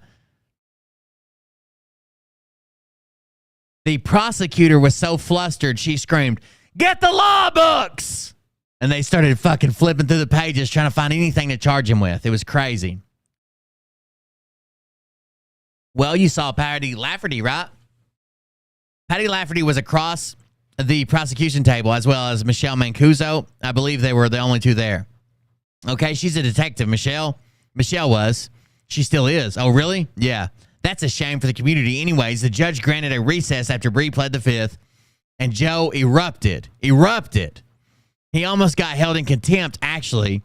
But I remember him telling the judge that he's not a competent judge, so you can't hold me in contempt. Joe was mad because Joe thought at that point the only witness that they had called that day had just recused herself from test. This is all news story bullshit. The story he originally tells is that Bree's mom gasped and come up with this plan to ruin Phil or some shit. Joe thought that at that point the only witness they have called that day had just recused herself from testifying. Therefore, they have no evidence. They didn't present any other evidence that day at all, despite having a witness in the back of the room and all the discovery that you've now seen. They didn't submit any of it. They only relied upon her testimony that day. Well, you took a recess. The hearing wasn't over, correct? Okay, Michelle Mancuso could have testified. Correct? Okay, she didn't? No. The judge asked, do you have evidence to present prior to the victim's testimony? Michelle Mancuso only knew what was in the evidence file, was asking for the actual evidence. The evidence, not testimony. This is Magistrate Pizzota? I believe so. Okay. I don't remember his name. So there's a recess. And did Joe and Patty go in the hallway and talk then? I don't know where Patty went. I know Joe didn't go where me and my family went. I assumed that he went to finalize everything. I thought it was over. It should have been over.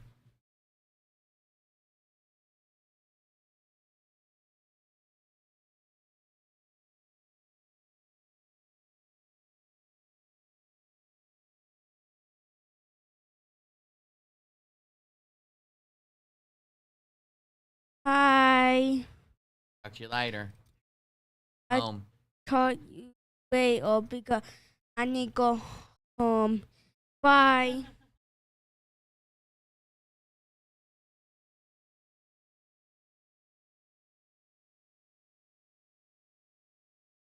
Hello, everyone. I hope you all had a good night. I'll have to go back home. Bye.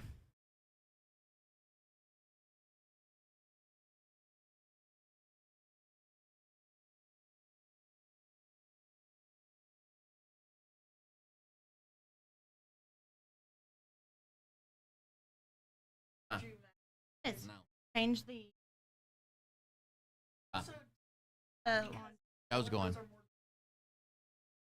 I don't His care, is. but it's mine.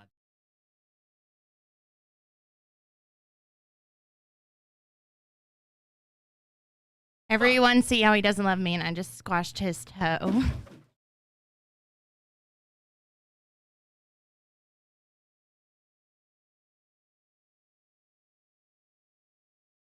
Love you. God damn. Babe, you knocked that down and it hit that. I've set it up here twice now. Liam wasn't even fucking here. Go away. Get away from me.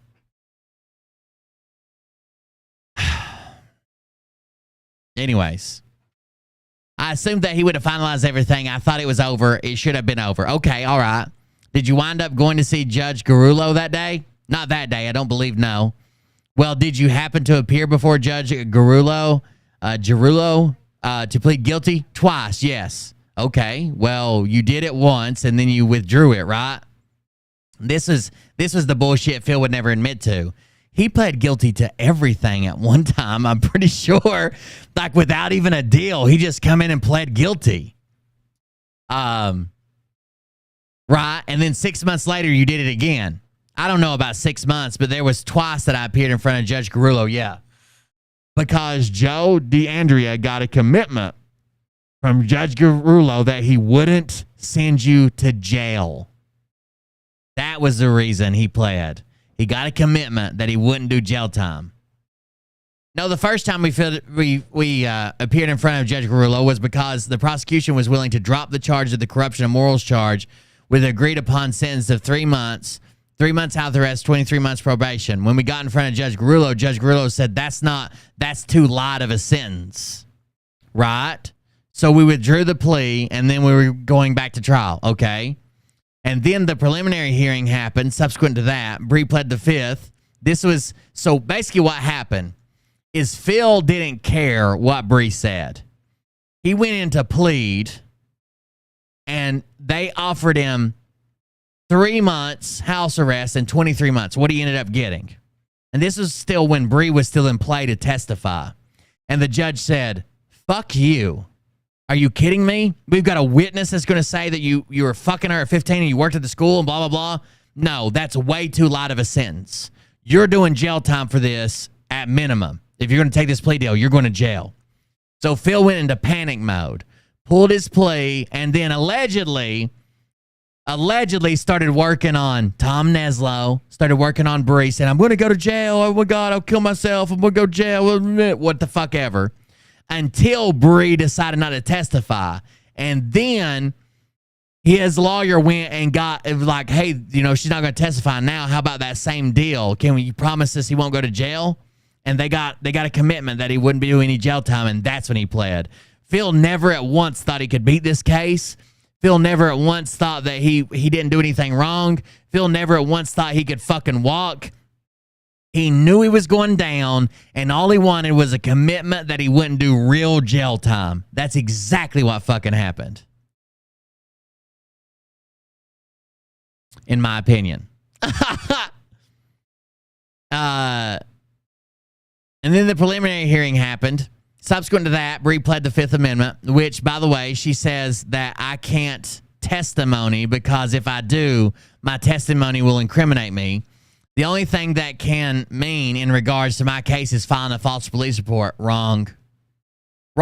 She did drugs. She had sex with other people. She was at parties. She did all kinds of things. Like anything. She could have murdered a motherfucker in that amount of time. It has nothing to do with a false police report, right? You can always plead the fifth. But if she says on the grounds of potential self-incrimination, it could be something that wouldn't even incriminate her. Maybe she thought that she was doing something wrong and now she doesn't want to testify. You know what I'm saying? It doesn't even have to be a real crime. Phil inserts this. The only thing that can mean in regards to my case is a false police report. No, it doesn't. No one even said that. So after she did that, like I said, everything, the prosecution went back to the original deal that we had. Judge Derulo did accept it at that time. That he permitted you to come, he permitted you to do home confinement for the first 3 months. Yeah, which was the same deal that we agreed upon months prior, however many months it was. Except he was going to send you to jail. Well, no, I don't know if he was going to send me to jail or not. We never got that information. He didn't say, but the judge wouldn't go along with the deal. He wouldn't go along with the 3 months of home confinement and 23 months of probation. Now, let me ask you. The case is pending for a full year, July 2010, July 2011. Before you plead guilty and get sentenced, right? I believe so. Yeah, around that. when you would work at the gas station, were there times that you talked to Bree when you were working? I don't recall. Of course there were times. He even admits that he's bought her hoagies there before. He won't say Subway sandwiches because he doesn't like that I call him a Subway chef. But basically his career was failing. I don't know if you guys know this, but COVID was killing Phil, okay? He likes to say that he was a Bitcoin millionaire. All right, before he bounced the check, he had properties foreclosed on. He wasn't making any fucking money in real estate. He wasn't the top real estate motherfucker in North. He was drowning in debt. That's why he bounced the check. That's why he was being foreclosed on. That's why all this stuff was going down, okay? He likes to say he was a Bitcoin millionaire. He wasn't shit. I said, blame it. Oh, we just waiting on a check to clear, and this is going to happen, and that was going to happen. He's never been shit. He's been a Subway guy. His real estate career has never been what he says. His viewers has never been what he's did. He is a flim-flam fucking magnet. He just puts out there what he thinks is happening or what.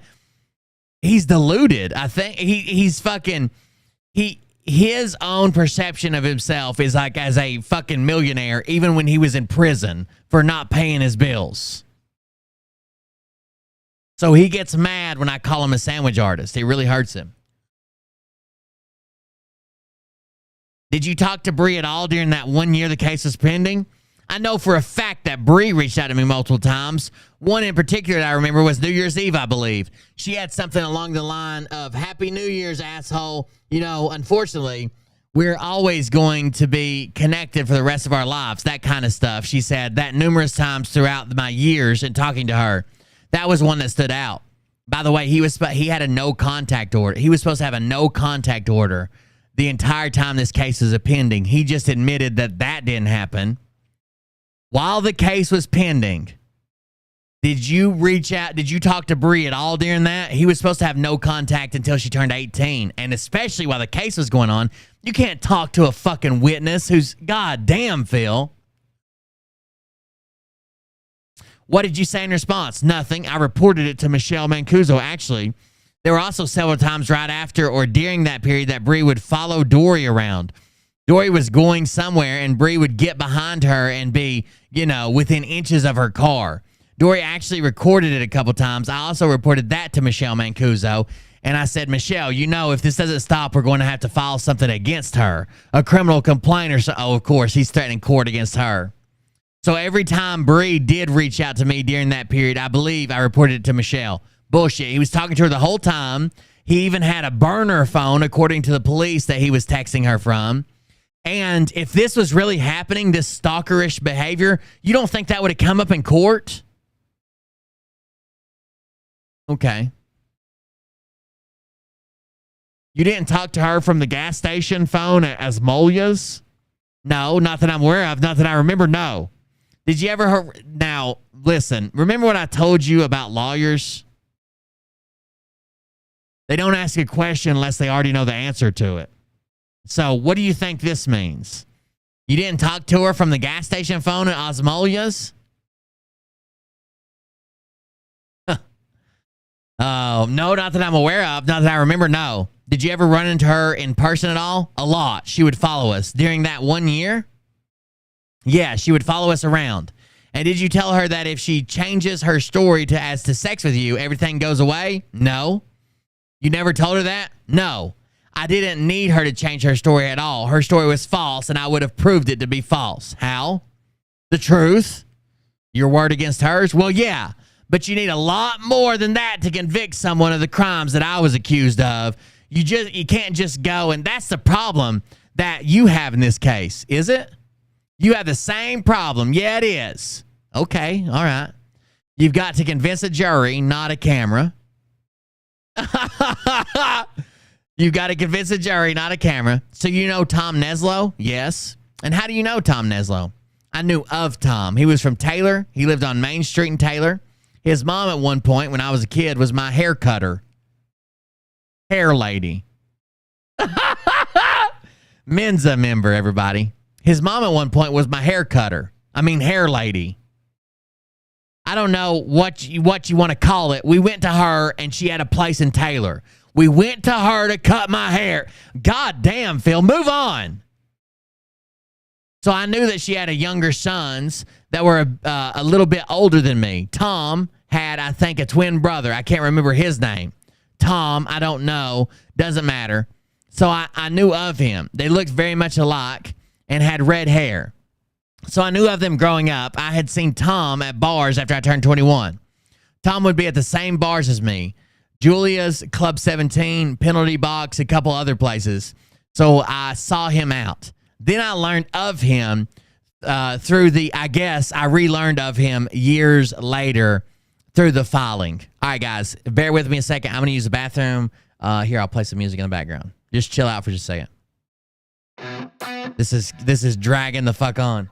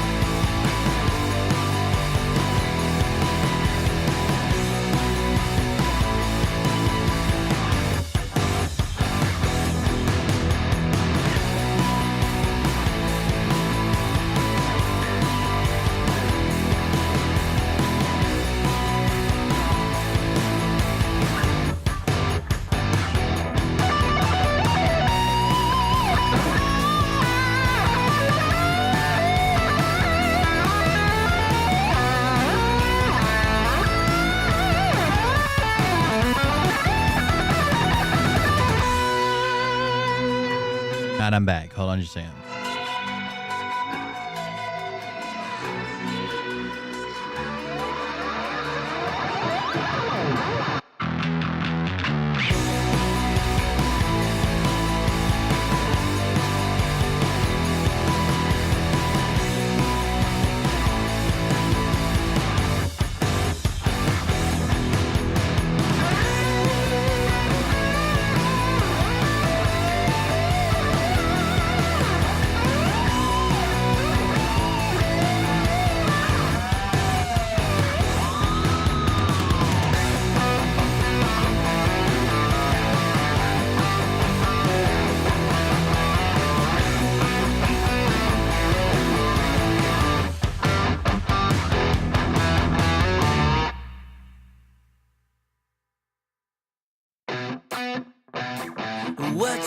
What you think about when you're born into a fire?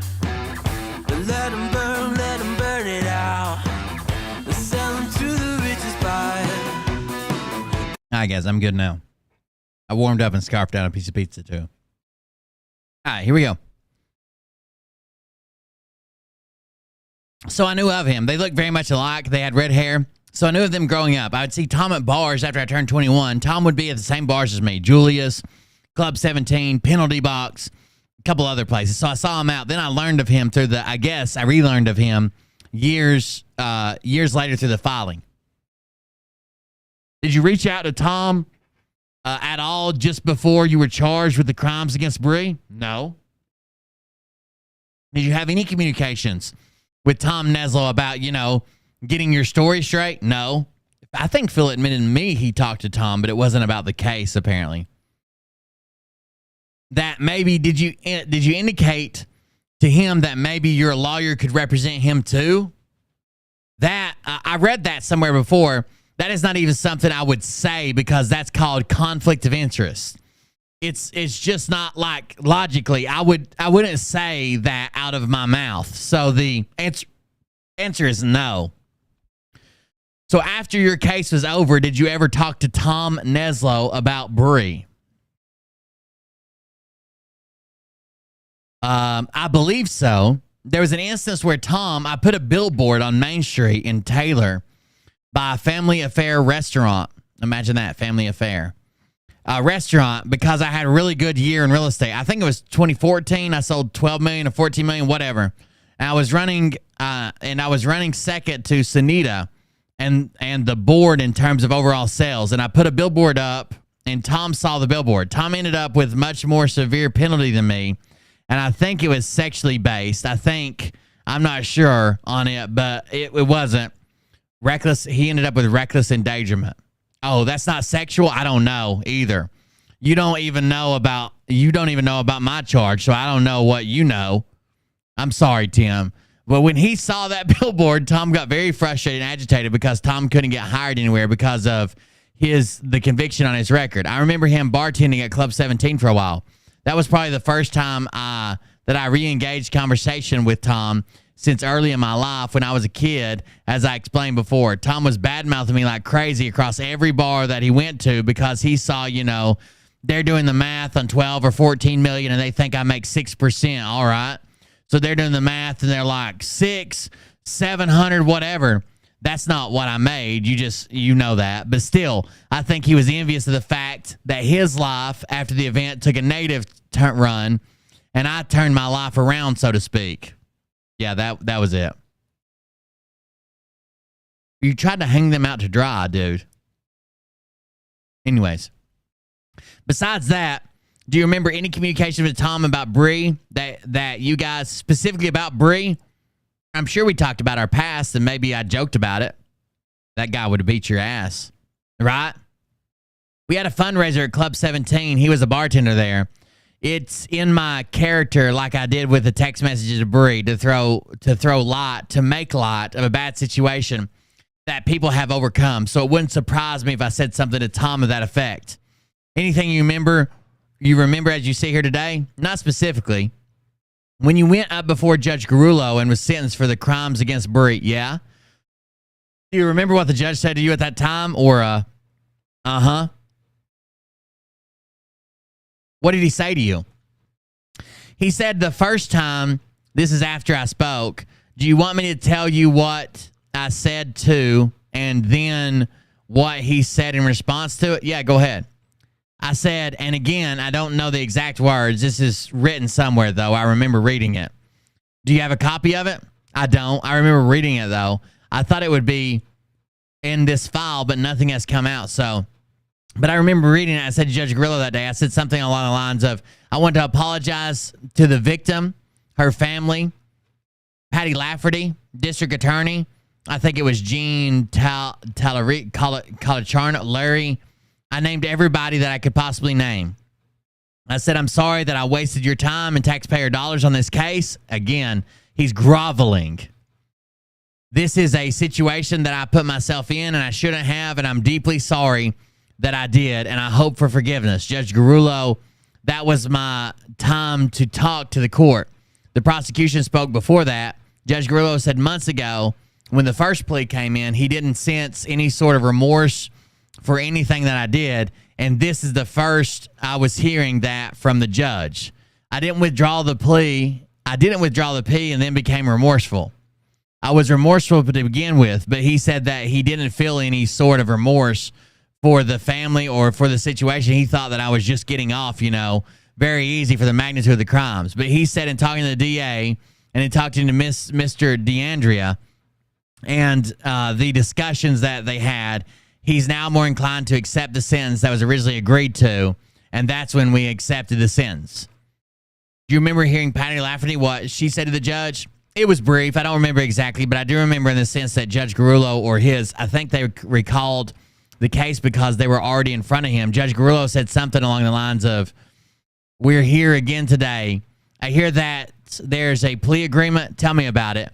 And I would assume he said that to Patty Lafferty, and she said, yes, Judge, in light of new circumstances. I think she meant the preliminary hearing.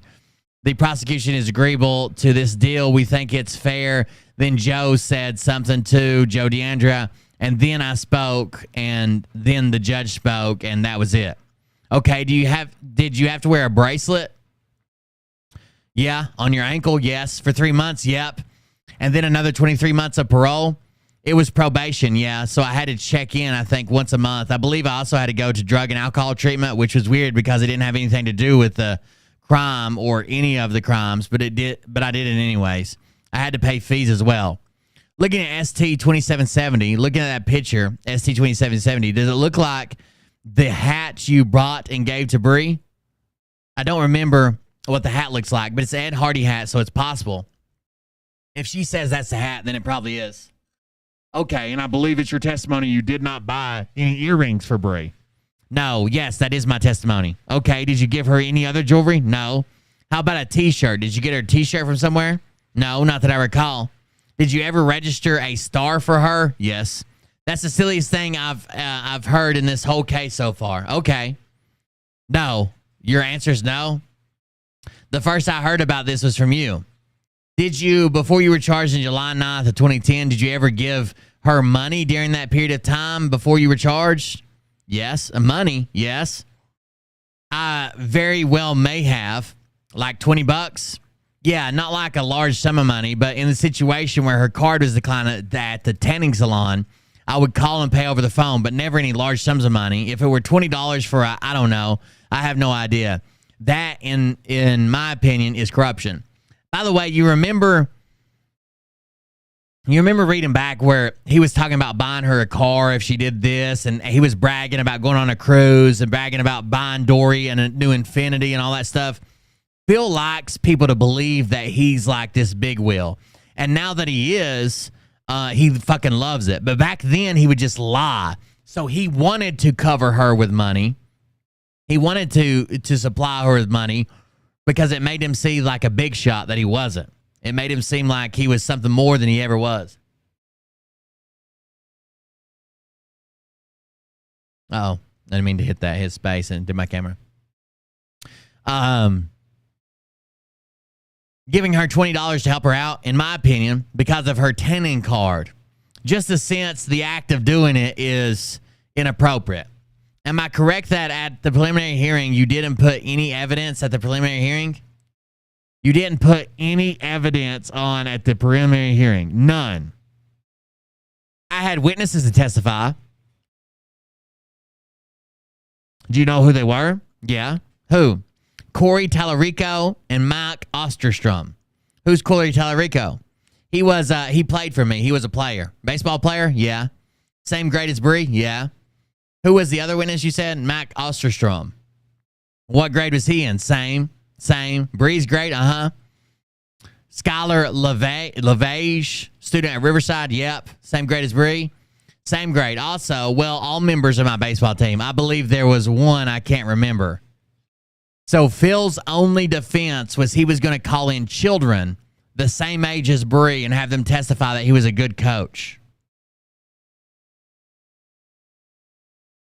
And what were the witnesses going to say? They were going to testify to the fact that Bree told them in a group gathering, I don't remember where it was or when it was, that the charges against me were fake, that they're not accurate. I think my team was looking for some sense of comfort. They confided in me. We were friends beyond, just coach and player relationship. That's the problem, Phil, you nasty fuck. We went to many tournaments together. They were in the process when I got arrested of going to a tournament, I believe in South Carolina. Maybe it was Buffalo, South Carolina. I don't remember which year that was. So I think they were looking for some sense of, did he really do this? Because it looked bad in the articles, after the arrest. So in the days after, they were at some sort of group event somewhere, and supposedly Bree told them that it never happened. Sure. You didn't have anybody lined up to testify at the preliminary hearing that the text messages were fabricated, did you? No, I didn't need to do that. It was an evidentiary hearing. They're what? They had evidence of the text messages, the same ones. The DA's office? The DA's office. Yeah, but did you you didn't have a witness at the preliminary hearing that was going to be there to say, nope, these are fabricated. No, we were going to do that at trial. At trial, this is not how this happens, by the way. At an evidentiary hearing, you would disqualify evidence. At trial, yeah, okay. Much like we're going to do now. So let's play. Let's play the packet. We're going to put clip 2 up, Phil. Video being played. So, Phil, in this video we're looking at from August 2022, marked as clip 2. That's you, right? Right. Those are your words, yes? That's all truthful, what you just said, yes? And so this packet included the Scranton Times article, several of them. Okay, did it include ST18? Yes. Did it include ST19? Yes. Did it include ST20? Yes. Did it include ST804? Yes. And that continues on 805?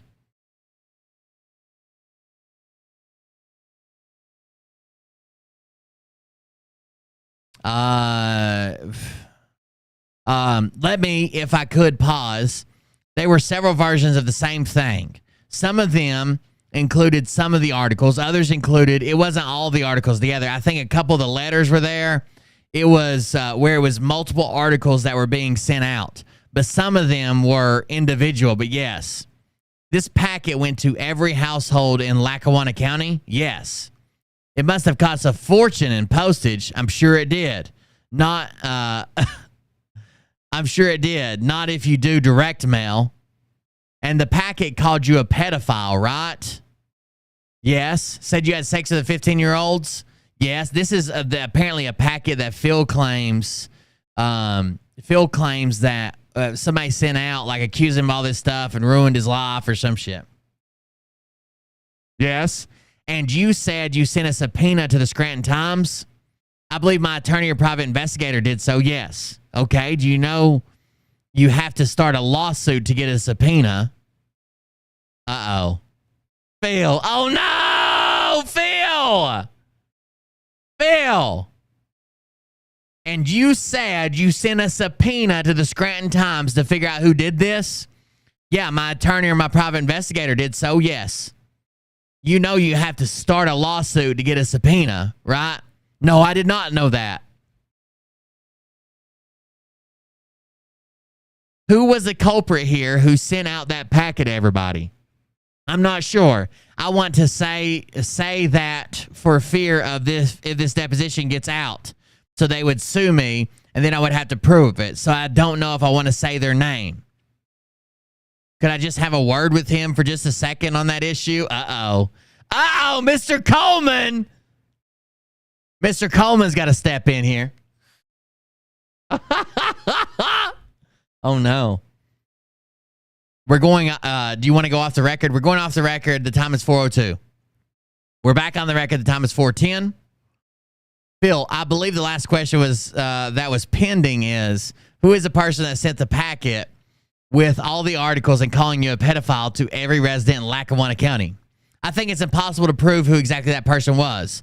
But what I could tell you is through some sort of, and you just informed me that it can't be a subpoena because there's no lawsuit, but some sort of actions, which I don't know what it was. We got the data from the Scranton Times website, and the biggest mistake that person made was when they were sending out all the envelopes, they did it digitally, and we had the receipt to the machine.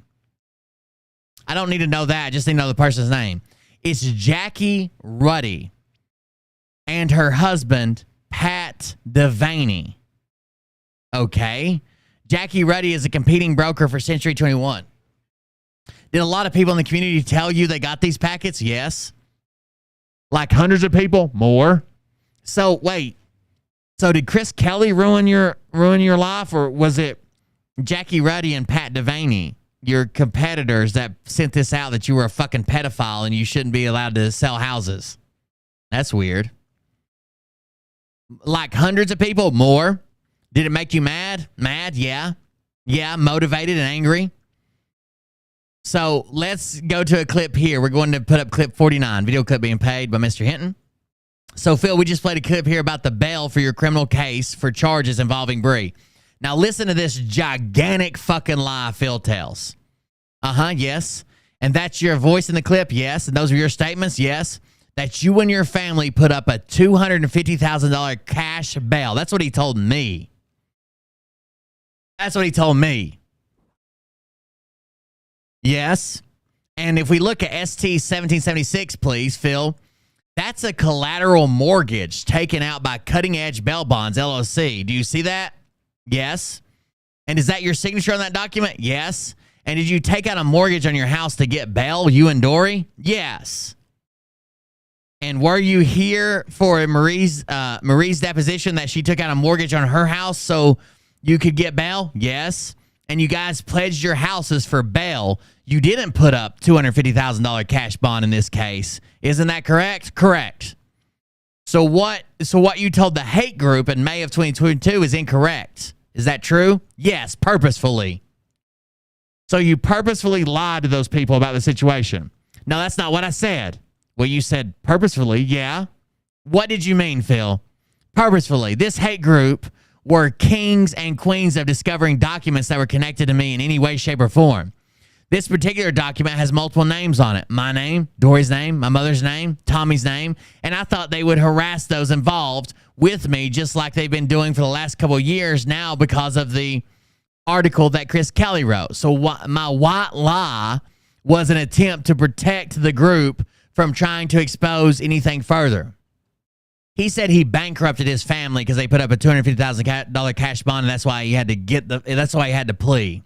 The lie is they put their houses on the line for the bond. And if he would have been proven innocent, they didn't spend a fucking dime. Hell, if he just showed up to court, they didn't spend a dime. Fees, processing, 10%. Okay, let's go to the next clip. Putting clip 14 up, video being played.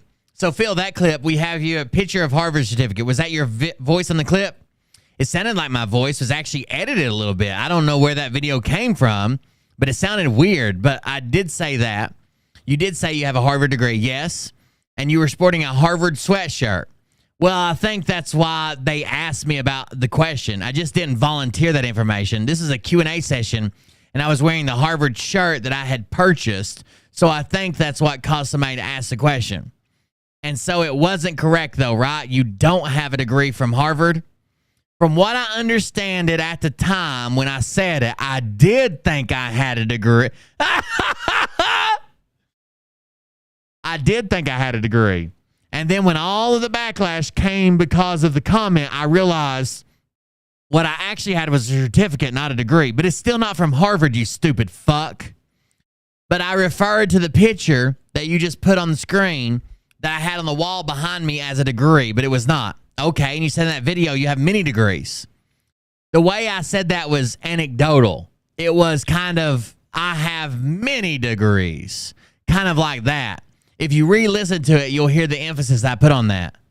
So you weren't being serious? I was trying to be funny again. I'm not really that funny. Sometimes my humor gets taken the wrong way. I don't have many degrees. That's something that I addressed in a later video. And again, that's why these videos are all out of context, because if you'd play that for another hour, you'll most likely hear me say what the truth actually was. So you got to listen to his whole video. He might be lying for half of it. You don't have any college degrees, those, right? No. My statement's correct, yes? Yes, your statement's correct. Thank you. So let's look at your resume you submitted to Riverside School District to become a baseball coach. That's ST540. And we're going to use this as a base here. So that's the resume you submitted to become baseball coach at Riverside. Yes? Okay, and you say right in the beginning of your resume, I like your consideration for the junior varsity baseball head coaching position. Do you see that? Yes. And you list your education as you graduated from Riverside Junior Senior High School in 2002. That's correct, right? Yes. And then you went straight to Duquesne in August, I believe it was of 2022. You would have graduated in May or June, and you stayed until like May of 2023. Yeah, those dates are wrong right there. So that's messed up a little bit. Yep. Right? Yes. And then let's look. I want to put a thumb on that page to compare it to. Let's start first with Johnson College. Johnson College is 1803, your transcript, okay? So you did go to Johnson College, correct? Yes. And here's your report card. Basically, from the fall of 2007, you got an F, a B, an A, a B plus, a C, a B, and a C plus, correct? Yes, the F was not a class, but yes. Okay, all right. So you attend a semester there, and that's on your resume. You sent to Riverside in 2007.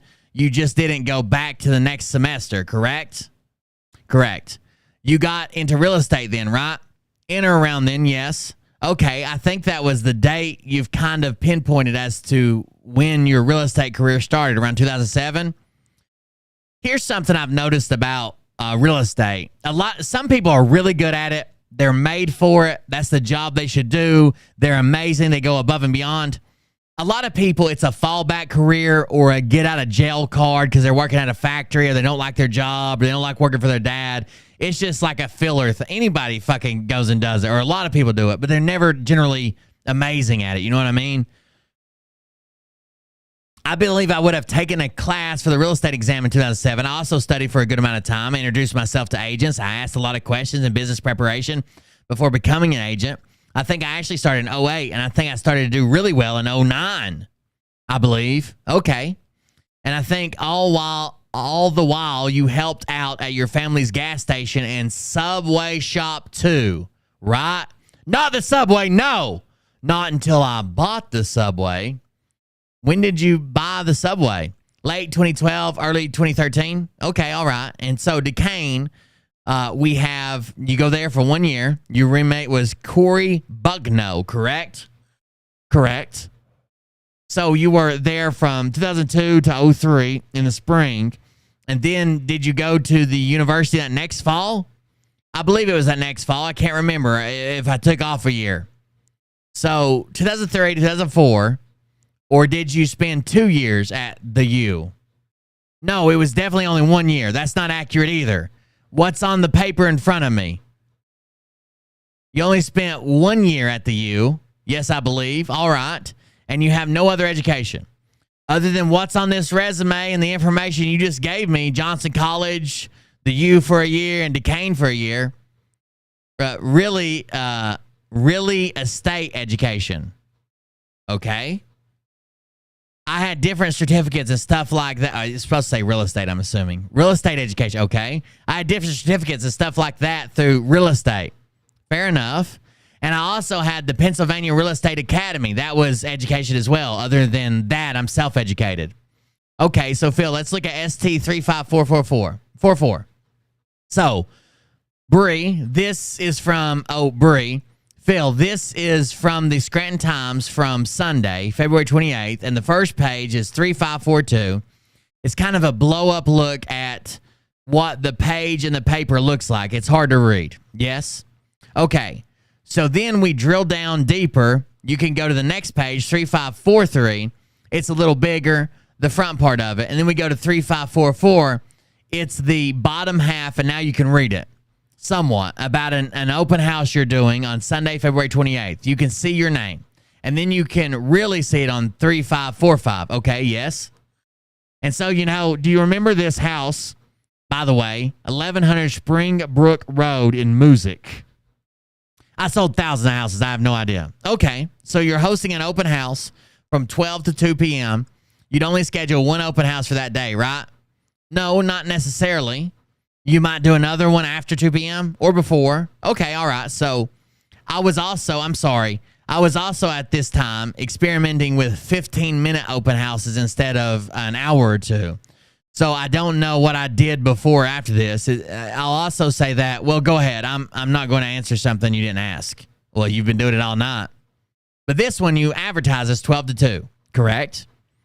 So do you have any doubt as to that's what you did that day? In terms of attending the open house, yeah. I didn't attend a lot of open houses. I had other agents attend them for me. Usually a referral fee was appropriate if they found a buyer that bought it that day. I didn't really have time to do open houses, especially when I was with Simeon. I was extraordinarily busy. And this date, February 10th, 28, the open house, no, it's February 28th. Oh, 28th, I'm sorry, of 2010? Yes. Yeah, so I'm trying to recall the house. I don't remember that house. I don't know if I would remember it, but What I'm testifying to is I don't do a lot of open houses that were scheduled, even though it said my name of people hosting. But as you sit here today, do you know whether you did or did not attend that open house? No, I would have no idea. Let's turn to the text messages. The Excel spreadsheet, this one here, can you open that up? You can keep your finger on that open house too. We're gonna look at 2811. Okay. Turn them sideways. Okay. Up at the top, there's a text message incoming from your phone number. Ha, sorry. I'm at the office printing shit. Ha. Then a symbol for love, I guess. Heart, outgoing. It's okay. What are you doing? Incoming on February 28, 2010. I have an open house in music at 12. Just getting stuff ready, and then the outgoing. I want to see you, Sai. Reply incoming. Come to my open house.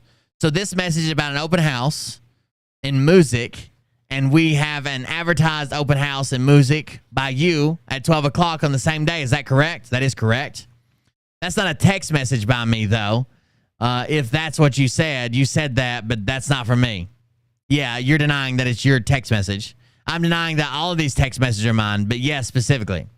When you read these text messages, do you remember that there's text message in here from 2010 about purportedly you buying an Infinity vehicle for Dory?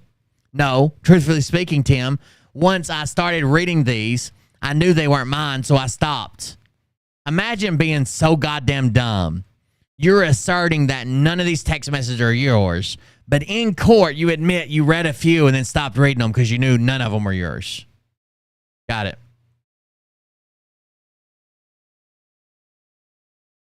Did you ever buy Dory and Infinity? Dory and I bought an Infinity, 2 Infinities. Okay, all right. An FX, a GX30 and a G38X and an F35. Did you ever take Dory on a cruise? Several cruises. All right. Actually, you can put that aside. The only thing I would question, Tim, if I may, the timestamps on these are after 4 p.m. Yes, GMT. Oh, so it's not Eastern? Okay. I would never allow an owner at my open house. There's no way I would have hosted that. Not if the text messages are accurate anyways. What? An owner at my open house. Just wait for a question, Phil. I'm sorry. Phil, firearms, okay? The guns. You made a post that we've seen. There's another lie. That we've seen a couple times in this case. Turn to 476, please. Okay. But do you recognize this post? Yes. What channel or what platform did you post this to? This appears to be a Telegram channel. I'm not sure. Okay. Are you, and so you write in here that you're in the process of interviewing several law firms regarding your libel case against the Times Shamrock Communications, correct? Correct. This is obviously before May 21st of 2021 when you sued. What was the date? Was that the date that I filed? Yeah. It's either the 21st or the 24th. Yeah, so it would be before that date. What page is that? Coleman just woke up. 476. So, and we talked about this earlier. In the middle of your post, you said, please be patient with me. I'm not going anywhere, but I've been advised to halt the live streams for multiple reasons. The strength of my legal case and the safety for my family. So is this what you're talking about earlier about there was a time that I halted live streams? Yes. It wasn't because of Dory. We showed live streams you did after Dory talked to you about not doing them anymore, right? Not necessarily. It was partially because of Dory. And as a legal case, once I realized that I did have a case, I was afraid that I was going to say something that would damage the case. You did. So many people, Tim included, and other attorneys that I talked with too, once they learned the circumstances of my show and all that, they told me I should probably not do that anymore. And that was obviously the same advice that Dory was, not advice, but the same pleading that Dory was offering me as well. So, and on the back of the article, things got really bad after that article was written in February. So the end of February, the second half of February, as well as March, had me afraid for a little while. So in this post, 476, you state, things are very, very shaky right now. At best, I am carefully navigating the waters. I purchased an AR-15 today, as well as a handgun for my wife, both for home and personal protection. I've never owned a weapon till now. Did I read that correctly? You fucking pussy motherfucker. Yes, and that's not true, is it? You did not purchase an AR-15 and a handgun, as you state you did there. I did purchase an AR-15. I never purchased a handgun for my wife, though. I said that as a deterrent for people that might be, because of the article, might have some sort of malice against me thinking that I'm a pedophile. He didn't purchase an AR-15. He can't own a firearm in the state of Pennsylvania. If he did, he's illegal federally and on the state level owning it. So let's look at ST 1576. Keep that page in your hand. We go to 1576, okay. Now, this is an affidavit of probable cause for a criminal case filed against you for 2 false statements regarding the purchase of firearms, correct? Correct. And it says February 17, 2021, you attempted to purchase a Stag Arms model Stag 15 TAC 5.56 millimeter rifle, correct? Correct. You didn't actually get that rifle, did you? No. Okay, is that the same thing as an AR-15? No, that's a different model, but it is an AR-15, but it's not the model that I ended up purchasing. Okay. Okay. Where did you get an AR-15 from? I don't remember his name, but it was a guy in Dunmore. And did you truthfully fill out the application for that purchase? No, you don't need an application for a long gun. I didn't know that. Yes, you do. Holy shit. Yes, you do.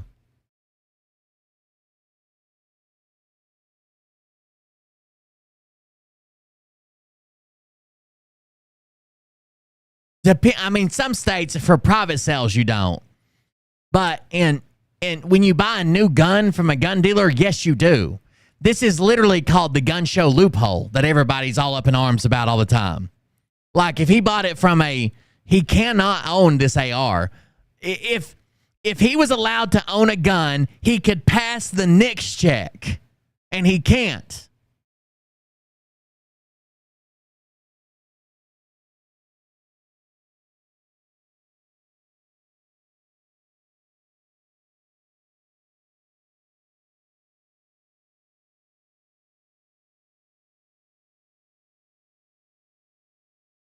Private sales do not require a background check, but you're not allowed to own it. A long gun is opposite of a pistol. That's the way the ATF classifies them. A long gun's opposite of a pistol. So if it's a rifle or a shotgun. Oh my God, stop. But he's not allowed to own it, or he couldn't pass the fucking he could pass the NICS check if he could own a gun. It's not. When you go to run a NICS check, it's not just to see if you can purchase a new gun as opposed to a used gun or a long gun versus a pistol. It's to see if you can own one at all. Oh my God. I hope he gets charged with this. Okay, the handgun you do in Pennsylvania, a long gun like an AR-15 or a shotgun, something like that. Long gun refers to the barrel length, I believe. You don't need to fill out an application for that. So when did you buy the AR-15? Did you say that was posted in March? It's sometime before the lawsuit. It's possible that I don't know if I bought it prior to this application or before, but I would think that I bought it prior to the application of the cabin and that this would have been my second purchase. It's possible, but I was declined for that purchase. So after you were declined for the purchase, did you then go buy the AR-15 in Dunmore? No, I believe it would predated the denial. So you were attempting to get a second AR-15 type rifle. Yes, I believe so. Yes. From what I remember, this was a very bad time for me. No, you were out on bail in the bank records bad checks case at this time. Now, you were out on bail in the bank records bad checks case at this time. No. Yeah, you were charged in 2020 in the Mariotti case. Yeah, but I was never out on bail. I was never incarcerated, so. Oh, so they didn't make you post any bail for the misdemeanor charges there? No. Okay. I think it was released on recognizance, ROR. But after you pled guilty, you had to give up all weapons, correct? Yes. As part of your parole, correct? And so who's holding the AR-15 now? I don't know if my dad has it or Amanda does. Amanda Torini? Yeah, she had it for a period of time when I was incarcerated. She may have given it to my father, and I believe it's at his house. But the statements here made to your followers are not true. I wouldn't say that. I would say that they're me being cautious, me being protective. Damn, I got choked up. Me being protective of my family. I wanted people to know that you understand, like, there's tens of thousands, if not hundreds of thousands of people seeing this, and your client wrote an article about me and said I was a pedophile. So I wanted all those people who are pedophile killers, because they're everywhere, to know that we're armed, okay? It was a deterrent post, but your wife wasn't really armed. No, she didn't like guns. And on this particular day, you didn't go out and get an AR-15 that particular day. We didn't discuss what particular day it was, so I can't tell you a particular day. If you give me the particular day, I might be able to figure it out, but we don't know that. So I've seen your lawsuit against Jeanette Geary, where you sued her for saying you were scamming seniors. Is that correct? Amongst other things, but yes. Yeah, and you couldn't get service on her, and you kind of gave up on the lawsuit. Is that correct? We voluntarily withdrew the lawsuit. I do know where she lives now, but I think the case in front of me is more pressing. Okay? And you've threatened suits against Will Bird, Jordan Sather, Charles Kizis. Is that correct? Kizis, I think, is his name, but yes. He's a kid you know from Riverside, right? I knew of Kizis. That's Melon. I think he was in my 5th grade class or my 4th grade class. He was a nobody. He was a nobody in kindergarten. I think he left school district after that. If he was in Riverside School District, I don't remember him, but I know of him. So Jordan Sather defamed you? Oh, yeah. Charles Kizis defamed you? Yes. Jeanette Geary defamed you? Yes. Rolling Stone Magazine defamed you? Absolutely. The Daily Beast has defamed you? Yes. The Young Turks have defamed you? I don't know who that is. They have a television show, actually. They do. Have they? They're on TV. No. Have they defamed you? I've never seen the show. They went through your criminal history. You could go through my criminal history without defaming me. They said you slept with a minor. Well, then they defamed me. Brian Cates, oh yes. He's defamed you, yes. Have you sued any of these people? Not yet. Why not? This case is more important. Do you realize the statute of limitations in most jurisdictions is 1 year? I've mentioned this several times. It's 1 year. 1 year. Who the hell is Will Bird? Sounds like a douchebag. My attorneys know the statute of limitations. Do you realize many of the statute of limitations for cases against these people has already expired? Based on the point of defamation from what date? From the date of publication. It's ongoing. No, from the date of publication. Of one particular article, there's been subsequent ones. So they keep defaming you? Yes. How did you resolve things with Thaddeus Rucker? How did you get him off the air? Did you pay him? Thad Rucker? No, I didn't pay him. Thad Rucker. That was Mr. Pull to You, that guy under the handle. Was that his handle? I don't know. Yeah. But I know a Thad Rucker, and a Thad Rucker had a YouTube channel which appeared to be dedicated to me, where I drew the line, and when I started digging, a lot of people have YouTube channels dedicated to me. They don't necessarily agree with the things that I say, and they think that I'm lying because I say them. So Thad Rucker would, anytime I spoke or anytime I did anything, would just decimate that information into, I guess, disseminate it into, a laughable offense, and everybody laugh at Phil. But then he brought my kids into it, okay?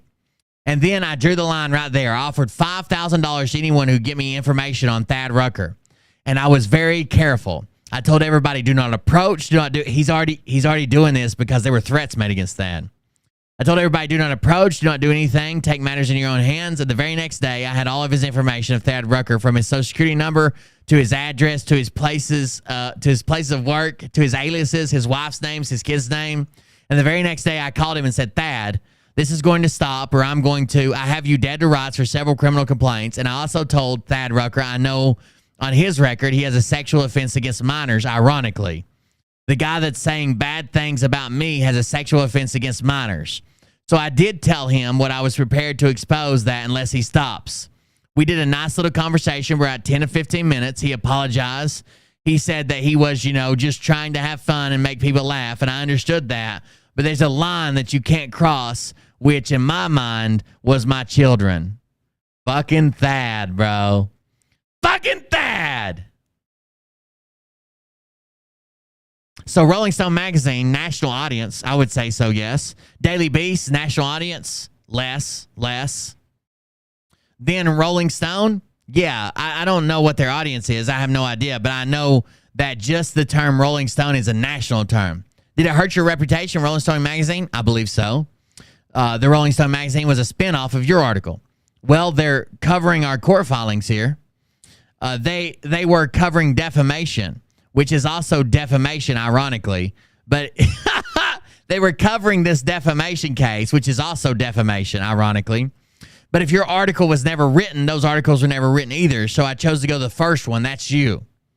So did you ever meet Larry Holeva? I believe he was at our hearing on February 6th. He was sitting next to Chris Kelly. I don't think so. Then no, but even then I wouldn't have met him. Do you know what his role is for the Scranton Times? I think he owns it. Is he the editor? No, he's an editor. Okay. Is he Chris Kelly's editor? I don't. Okay. Phil doesn't even know who Chris Kelly's editor is. By the way, he told me Chris Kelly's editor was his wife. Do you know whether he had any involvement at all in the article what Chris Kelly wrote? If he's Chris Kelly's editor, I believe that he has to approve what Chris Kelly's articles are. So I think that is his role. Do you have any information that he edited Chris Kelly's articles? Unless I'm not remembering, not that I'm aware of right now. Do you have any information that Chris Kelly knew that you did not have sex with Bree when she was 15 years old? I'm sorry, you're asking me the state of mind of another person? Yeah. Wait. Coleman woke up. Wait. Objection. You're asking him to speculate about what Chris Kelly might have known? Well, yes, I am. No, I would have no idea to someone else's state of mind. Okay, so for instance, do you have any knowledge on or information that Chris Kelly was out to get Phil Godlewski by writing that you had sex with a 15-year-old? Objection. I think the article speaks for itself. Yeah, but do you have any information that he knew that was false when he wrote it? He didn't have to have information that he knew it was false. He has to prove what he's saying prior to writing it. All of your discovery is glitz and glam. He didn't have any of this before he wrote the article, so that's wrong, Phil. He doesn't have to prove it before he writes it. He just has to believe it and have some corroborating evidence. Okay, but did he know what he was writing was false? That's my question. If he didn't, he should have. Okay. Because the means were out there publicly, public knowledge to gather the correct opinion. The correct information and opinion in this case. It's gross negligence, and that's bad. So he didn't investigate good enough. That's your contention? Objection! He must not have. Otherwise, he wrote what he wrote on purpose. But that's not what I'm getting at. Do you know that he purposefully wrote a falsehood about you? Objection, asked and answered. Already answered that. I don't think so. He danced around on this. I just want to get this done today.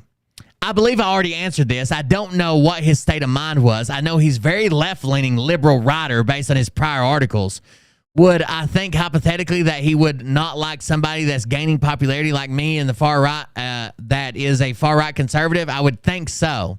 I think that's why he chose to write the article to begin with. He didn't have to write an article. It wasn't a choice to write this article or lose your job. He chose willingly to write the article and then apply gross negligence to the facts of the article. And he represented those items that he wrote as facts and they were completely false. Do you have information that Chris Kelly entertained serious doubt? The reason he's asking these questions in specific ways, like entertain serious doubts, this is all part of proving the actual malice, right? Or that he should have known or he knew. He's serious doubts about what he wrote about you in terms of having sex with a 15-year-old. He should have had serious doubts. I had a text conversation with him about it prior to the article coming out on February 12th. But I'm asking subjectively, do you know what was in his mind when he wrote this article about you? I would have no idea what someone else's state of mind is. Neither would you. Neither would anyone. I can't tell you what he was thinking. You could ask him. We will for sure. You lost your case, Phil. Unless Chris Kelly comes on the stand and says, I knew all this was bullshit. I just fucking hate that Godlewski guy. Then you're fucked.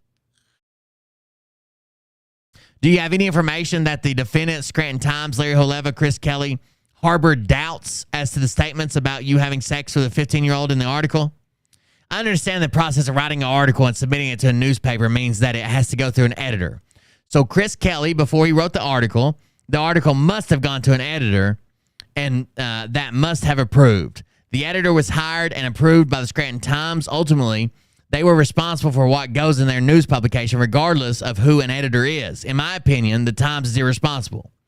You called it gross negligence. Is that correct? My term, yes. Just did not properly investigate the story.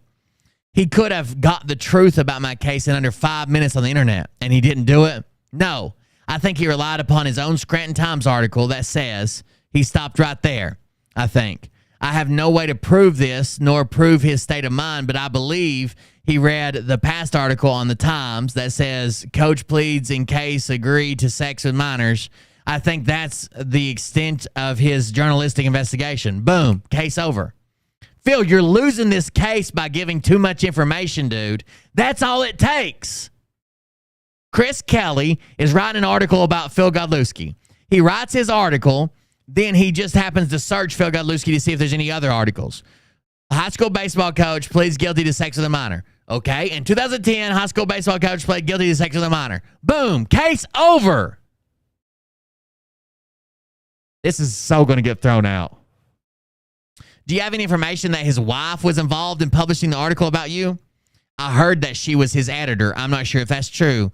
Some people have told me that. And where did you hear that from? I don't remember. By the way, it's not true. It's not true? No. Okay, good. Is Holeva his editor? He's an executive editor. I'm sure you got his name off the masthead. It's exactly what he did. He got his name off the About Us section, blah, blah, blah. I don't think he was the editor. Maybe somebody else needs to be added. I don't know. Ultimately, though, I think the Scranton Times is irresponsible because they put these people in place. If they're, he doesn't even, one of the guys he names, he had nothing to do with his article. Nothing. And Phil's just like, I think is he the editor?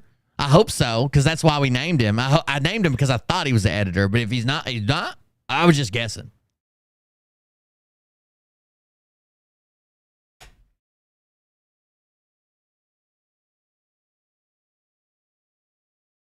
Jesus Christ. Times are irresponsible because they put these people in place, and if they're allowing defamatory, slanderous articles like that to be written, they're responsible for their own content. They print it. He would have no chance of getting the Harold Holeva or the Times. He doesn't have a chance of getting Chris Kelly, but that's probably the closest tangent he's got to getting somebody.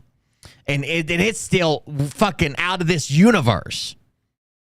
Now, would you agree that based on everything you know, Brianna Bree did initially tell the police that she was involved in a sexual relationship with you? Initially, when she went to the police, I believe she did initially, yeah. And then you received information that she tried to recant that story several times. And are you also aware that the detectives, Michelle Mancuso particularly, said to her, Bree, we have the text messages between you and Phil. We know it's still ongoing. Were you aware of that? I was aware. I wasn't aware of that specifically, but I was aware that they declined her request to recant, and they said, this is what she told me. They said that if you recant, we may have to file against you for filing a false police report. Never. Against a 15-year-old, never. Especially when the text messages do exist, never. That's a felony in Pennsylvania, and I was 16, and as a 16, 17-year-old kid, I don't know what I would have done in the situation, which is why I didn't necessarily blame Bree for what had happened after that. I believe there was also, I don't want to call it conspiracy, but also some sort of influence from the DA's office by the hand of Michelle Mancuso, who's a detective, not in the DA's office. Or Justin Leary or Cole Charno that stopped Bree from doing the right thing before it got too far. She pled the fifth on the stand to reverse all of that. Did you know in advance that she was going to plead the Fifth Amendment on that day? No. You didn't know? I was surprised. Joe was very surprised.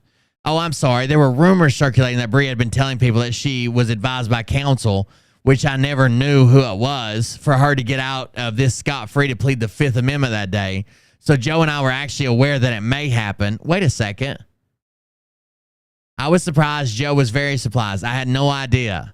Well, there was rumors, so we were kind of aware that it may happen. When it happened, we were very surprised because we heard lots of rumors in this case that didn't necessarily pan out. But yes, I did. I was made aware through rumblings, private investigator, as well as Facebook and different comments that you saw in different areas, that she was thinking about doing that. Phil, who I questioned you on February 6th in front of Judge Menorah about the financial opportunity that you were offering to Bree in late May of 2021, I believe it was. Yep. 2022. I forget which one. Tell me again what the financial opportunity is that you were offering her.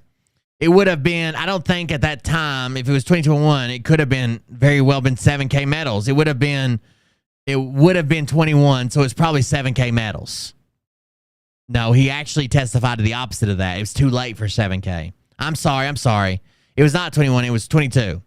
It was not 7K medals because in 2021, you started 7K medals after you came out of jail, correct? So you came out of jail in August, so it would have been May of 22. May of 22, like May 28th, you sent a text message to her about a unique financial opportunity. So you had already got 7K medals going. Yeah, so it was a 7K. Yeah, it wasn't Goldco either because, no, it couldn't have been Goldco. It was most likely tax refund or max refund, rather. Yeah, but that's not a multi-level marketing company. Oh, in this case, it would have been. So Rumble and I ended up partnering with a company that's called EZERC. It's a massive $600 million ERC benefit company. There were conversations between me and Rumble of whether we partner with a massive company like that or I put my own team together, and instead of only getting a portion of the commission from EZERC, we get all the commission. And that was a big difference, huge. Millions and millions of dollars, huge. This is not true. He's not talking to Rumble about partnering with a tax rebate company. Shut the fuck up.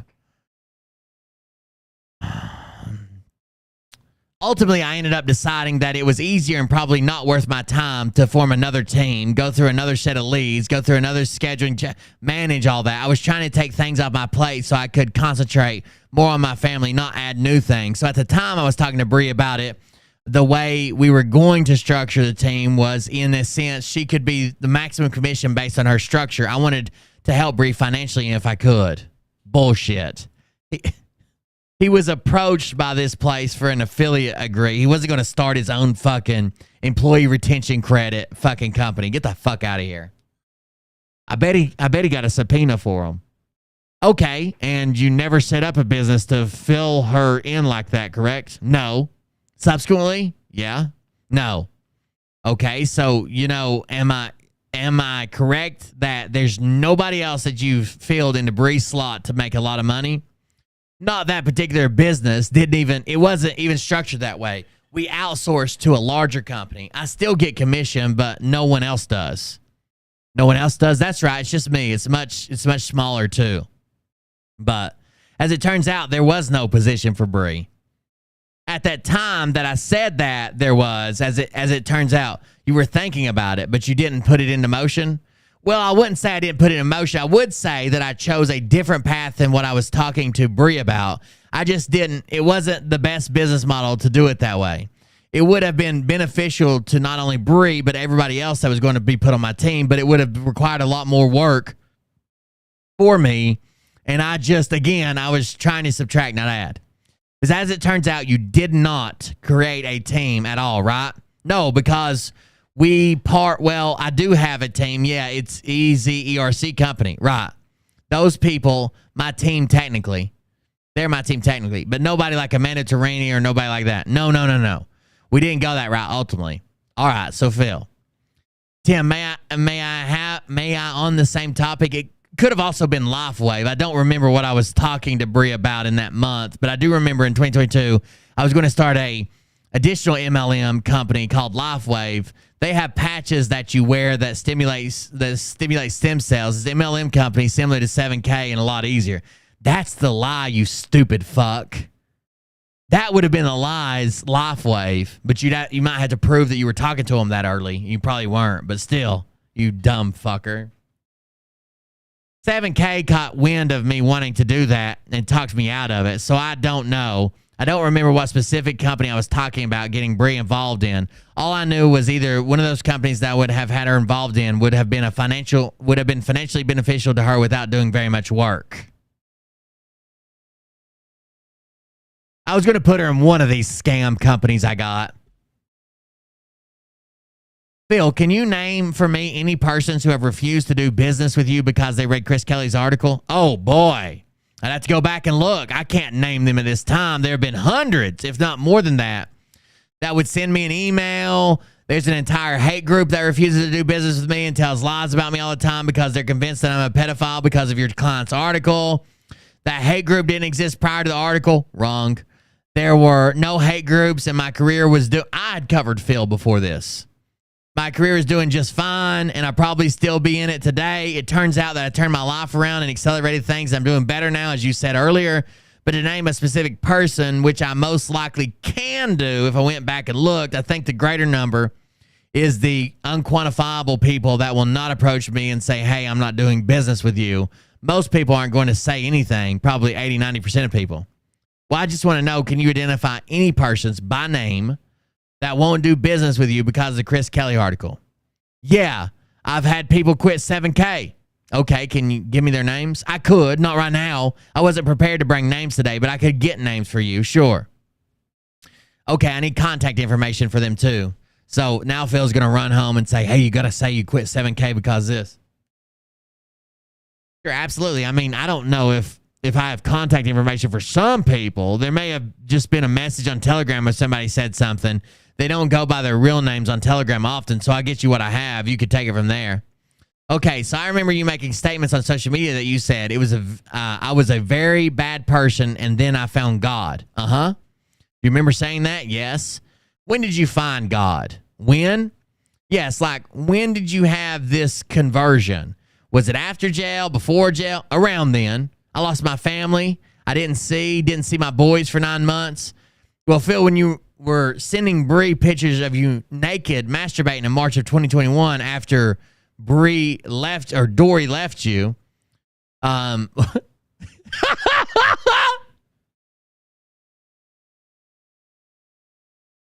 Dory,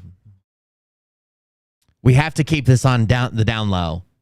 But I could have a very, very, very small, tiny, minuscule windfall that I'd be willing to send to you if, for some reason, that naked masturbation video ended up in my inbox. Just saying.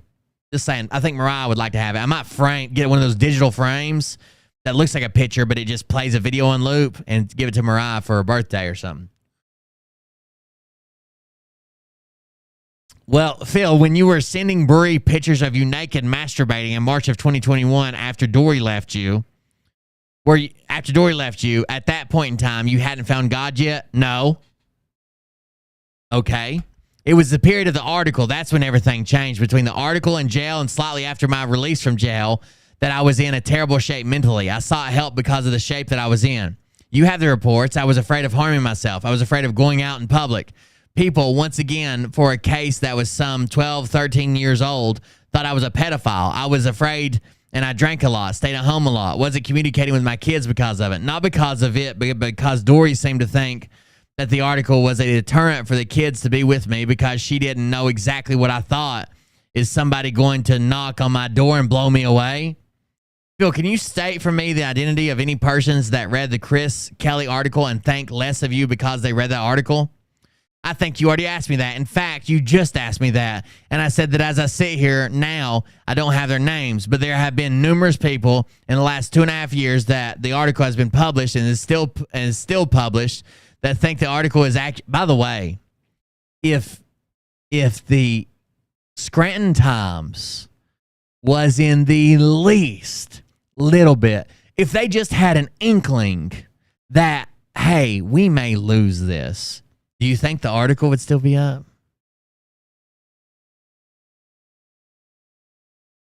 They were just bought out by another corporation. You don't think that corporation would say, hey, take this shit down? Mariah, do you still have all my naked masturbation videos for when I go to court? And it's caused hate groups to form, which drive by my house, send nasty messages to my friends, my in-laws, my new in-laws, anybody I tag on Facebook. All sorts of messages get sent to all these people, including messages to me, and I will absolutely share that list with you. Do I have it right here? And I can say, here you go? No, but it's been bad. Again, bad. Phil, you've said your damages are not able to be calculated. I think I said it's unquantifiable, but yes. And that's your truth. They're unquantifiable. 100%. How would I prove how many people don't follow me because of the article? Do you know, Phil, that in this case, you've already stipulated that you have no economic damages? I don't need economic damage. My income has gone up since your article, right? So I'm not suing for economic loss in terms of that. I'm suing for what the article has already done and will do in the future. The article has been published now and on the website for 2.5 years. How do I know that one of my children isn't going to go to a birthday party someday and say, and get called, hey, your dad's a pedophile? Can you put a number on that? Because I can't. It's unquantifiable. Phil, do you have any persons that you were friends with before the article that said, Phil, I'm not going to be friends with you anymore because I read what Chris Kelly wrote about you and I believe it? Tim, that's not something that happens in real life. People don't come to you and say, hey, I'm no longer going to be friends with you because of an article I read.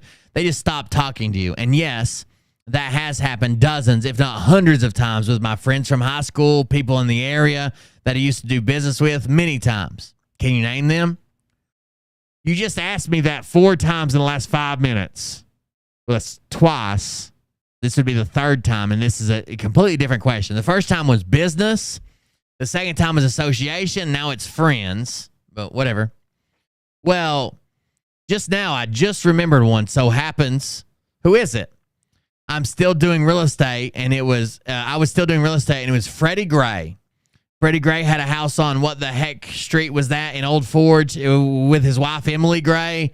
They canceled their listing with me, a $200,000 house. Again, I'm not suing for economic loss, you know, that you said that.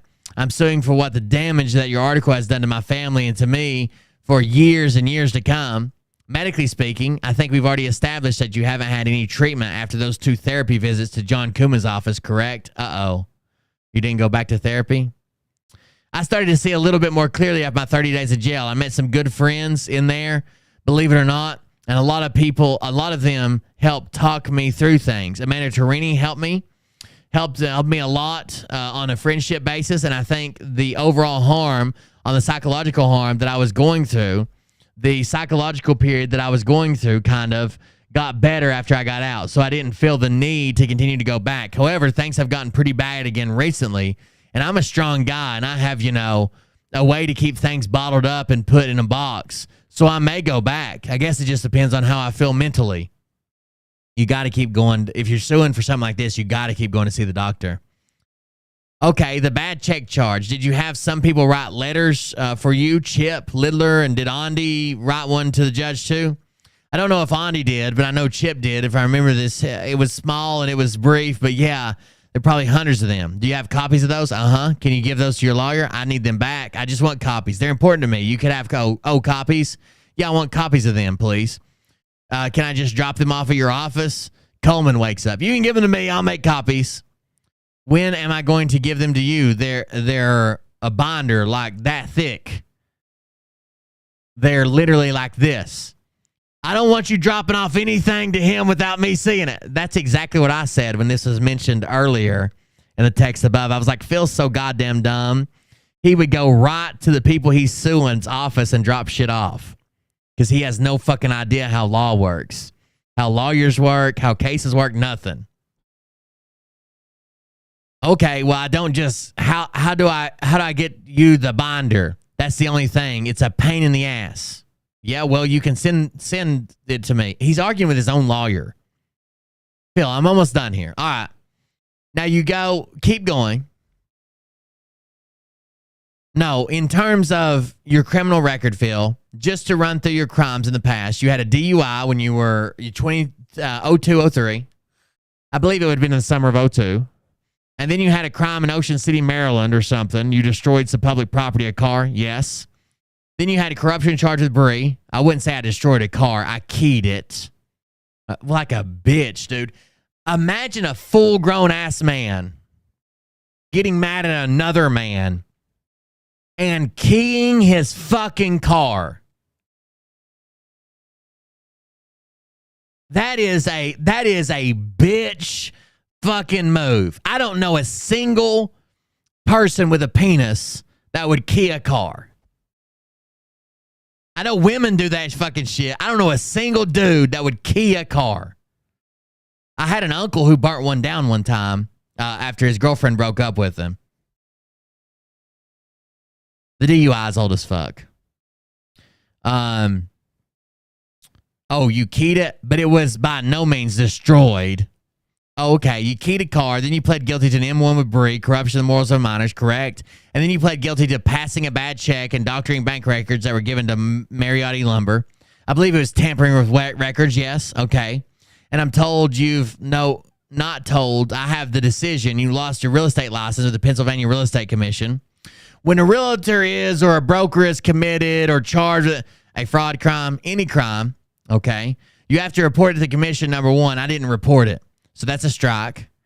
That's a strike. Doesn't look good when they go to decide your fate, in other words. Number two, they sent me many the biggest packets, so many packets. Big packets, certified mail, and they asked me to explain the situation in a certain amount of words. I never replied. So I wasn't going back to real estate anyways. Whether or not they revoked or suspended, it was irrelevant to me.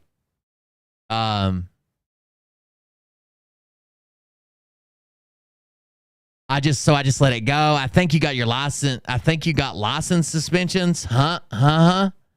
Nothing. No driver's license suspension. Oh, driver. I thought you meant my real estate. I've had my driver's license suspended a couple times. Yeah. All right. And then you had a false statement charge involving gun applications. 2 counts of false statements on gun applications down in Wilkes-Barre, February 20th or February 20. That was only 1 count. I think there's 2 counts, 2 different applications, and you talked about it on social media. I did. I was. It was conviction of a misdemeanor for that, $50 fine. Okay, Phil, those are all the questions I have. We're good. We have no questions. Thank you. Videographer. We're going off the record at 5:06 p.m. This concludes today's testimony given by Phil Godlewski. The total number of media units was 5 and will be retained by Veritex. So this ended at 5 p.m. What did it start? Hold on. Because Phil said 8 hours pretty consistently, right? Was it 8 hours?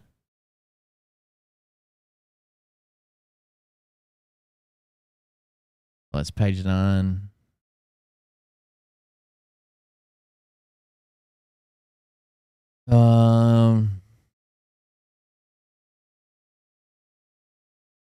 Nine to 5. So I guess, yeah. 9:13 is when they went on. But they took a couple breaks and they took an hour and a half lunch. So really, was it 8 hours? I guess I can give that to him. Anyways, that is Phil's testimony in his case. Back to the bottom. Let's see what we got. What'd you got? And then Coleman doesn't, Phil to this day has not deposed. Okay, discovery ends in December 31st. The judge already ordered it. Phil has not deposed a single fucking witness. Not a single one. It's all they can do to get Phil to answer the questions. I think Phil may have already decided he's going to lose this case, but he's got to milk it for as much content as he's already upside down. He's already paid a shit ton to the lawyer. If it's going to get dismissed in January, he might as well keep paying that. This can't hurt just in case it doesn't get dismissed. And I think he's milking it for as much content as he can. What do you guys think? Crown Pratt, court reporter. I got a small dick, but wait till it get hard. She gonna be like, damn. Shit. Oh yeah, you're welcome.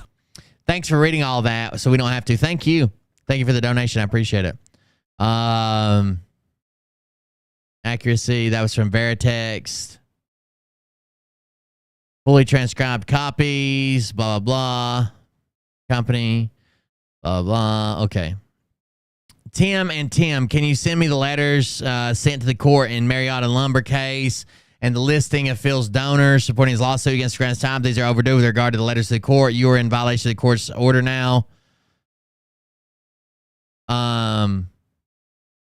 Is everybody in this named Tim?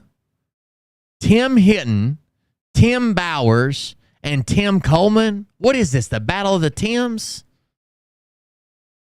Anyways, dear Tim and Tim. I think that Tim Hinton likes saying that. Dear Tim and Tim.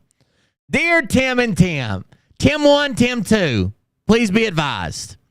Phil testified on Tuesday he has a notebook full of characters, letters, and emails that were provided to the courts in Phil's bad check criminal case. Can you please get the notebook and send me a copy of all the letters?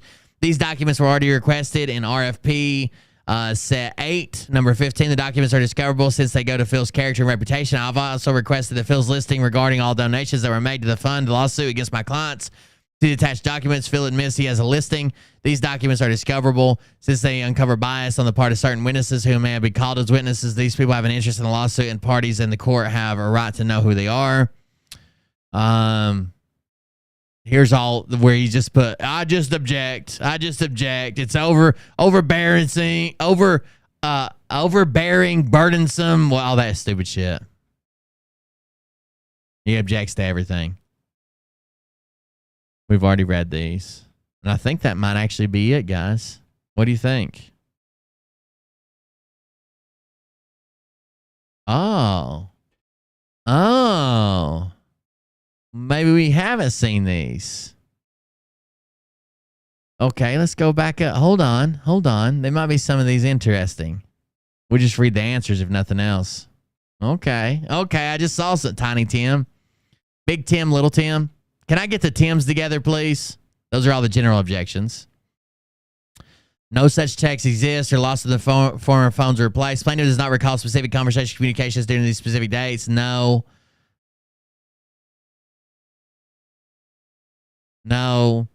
Engaged to Dory in 2007.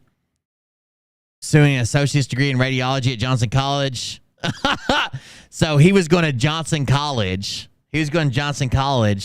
To be he didn't know what the fuck he was going. He's such a fucking loser, dude. So like he was supposed to play baseball, couldn't hack it. He's supposed to go to Johnson College to be a radiologist, couldn't hack it. Come back and worked as a baseball coach. And then suddenly he's like, I'm going to be a real estate agent. I'm the best real estate agent ever. Were you employed at Osmolia's cell service station? Did you reside? Did Nancy and John Godlewski convey real estate 430 Cayuga grants to you and Dory Gallagher? Yes. Was she employed at the Hampton Inn in Scranton from 2008, 2010? He doesn't recall. He doesn't even know where the fuck she worked. Seized and searched by detectives were the Infinities. Like, look at this. This right here shows he's not cooperating. Did you purchase or lease an Infinity vehicle for Dory Gallagher in 2009, 2010? I don't remember the dates. Fuck you. Were you on here when Will got more than? Oh yeah, I got that finally. I just got to get 12 streams in 30 days now. I got a stream here tomorrow, I guess. Plaintiff does not recall. See response. Plaintiff was never employed by Osmolia's Shell service station. Identify your uncles you worked with at Osmolia's. That's not true. I don't know if he did it for free or under the table, cash on the table, but Phil worked at that gas station and that fucking Subway.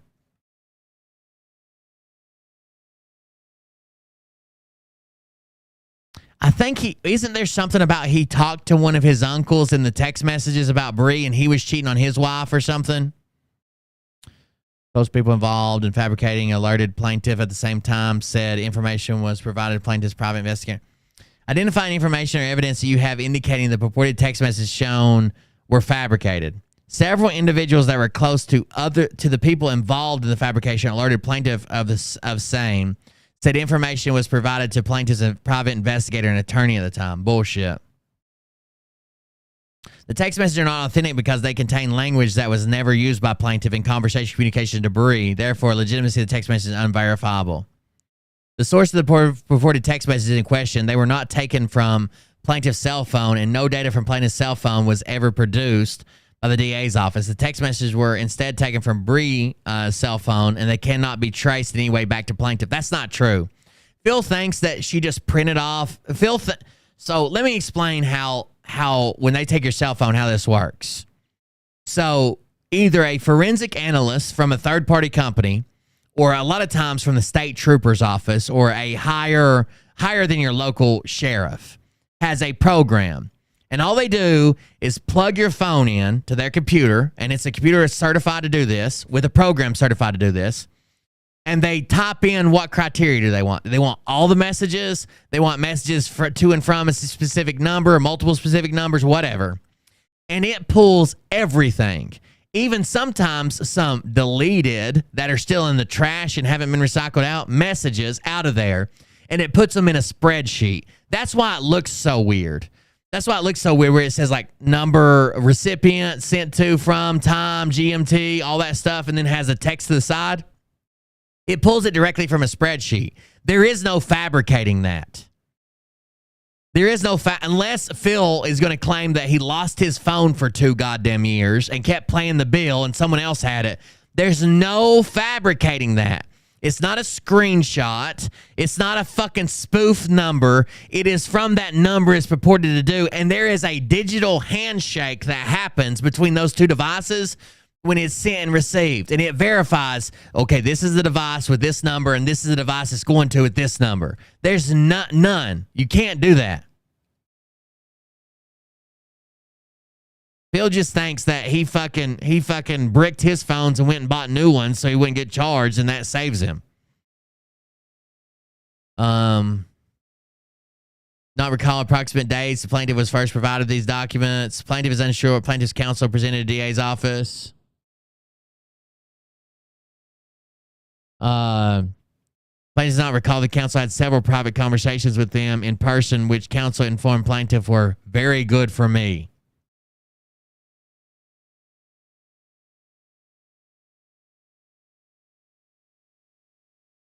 The source of the purported text messages are in question. They were not taken from the plaintiff's cell phone. Cannot be traced in any way back to plaintiff. Bullshit.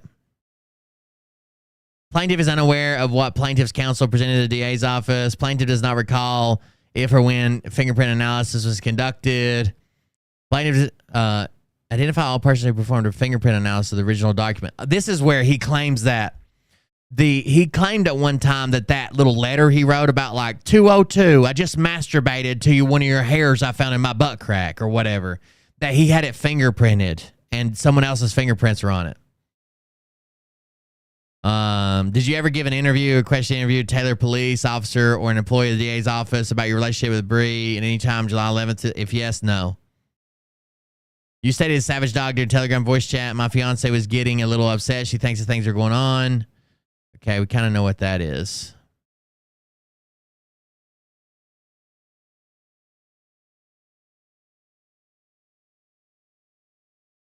True and accurate transcript of verbal statements. No, plaintiff is not referring to plaintiff's actual or real text message communications with Bree.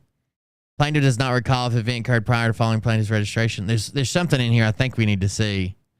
No, plaintiff never deleted any text messages between plaintiff and Bree from plaintiff's 2010 case. Sure.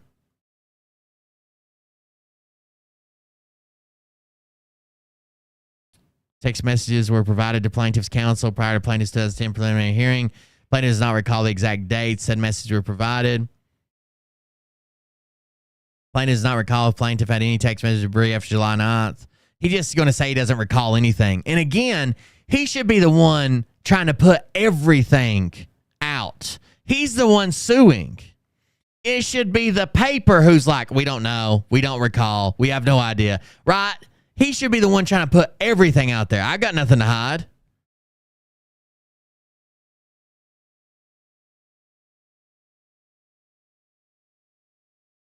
Plaintiff should have known such prior engaging conversation as such plaintiff believes he corrupted. It is plaintiff's personal opinion, but it is plaintiff's belief that it is plaintiff's personal opinion, but it is plaintiff's belief that the basis of plaintiff's relationship with Bree was improper, as she was almost 10 years and 3 months. younger than plaintiff, and her mind was not able to interpret reality in the same way plaintiff. Plaintiff believes Bree assumed many things to be true that were not because plaintiff is older. Plaintiff should have known prior to engaging in conversation. As such, plaintiff believes that plaintiff corrupted Brianna's morals, which is why plaintiff pled guilty to the same.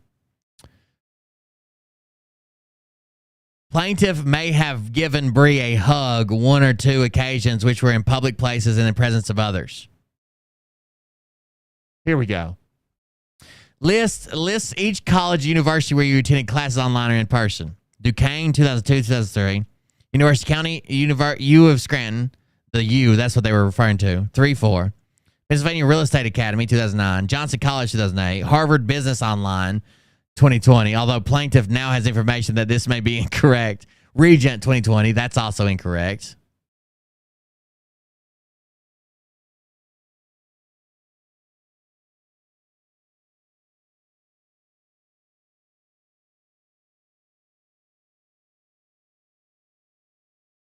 Here we go. State the number of your paid subscribers each month on local since you began live streaming. This has got to be wrong, right? This has got to be wrong. That's the number of followers. That's not paid subscribers. 27. He'll have to produce documents for this. That would be $400,000 a month.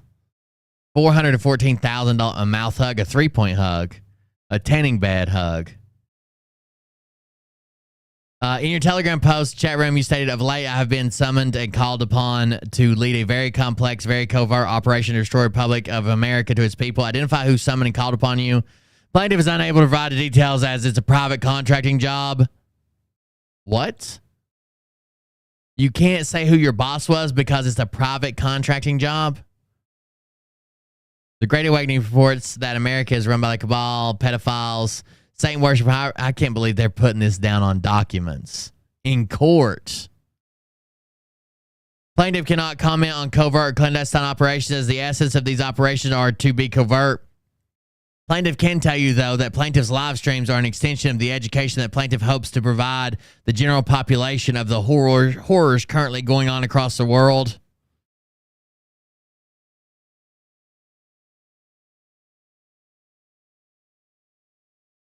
Here's one. Plaintiff does not recognize the term QAnon, therefore cannot claim to be the leader or something that is not defined. Plaintiff does believe, however, that plaintiff is perceived to be a leader of the Great Awakening movement.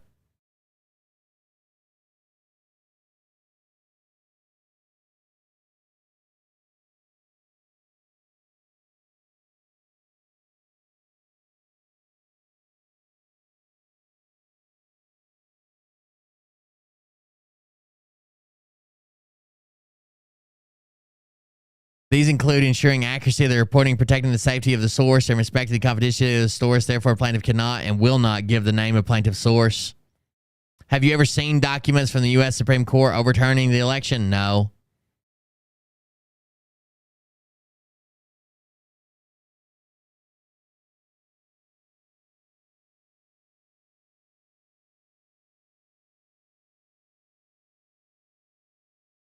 This is 4 questions. No.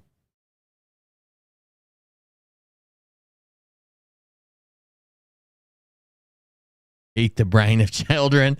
I think he's fucking with him.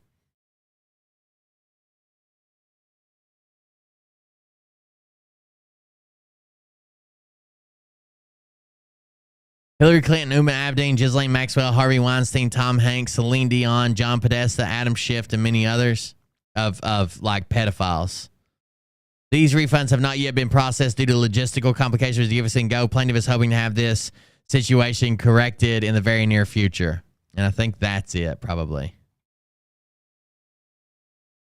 There you go, boys. Hope you enjoyed it. You guys want to watch the last DUI video to round this off here?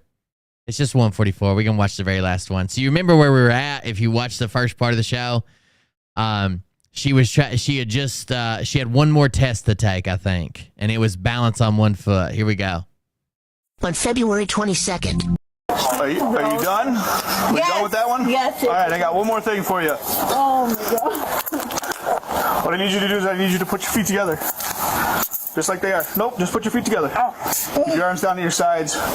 Count your steps, or your count the seconds out loud. Look down at your feet. You may begin. 1, 2, 3, 4, 5. All right. Okay. Is that it? Yes. Okay. Go ahead, turn around for me. At this point, I am placing you under arrest for DUI. Take your hands out of your... Yeah, they're getting paid. The lawyers don't care. One of the lawyers has already said in front of the judge several times, like, I just want you to know these are not my beliefs. I'm just representing a client. I don't believe this. I'm just representing a client. Like several times he's already said it. So they don't believe anything Phil says. They're just getting paid. No. Just let him.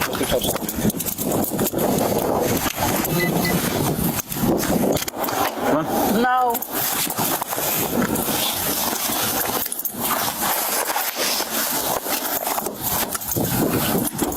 Okay, can you go into my car? We will be. No, can you go into my car right now? For what? You're not going into your car. You're going into my car. No, I need to... Come on. Get in the car. Have a seat. Oh, can you go into my car right now? Sit up in the seat. Can you go into my car? Okay, you want an additional charge? Please just cooperate. You are under arrest and you've been told that 3 times now. So please get in my car before you get additional charges. Please. Can you let me know what I'm getting charged for my car? You're getting charged for driving under the influence. What is my car charge? Get What is my car being charged with, guys? in the car. No, what is my car charge? I've already explained it to you. Get in your car. You're not making any sense. Get in the car. What is my car charge, guys? What is my car charge? Why do you charge my car? Please just listen. Just get in the car. You putting dead weight and not listening to us is not helping the situation. Well, what is my car charge? Your car is not getting charged. You are. I'm not saying that there's anybody in my car. I'm saying I'm what asking is you the to- lady that's charged with my car? I am asking you to get What is the lady that's charged with my car? Right now! in the car for the last time. Please get in the car. I'm saying... I don't care what you're saying anymore. Get in the car.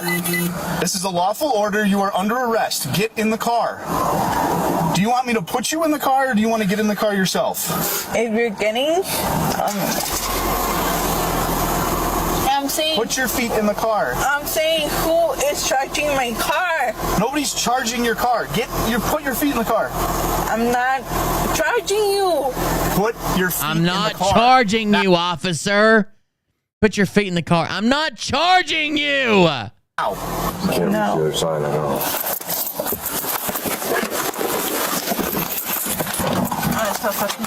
No, Little bitch. Little bitty bitch. No, you're under arrest. She said, are you letting me go? No, you're under arrest. Because you're driving under the influence of alcohol. Miguel Morales was transported to the police department jail and charged with DUI. Are you Miguel Morales. There you done? go.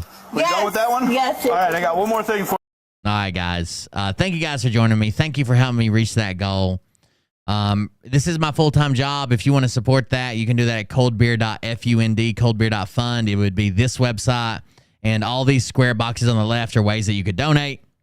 This very bottom one just goes straight to my PayPal. We have Buy Me a Coffee. Join our Patreon for extra content, the Gun and Bomber, and Dono clip. If that's something you're interested in, thank you very much for the support. I appreciate it. Thank you for helping me reach my goal of 300 unique chatters tonight. There's only a couple more things I need to do now. I think I need to do 2 more streams within 30 days, and I'll be good to go. So thank you, guys. I appreciate it.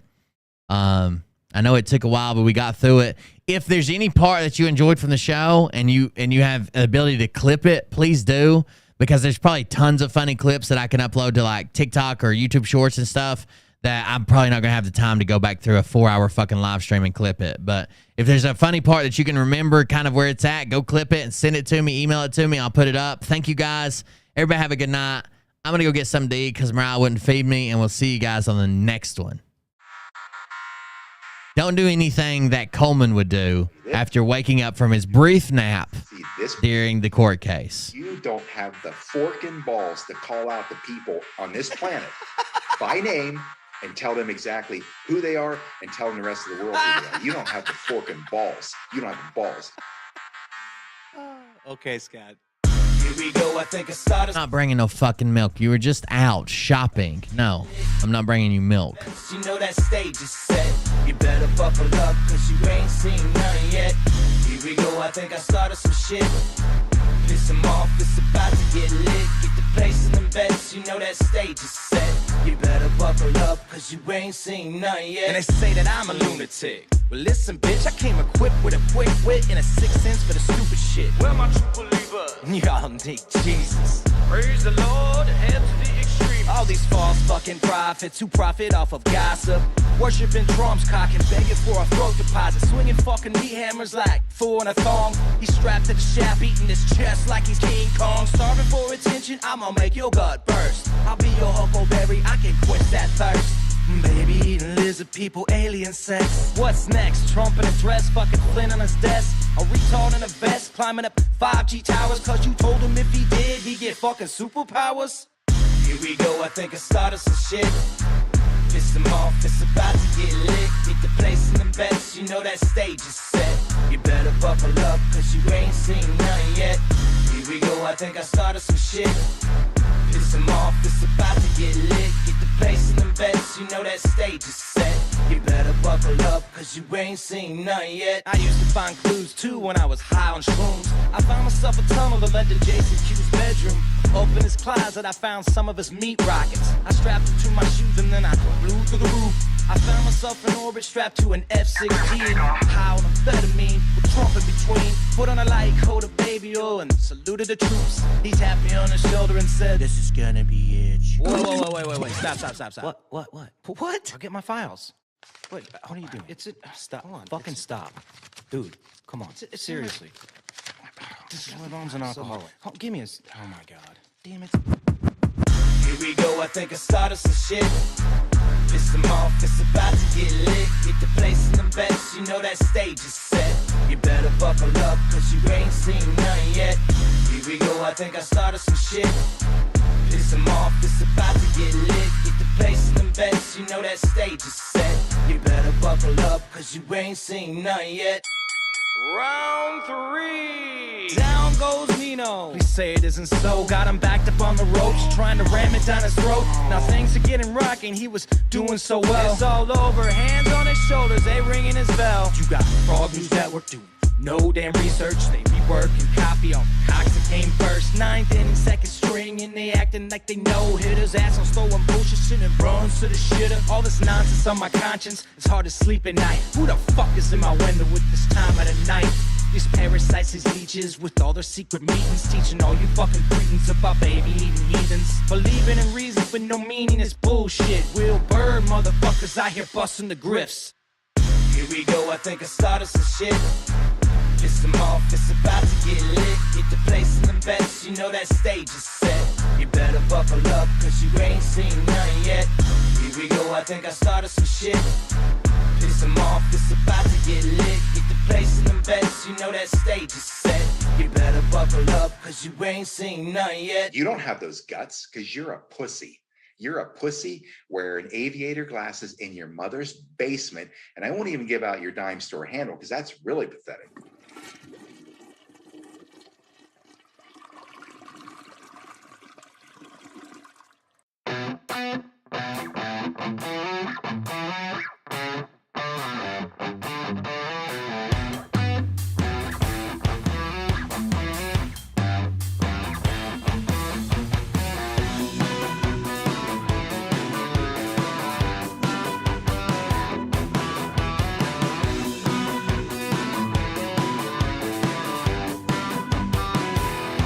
Have a good night, everybody.